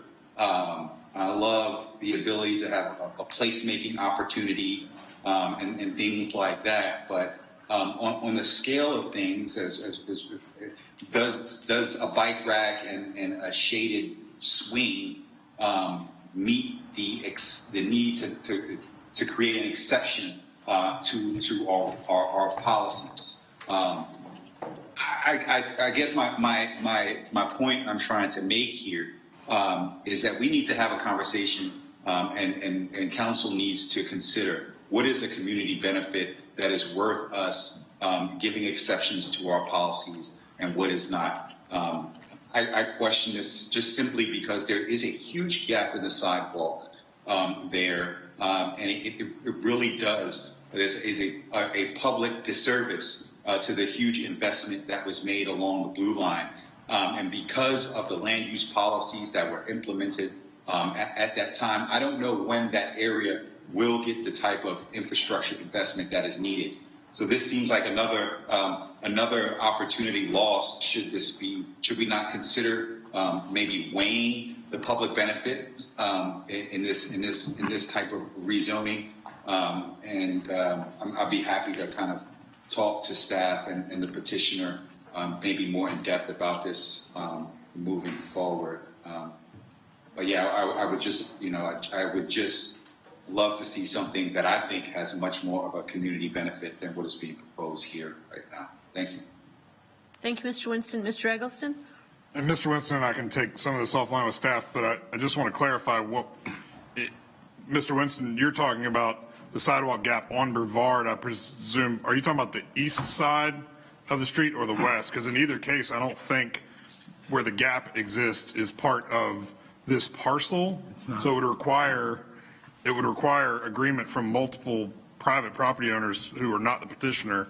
And in one case, the existing building comes right up almost to the curb. So without taking out the building that someone else owns, I'm not sure we could close that gap, though it is a problematic gap.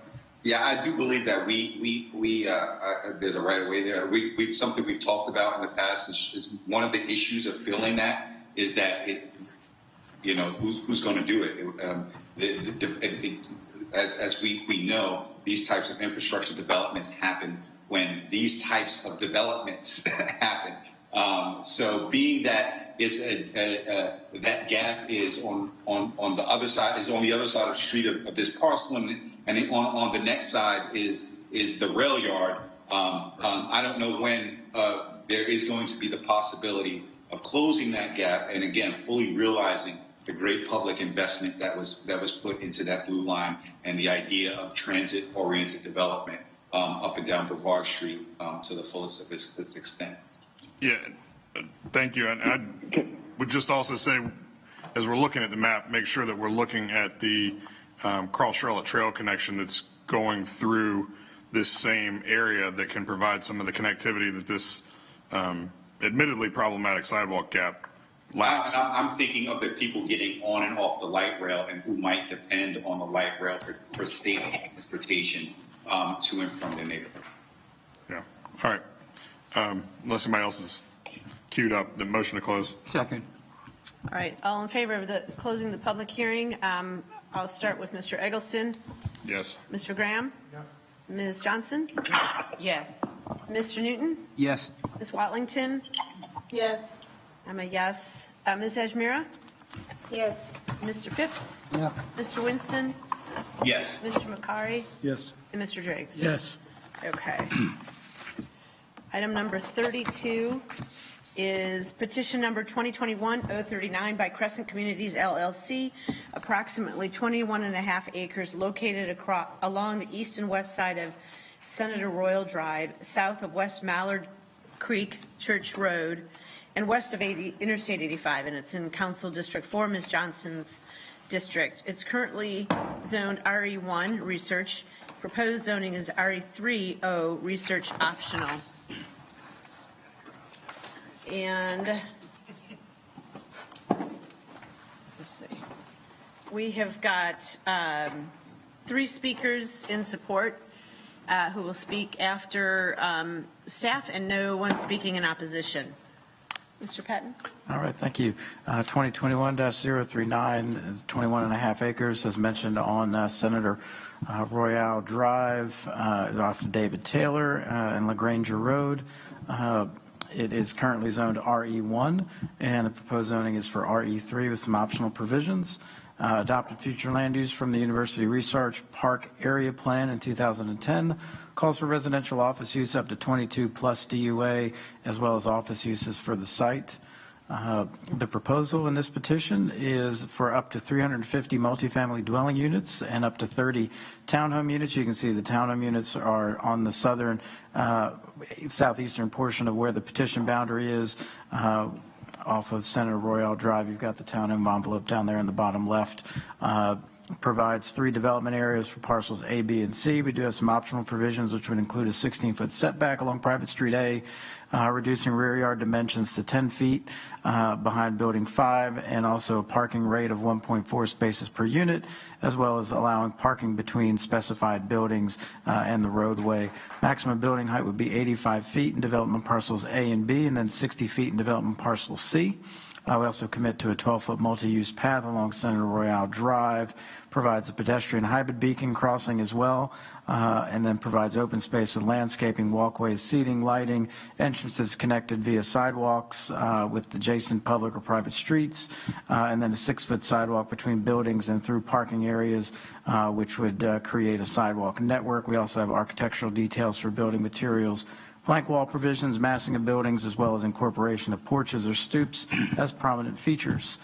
Staff does recommend approval of this petition. We do have some outstanding issues related to transportation to work through, but it is consistent with the University Research Park area plan for that recommendation of office residential up to 22 DUA. We do have that one inconsistent area where we just have office, which is that area right now that's comprised of where the townhomes would go. That's the one area that's inconsistent, but overall staff is supportive of the petition and will be happy to take any questions following Ms. Grant's presentation. Thank you. Thank you. Ms. Grant? Thank you. I'll wait for my slides to get pulled up. Good evening again, Mayor Pro Tem Eisel, members of the City Council, members of the Zoning Committee, Bridget Grant, Land Use Consultant with Maureen Van Allen, here tonight with my colleague Jeff Brown, representing Crescent Communities, here tonight with Michael Tubridy with Crescent, as well as Nate Doolittle, Richard Petersheim, and Chris Cook with Land Design. Crescent Communities is known for creating developments with a meaningful story that connects the site with the surrounding community. They have extensive experience working within the research park, and they have successfully developed 2 other developments within the research park over the past decade. We're thrilled to say that we have the support of University City Partners. As staff described, this is a 21-acre site conveniently located off of Senator Royal. The steep topography of the site and the natural stream buffers prohibit any meaningful commercial development, and our proposed development will fill in a critical gap in the multi-use trail network connecting the retail uses along Mallard Creek Church Road, along with the residential and commercial uses in the park and the trailhead to Mallard Creek Greenway. So as Dave mentioned, we're proposing a change of use to RE3 optional for multifamily uses. We're proposing up to 350 multifamily units and 30 attached townhome style units to give some diversity in housing type for the area. We know it's been a long night, so with that, I'm happy to answer any questions. And as I mentioned, Nate and Michael are on the line to answer any questions as well. Thank you. Do we have any questions? Motion to Second. close. All right, all in favor of closing the public hearing? Mr. Eggleston's not here. Mr. Graham? Yes. Ms. Johnson? Yes. Mr. Newton? Yes. Ms. Watlington? Yes. I'm a yes. Ms. Ajmira? Yes. Mr. Phipps? Yes. Mr. Winston? Yes. Mr. Bakari? Yes. And Mr. Driggs? Yes. Okay, thank you. The next item is item number 33. With me. Petition number 2021-041 by Paresh Kumar Patel, approximately 1.95 acres located along the west side of Ronald Street, northeast of Old Plank Road and west of Oakdale Road. This is in Council District 2, Mr. Graham's district. It's currently zoned R4 single-family residential, and the proposed rezoning is R8 multifamily residential, and staff does recommend approval of this petition. We have, looks like our friend Michael Barnes is speaking in favor of this petition tonight, and that looks like that's it. And so after staff presentation, we'll have our speaker. Is Dave here? I think everybody's taking a break. Hang on just a sec. It says Michael Barnes. No. I don't know. The Michael Barnes. The Michael Barnes. Is it? Yes. Is that former Mayor Pro Tem Michael Barnes? Yeah, I guess so. We're going to have to ask the Michael Barnes to hang on for a second till we get our staff back here for a presentation. Mr. Barnes, could you cast a vote on the 2040 plan and change the outcome, please? I don't know if Mr. Driggs knows this, but that would still just be a tie. Yeah, then the mayor would do In which the mayor would vote. I learned that in Economics 101. It's getting ugly in here. Okay. Keep on moving right ahead. Keep on moving. Dave, you came back right at the right time. So we are on petition number 30, agenda item number 33, and we're ready for your presentation. Oh, fantastic. Thank you. Sorry for the delay. So we're on 2020-041. It's just short of 2 acres on Ronald Street, just off of Cora and just to the west of Oakdale Road. It's currently zoned R4. We've got a proposed zoning for a conventional R8 multifamily. The adopted future land use from the Northwest District Plan, adopted in 1990, does call for multifamily residential on just about all the parcels except for that one that's southernmost on Ronald Street. That would be still recommended for single-family residential of up to 4 DUA, but overall the petition is generally consistent with that land use recommendation. Again, this is a conventional petition, so staff does recommend approval. There are no outstanding issues, no site plan associated with the project. As mentioned, it is consistent for the majority of the properties. There is that one parcel that's inconsistent, but overall staff felt that it was provide a good infill opportunity for some residential development and some different housing type in this area, and it is consistent overall with the adopted area plan from the Northwest District. So with that, we'll take any questions following the presentation by Mr. Barnes. Thank you. Thank you. Mr. Barnes, are you with us? Can you hear me? Now we can. We want you to turn your camera on so we can see you. I honestly turn it off. I'm looking. That's how that tech support, huh? We're sorry, your 3 minutes are up.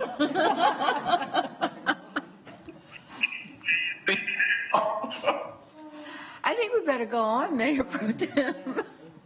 You may never find that button. Okay, can you hear us? You just can't turn the video on. You got me? There No? Yeah, we can see you now. Great. I can't see myself, but anyway, good evening, Mayor Pro Tem and Council. I'm pleased to represent Mr. Peter Patel in this petition.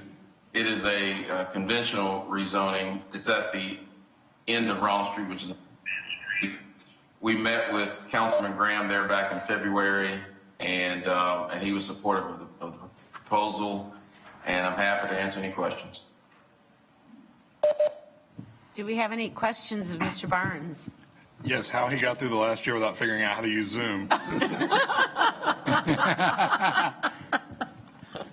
Now he's muted appropriately.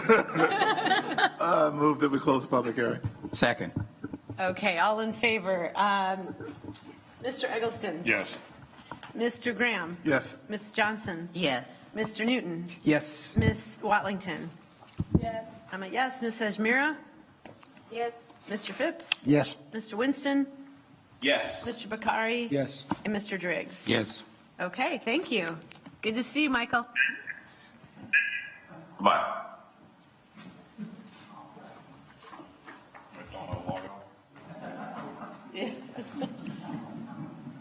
Okay, item number 34 is petition number 2021-042 by Cyrus Lane Partners, approximately 10.73 acres on the north side of Shopton Road, east of Sandy Porter Road, and west of Pinecrest Drive. That's outside of the city limits.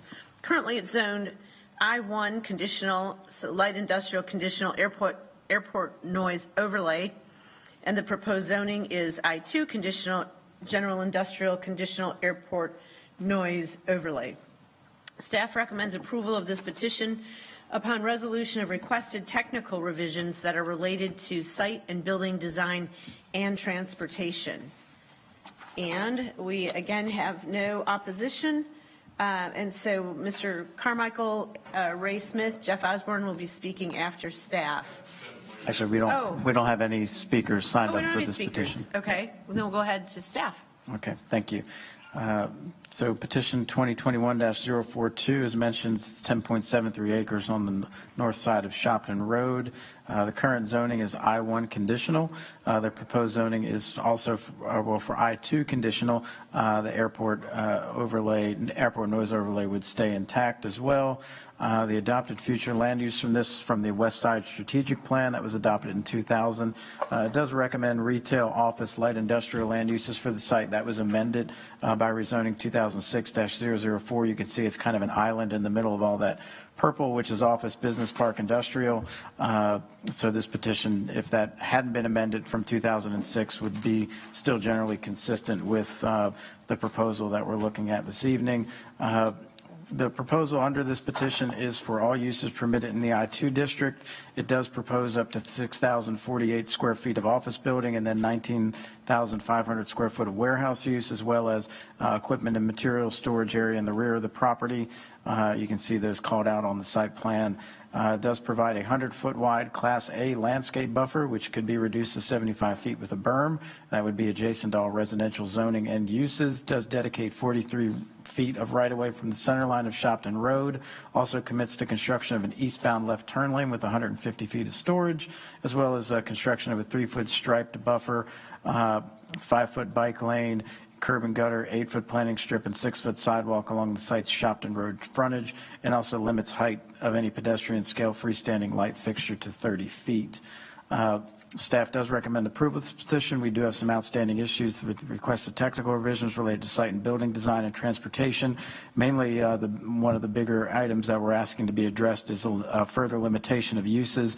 It's basically similar to what we had just next door on that I-2 conditional that we saw earlier on the zoning map. That was a recent approval as well, and we have asked the petitioner to essentially take the same list of permitted uses and prohibited uses, and incorporate them into this site plan. So that's one of the issues that we're asking for them to address. As mentioned, it is inconsistent with that West Side Strategic Plan that was amended from that 2006 petition, but overall generally consistent with some of the proposed and ongoing uses along that Shopton Road corridor.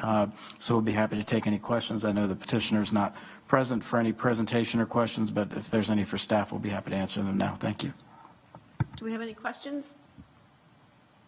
Can I have a move to close? Move to close. Second. Okay, all in favor of close? I'm sorry, Matt, did you have a question? Oh, no, I was just seconding. Oh, okay, I'm sorry. Motion. Okay, so Yes. Mr. Eggleston, Mr. Graham? Yes.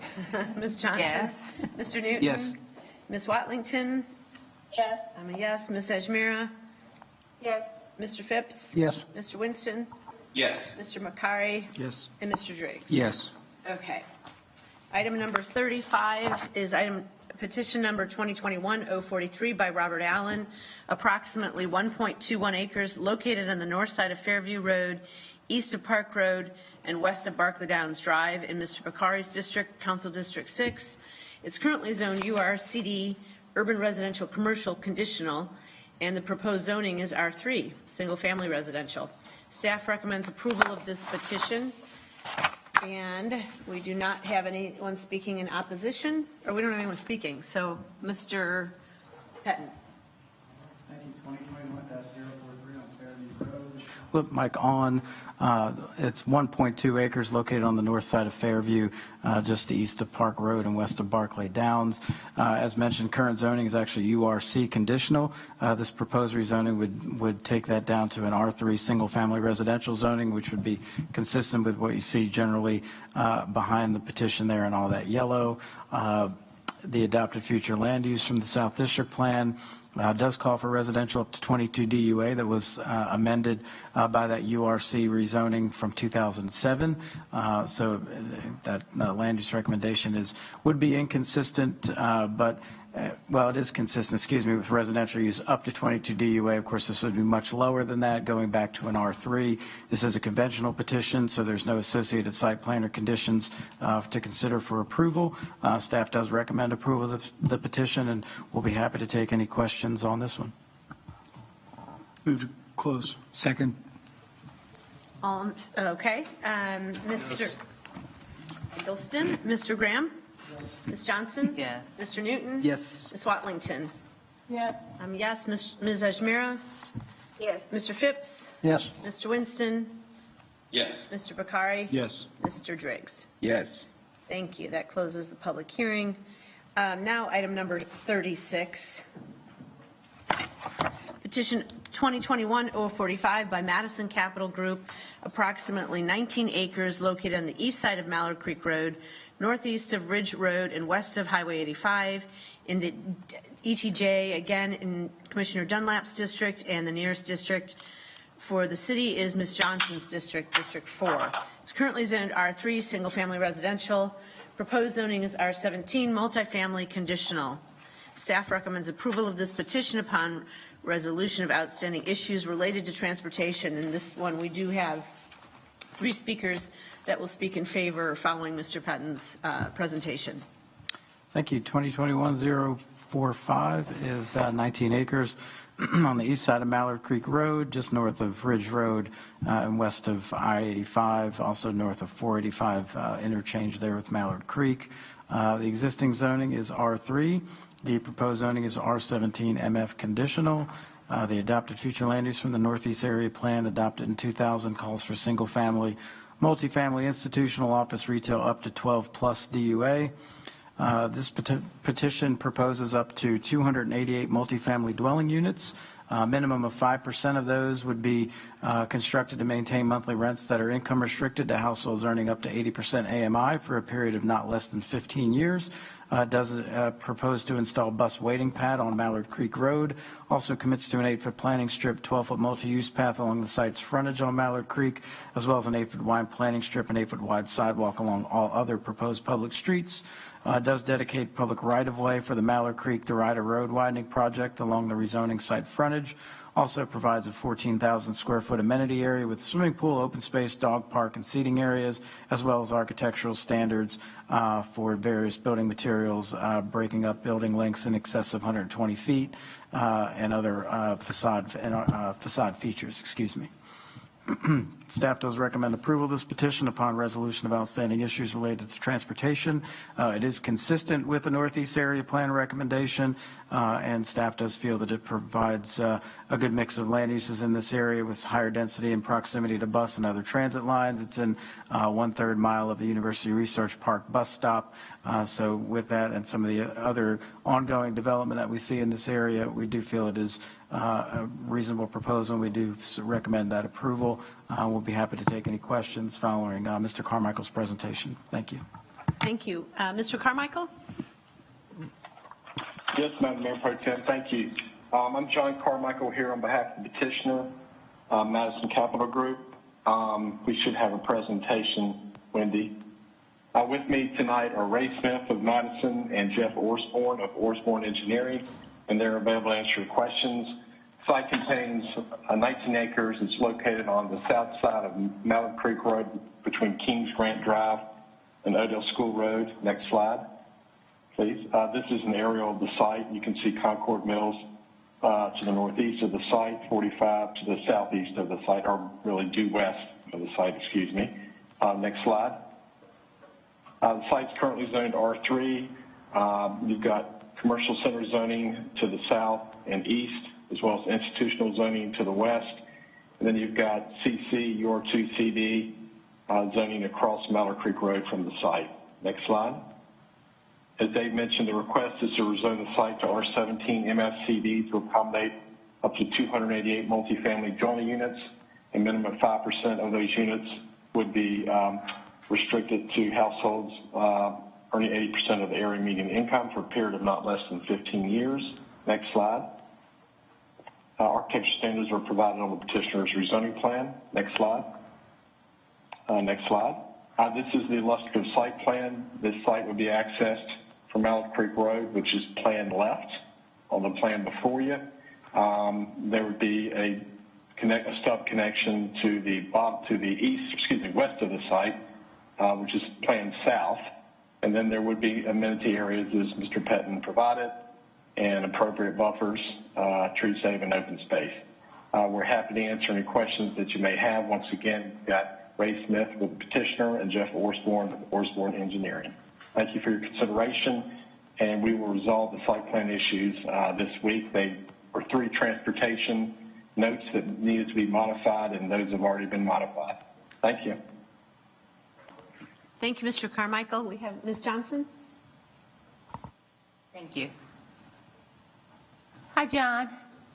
I have a question about Hello, this. how are you? I'm fine. How are you? Good, thank you. Is this petition related to the industrial rezoning? Is this a totally different? No, ma'am, it is not. Okay. Totally different. Yes, Okay. ma'am. Now, this is a big change to have 0 people at the community meeting. Where were the notifications sent?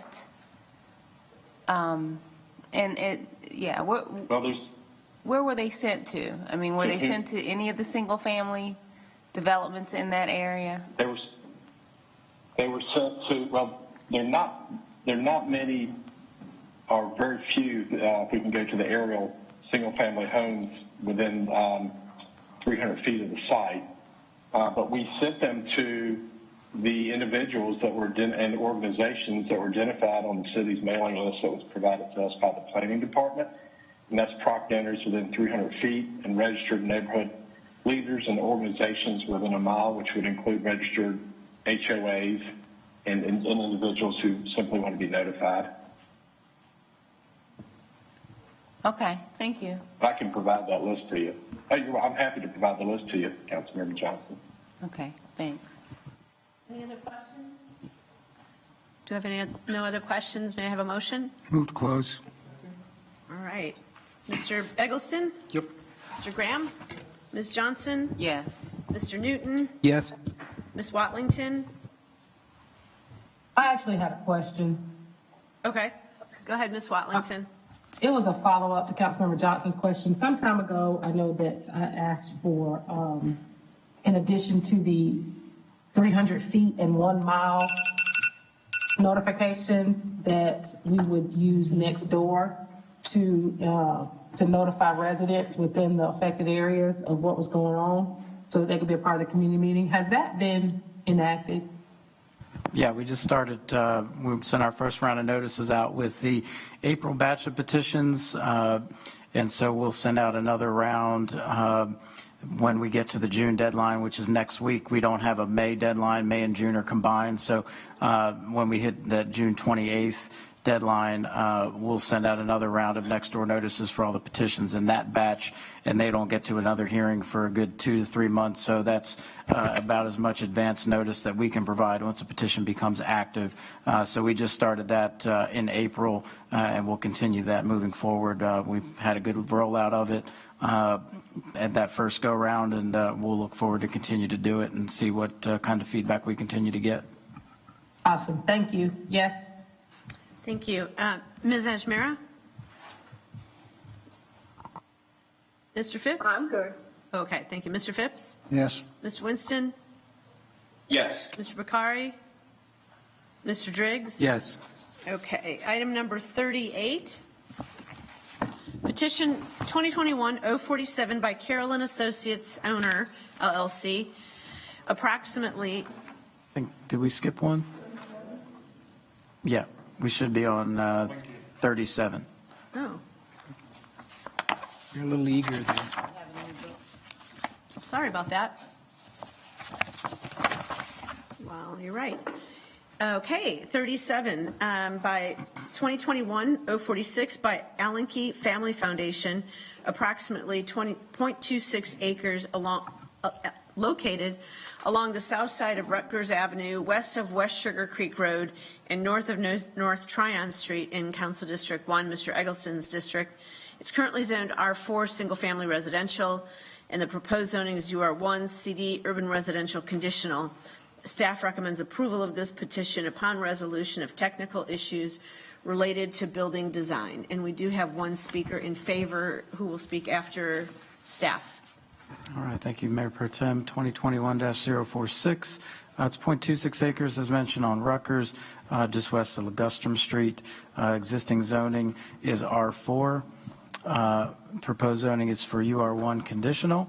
The Central District Plan does call for single family up to 4 DUA, and GDP does apply in this case, which would allow consideration over 12 dwelling units per acre, so this petition would meet the GDP guidance. The proposal itself is for up to 3 single-family detached units on individual lots. We would provide an 8-foot planting strip and 6-foot sidewalk through this petition and right-of-way dedication along the site frontage. The walkways that would be provided from all the residential entrances would connect to the sidewalks along public streets. Also, some architectural details such as usable porches and stoops will form a predominant feature of the building design, be located on the front and or side of the building. Garage doors would be set back 12 to 24 inches from the front wall plane, and then pitched roofs would be symmetrically sloped no less than at a pitch of 512, except that roofs for porches and attached sheds may be no less than 2 per 12 unless a flat roof architectural style would be employed. The houses there also were getting about as close as we can to maintaining that front setback along Rutgers Avenue to maintain that general streetscape. You noticed on the zoning map as well, we have a UR2 just to the east of this site on Ligustrum and Rutgers. That was a recent petition that was approved. There's an existing duplex. That petition was to allow some infill development and another duplex on that street. So definitely seeing some infill development that's pretty sensible in this area, allowing some different housing opportunities. So staff does recommend approval of this petition. We do have some technical issues related to building design to be incorporated into the next round of revisions. While it is inconsistent with the Central District Plan land use recommendation of up to 4 dwelling units per acre, it is consistent with the general development policies, which would support the residential density and the 3 single-family lots that are proposed. So we'll be happy to take any questions following Mr. Murray's presentation. Thank you. Thank you, Mr. Murray, and I'm sorry for almost skipping over you. Thank you, Mayor Pro Tem, council, and staff. Again, David Murray with the Odom firm. I represent the petitioner here. This is a UR1 CD rezoning. The purpose is to allow this site to be subdivided. As Dave said, there's an existing about 1,000 square foot house that's on this site. It's built on the extreme side of the property. That house is being renovated, and that will be kept. And the smaller lot sizes that will be to the left side of that house are going to provide a more affordable product in this area. I'm happy to answer any questions that y'all have. Thank you. Does anyone have any questions? This makes a lot of sense. Move to close. Second. Okay, Mr. Eggleston? Yes. Mr. Graham? Ms. Johnson? Yes. Mr. Newton? Yes. Ms. Watlington? Yes. I'm a yes. Ms. Ajmira? Yes. Mr. Phipps? Yes? Mr. Winston? Yes. Mr. Bakari?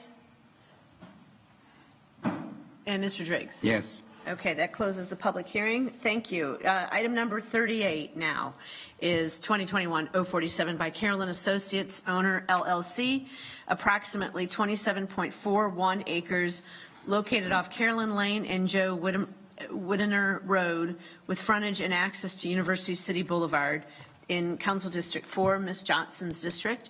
Currently zoned UR2CD, urban residential conditional. Proposed zoning is UR2CD, urban residential conditional with a site plan amendment. Staff recommends approval of this petition upon resolution of outstanding issues related to site and building design. And we have 2 speakers in favor of this petition after Mr. Patton. Thank you. 2021-047 off University City Boulevard. It's just under 27 and a half acres. The current zoning on the property is UR2CD. The proposed zoning is to maintain that and modify the site plan and do some additional clarification on some of the notes that were previously approved for this project. Adopted future land use from the Newell Small Area Plan and the University City Area Plan both recommend residential uses up to 17 DUA. The proposal itself, as mentioned, is really a carryover of all the entitlements that were approved under petition 2019-152, but we did make some minor adjustments to clarify things like minimum maximum height on the site would be measured just by the ordinance versus being measured in stories. We do refine the unit mixture, townhome versus multifamily units, removing the limitation of the 14 principal buildings that were referenced on the approved plan under that previous rezoning petition. Also revised some notes regarding the Dave McKinney extension from West Rocky River Road to the connection point to the southern property. That revision really notes that if a reimbursement agreement is not finalized, the petitioner would grant easements to the city to complete that connection and then extend the sunset date for the developer reimbursement agreement to July 1st, 2022. There's also design guidelines that clarify some notes which address raised shared entryways through at least 5 different elements, does not apply to the townhome units that would be constructed, and then also clarifies that if ventilation grates are provided along the first floor building facade facing a public street, that they shall be decorative in nature. Staff does recommend approval of this petition upon resolution of those issues related to site and building design. It's consistent with the Newell Small Area Plan. It's really consistent with the petition that was approved in 2019-152. Again, we're not increasing any of the entitlements, mainly carrying all those over and clarifying some of those transportation notes and some of those design commitments. So with that, I'll turn it over to the petitioner team for their presentation. We'll be happy to take any questions following that. Thank you.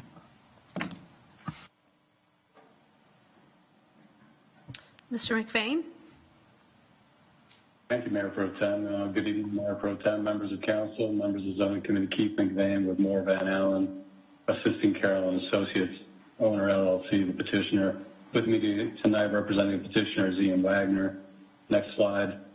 Most of you are probably familiar with Spectrum Company, the Charlotte-based company, has been in existence since early 80s, develops, owns, and manages office, mixed-use, multifamily communities throughout the Southeast. Next slide, please.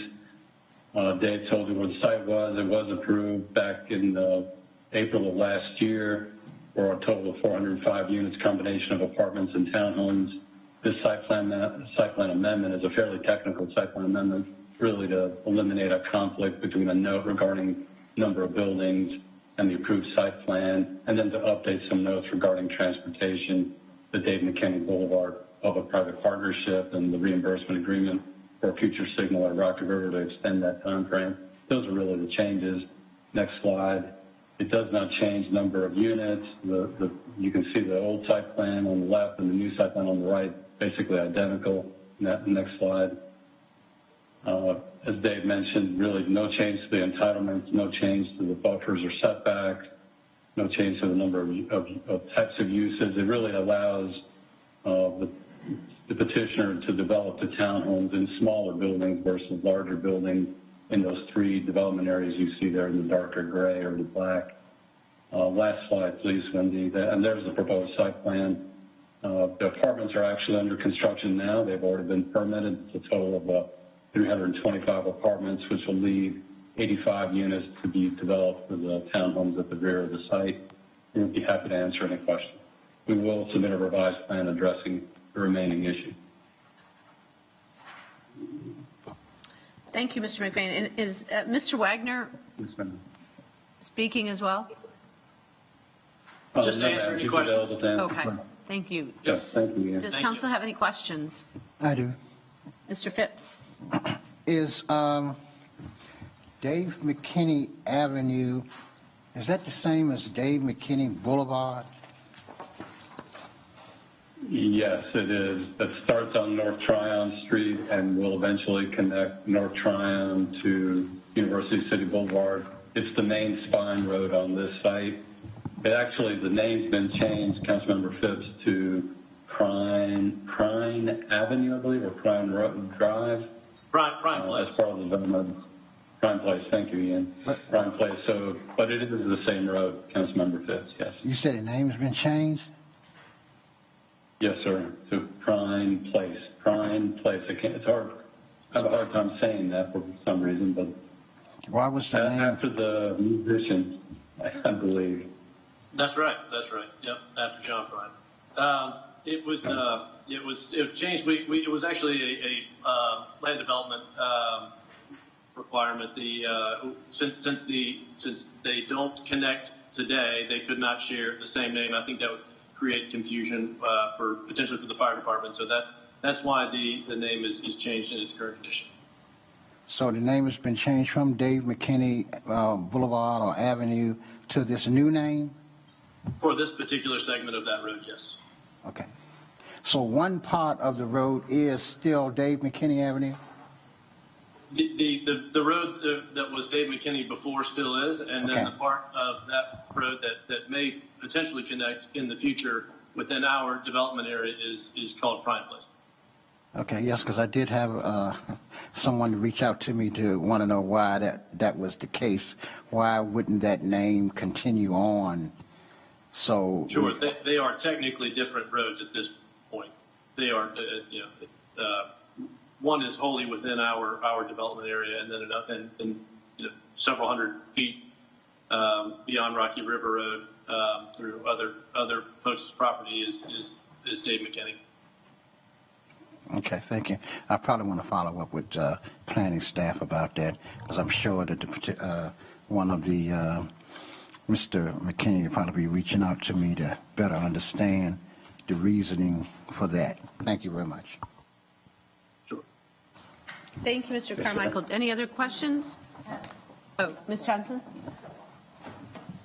Is there anything that CDOT wants to add? I didn't ask you about this to begin with, but I remember the 2019 152, and I remember working with Felix and with CDOT. It wasn't you, Dr. Byers, but there were some. I'd like to meet with you also, Councilmember Phipps, because I remember there being some opposition or highly contested or some issues with the traffic pattern. So I want to get up to speed. And maybe if we can talk also, Keith, that would be great. Yes, ma'am. I'd be happy to follow on. Okay, thank you. I'd love to do that as well. And I just kind of think it's worth reiterating that none of the density or anything within this petition is changing. None of the traffic patterns are changing. And I think as was noted earlier on, we've actually extended the amount of time to continue to work with the city on a potential extension of David McKinney or Prime Place, to continue to work through us being able to make an extension, make a connection there. So we have a commitment. Either we are going to commit funds for offsite improvements within the petition, the original petition that we're not changing, and our commitment to still offer any easements on our site to make that connection happen. We're still more than happy to do that, and those remain part of the original petition that was approved. But we're extending the commitment by another year for us to continue to potentially make a connection to the current Dave McKinney extension as well. So I think really the only thing that we've changed here is just creating a little bit more time for us to continue to work with city staff to figure out the potential to make that connection with Dave McKinney. But again, in terms of transportation and connections to the adjacent neighborhood, those are all issues related to our original petition a couple of years ago, and there's no additional density required or requested here. Excuse me. Really, what we're trying to do is ultimately be able to break up the townhome units, which you can see kind of sit on the southern side of the site, into effectively smaller buildings. Really max of 6-unit buildings, and that allows for a kind of a lesser dense transition from the multifamily towards the existing single family and the elementary school to the back, to kind of create a lower density, both in terms of the size of the buildings and the height and the nature of these uses as you get towards the established single family neighborhoods to the rear and to the southeast of the site. So that's really what we're clearing up here. Really just as Keith noted, a technical change, but in the same time allowed us a little bit more time to continue to work with the city on that the potential connection to Dave McKinney. Thank you. Okay, no other questions? Can I have a motion? Move to close. Second. Thank you. To close public hearing, Mr. Eggleston? Indubitably. Mr. Graham? Ms. Johnson? Yes. Mr. Newton? Yes. Ms. Watlington? Yes. I'm a yes. Ms. Sajmira? Yes. Mr. Phipps? Yes. Mr. Winston? Yes. Okay, and Mr. Driggs? Conclusively. Got some music to go along. Okay, which brings us to the last one. We need it. Petition number 2021-088 by Charlotte Mecklenburg Hospital Authority. This is approximately 3.37 acres located on the northwest intersection of South Kings Drive and Medical Center Drive, east of Blythe Boulevard in District 1, Councilmember Eggleston's district. It's currently zoned neighborhood business, and the proposed zoning is O3 office. Staff recommends approval of this petition. And we have two people speaking in favor tonight. Mr. Patton, take it All away. right, thank you. Last petition for the evening, 2021-088. It is 3.37 acres on South Kings Drive and Medical Center Drive, adjacent with the campus for Atrium. Current zoning, as mentioned, is B1. Proposed zoning is O3 conventional office. Adopted future land uses for greenway, retail, and office uses for the site. As mentioned, staff does recommend approval of this petition. It is conventional, so there's no site plan, no conditions to be considered, no outstanding issues. It is consistent for the office and retail portions that are recommended in the Central District Plan. It is inconsistent with that recommendation for greenway uses, although the greenway does exist located on the property. There's just no proposal to do anything different under this conventional petition for that. So overall, like I said, staff does recommend approval, and we'll be happy to answer any questions should you have any following Mr. Carmichael's presentation. Thank you. Thank you, Mr. Patton. And we have our two speakers, Mr. Carmichael and Mr. Thompson. If you want to go ahead, you have 3 minutes. We're going to hold you to it. Thank you, Madam Mayor Pro Tem, members of council, members of the zoning committee, Mr. Patton. I'm John Carmichael here on behalf of Atrium Health. With me tonight is Bennett Thompson of Atrium Health. Next slide. And Bennett's happy to answer your questions. As Mr. Patton said, this is about a 3.4 acre site located on the west side of South Kings Drive between East Moorhead Street and Medical Center Drive. Next slide. It's currently devoted to a surface parking lot. As you can see, immediately to the west across Sugar Creek from the site is CMC Main, the hospital. The request is to rezone the site from B1 neighborhood business to O3 office, which once again is an office business district. We think the site is appropriate for uses that are allowed in the O3 district, and we appreciate the planning department's favorable recommendation, and we're happy to answer any questions that we can. Thank you for your consideration. Any questions? As a fierce critic of surface parking lots, I support this and move to close. Second. Okay, Mr. Eggleston, Yes. Mr. Graham, Ms. Johnson. Yes. Mr. Newton, Second. Ms. Yes. Ms. Watlington. Yes. Me, yes. Ms. Ajmira, Yes. Mr. Phipps, Mr. Winston, Yes. and Yes. Mr. Driggs. Yes. Motion to close. Second. All Motion right, to so adjourn. motion to adjourn, all in favor? Thank y'all. Thank you. Thank you. You can stick around. Unanimous.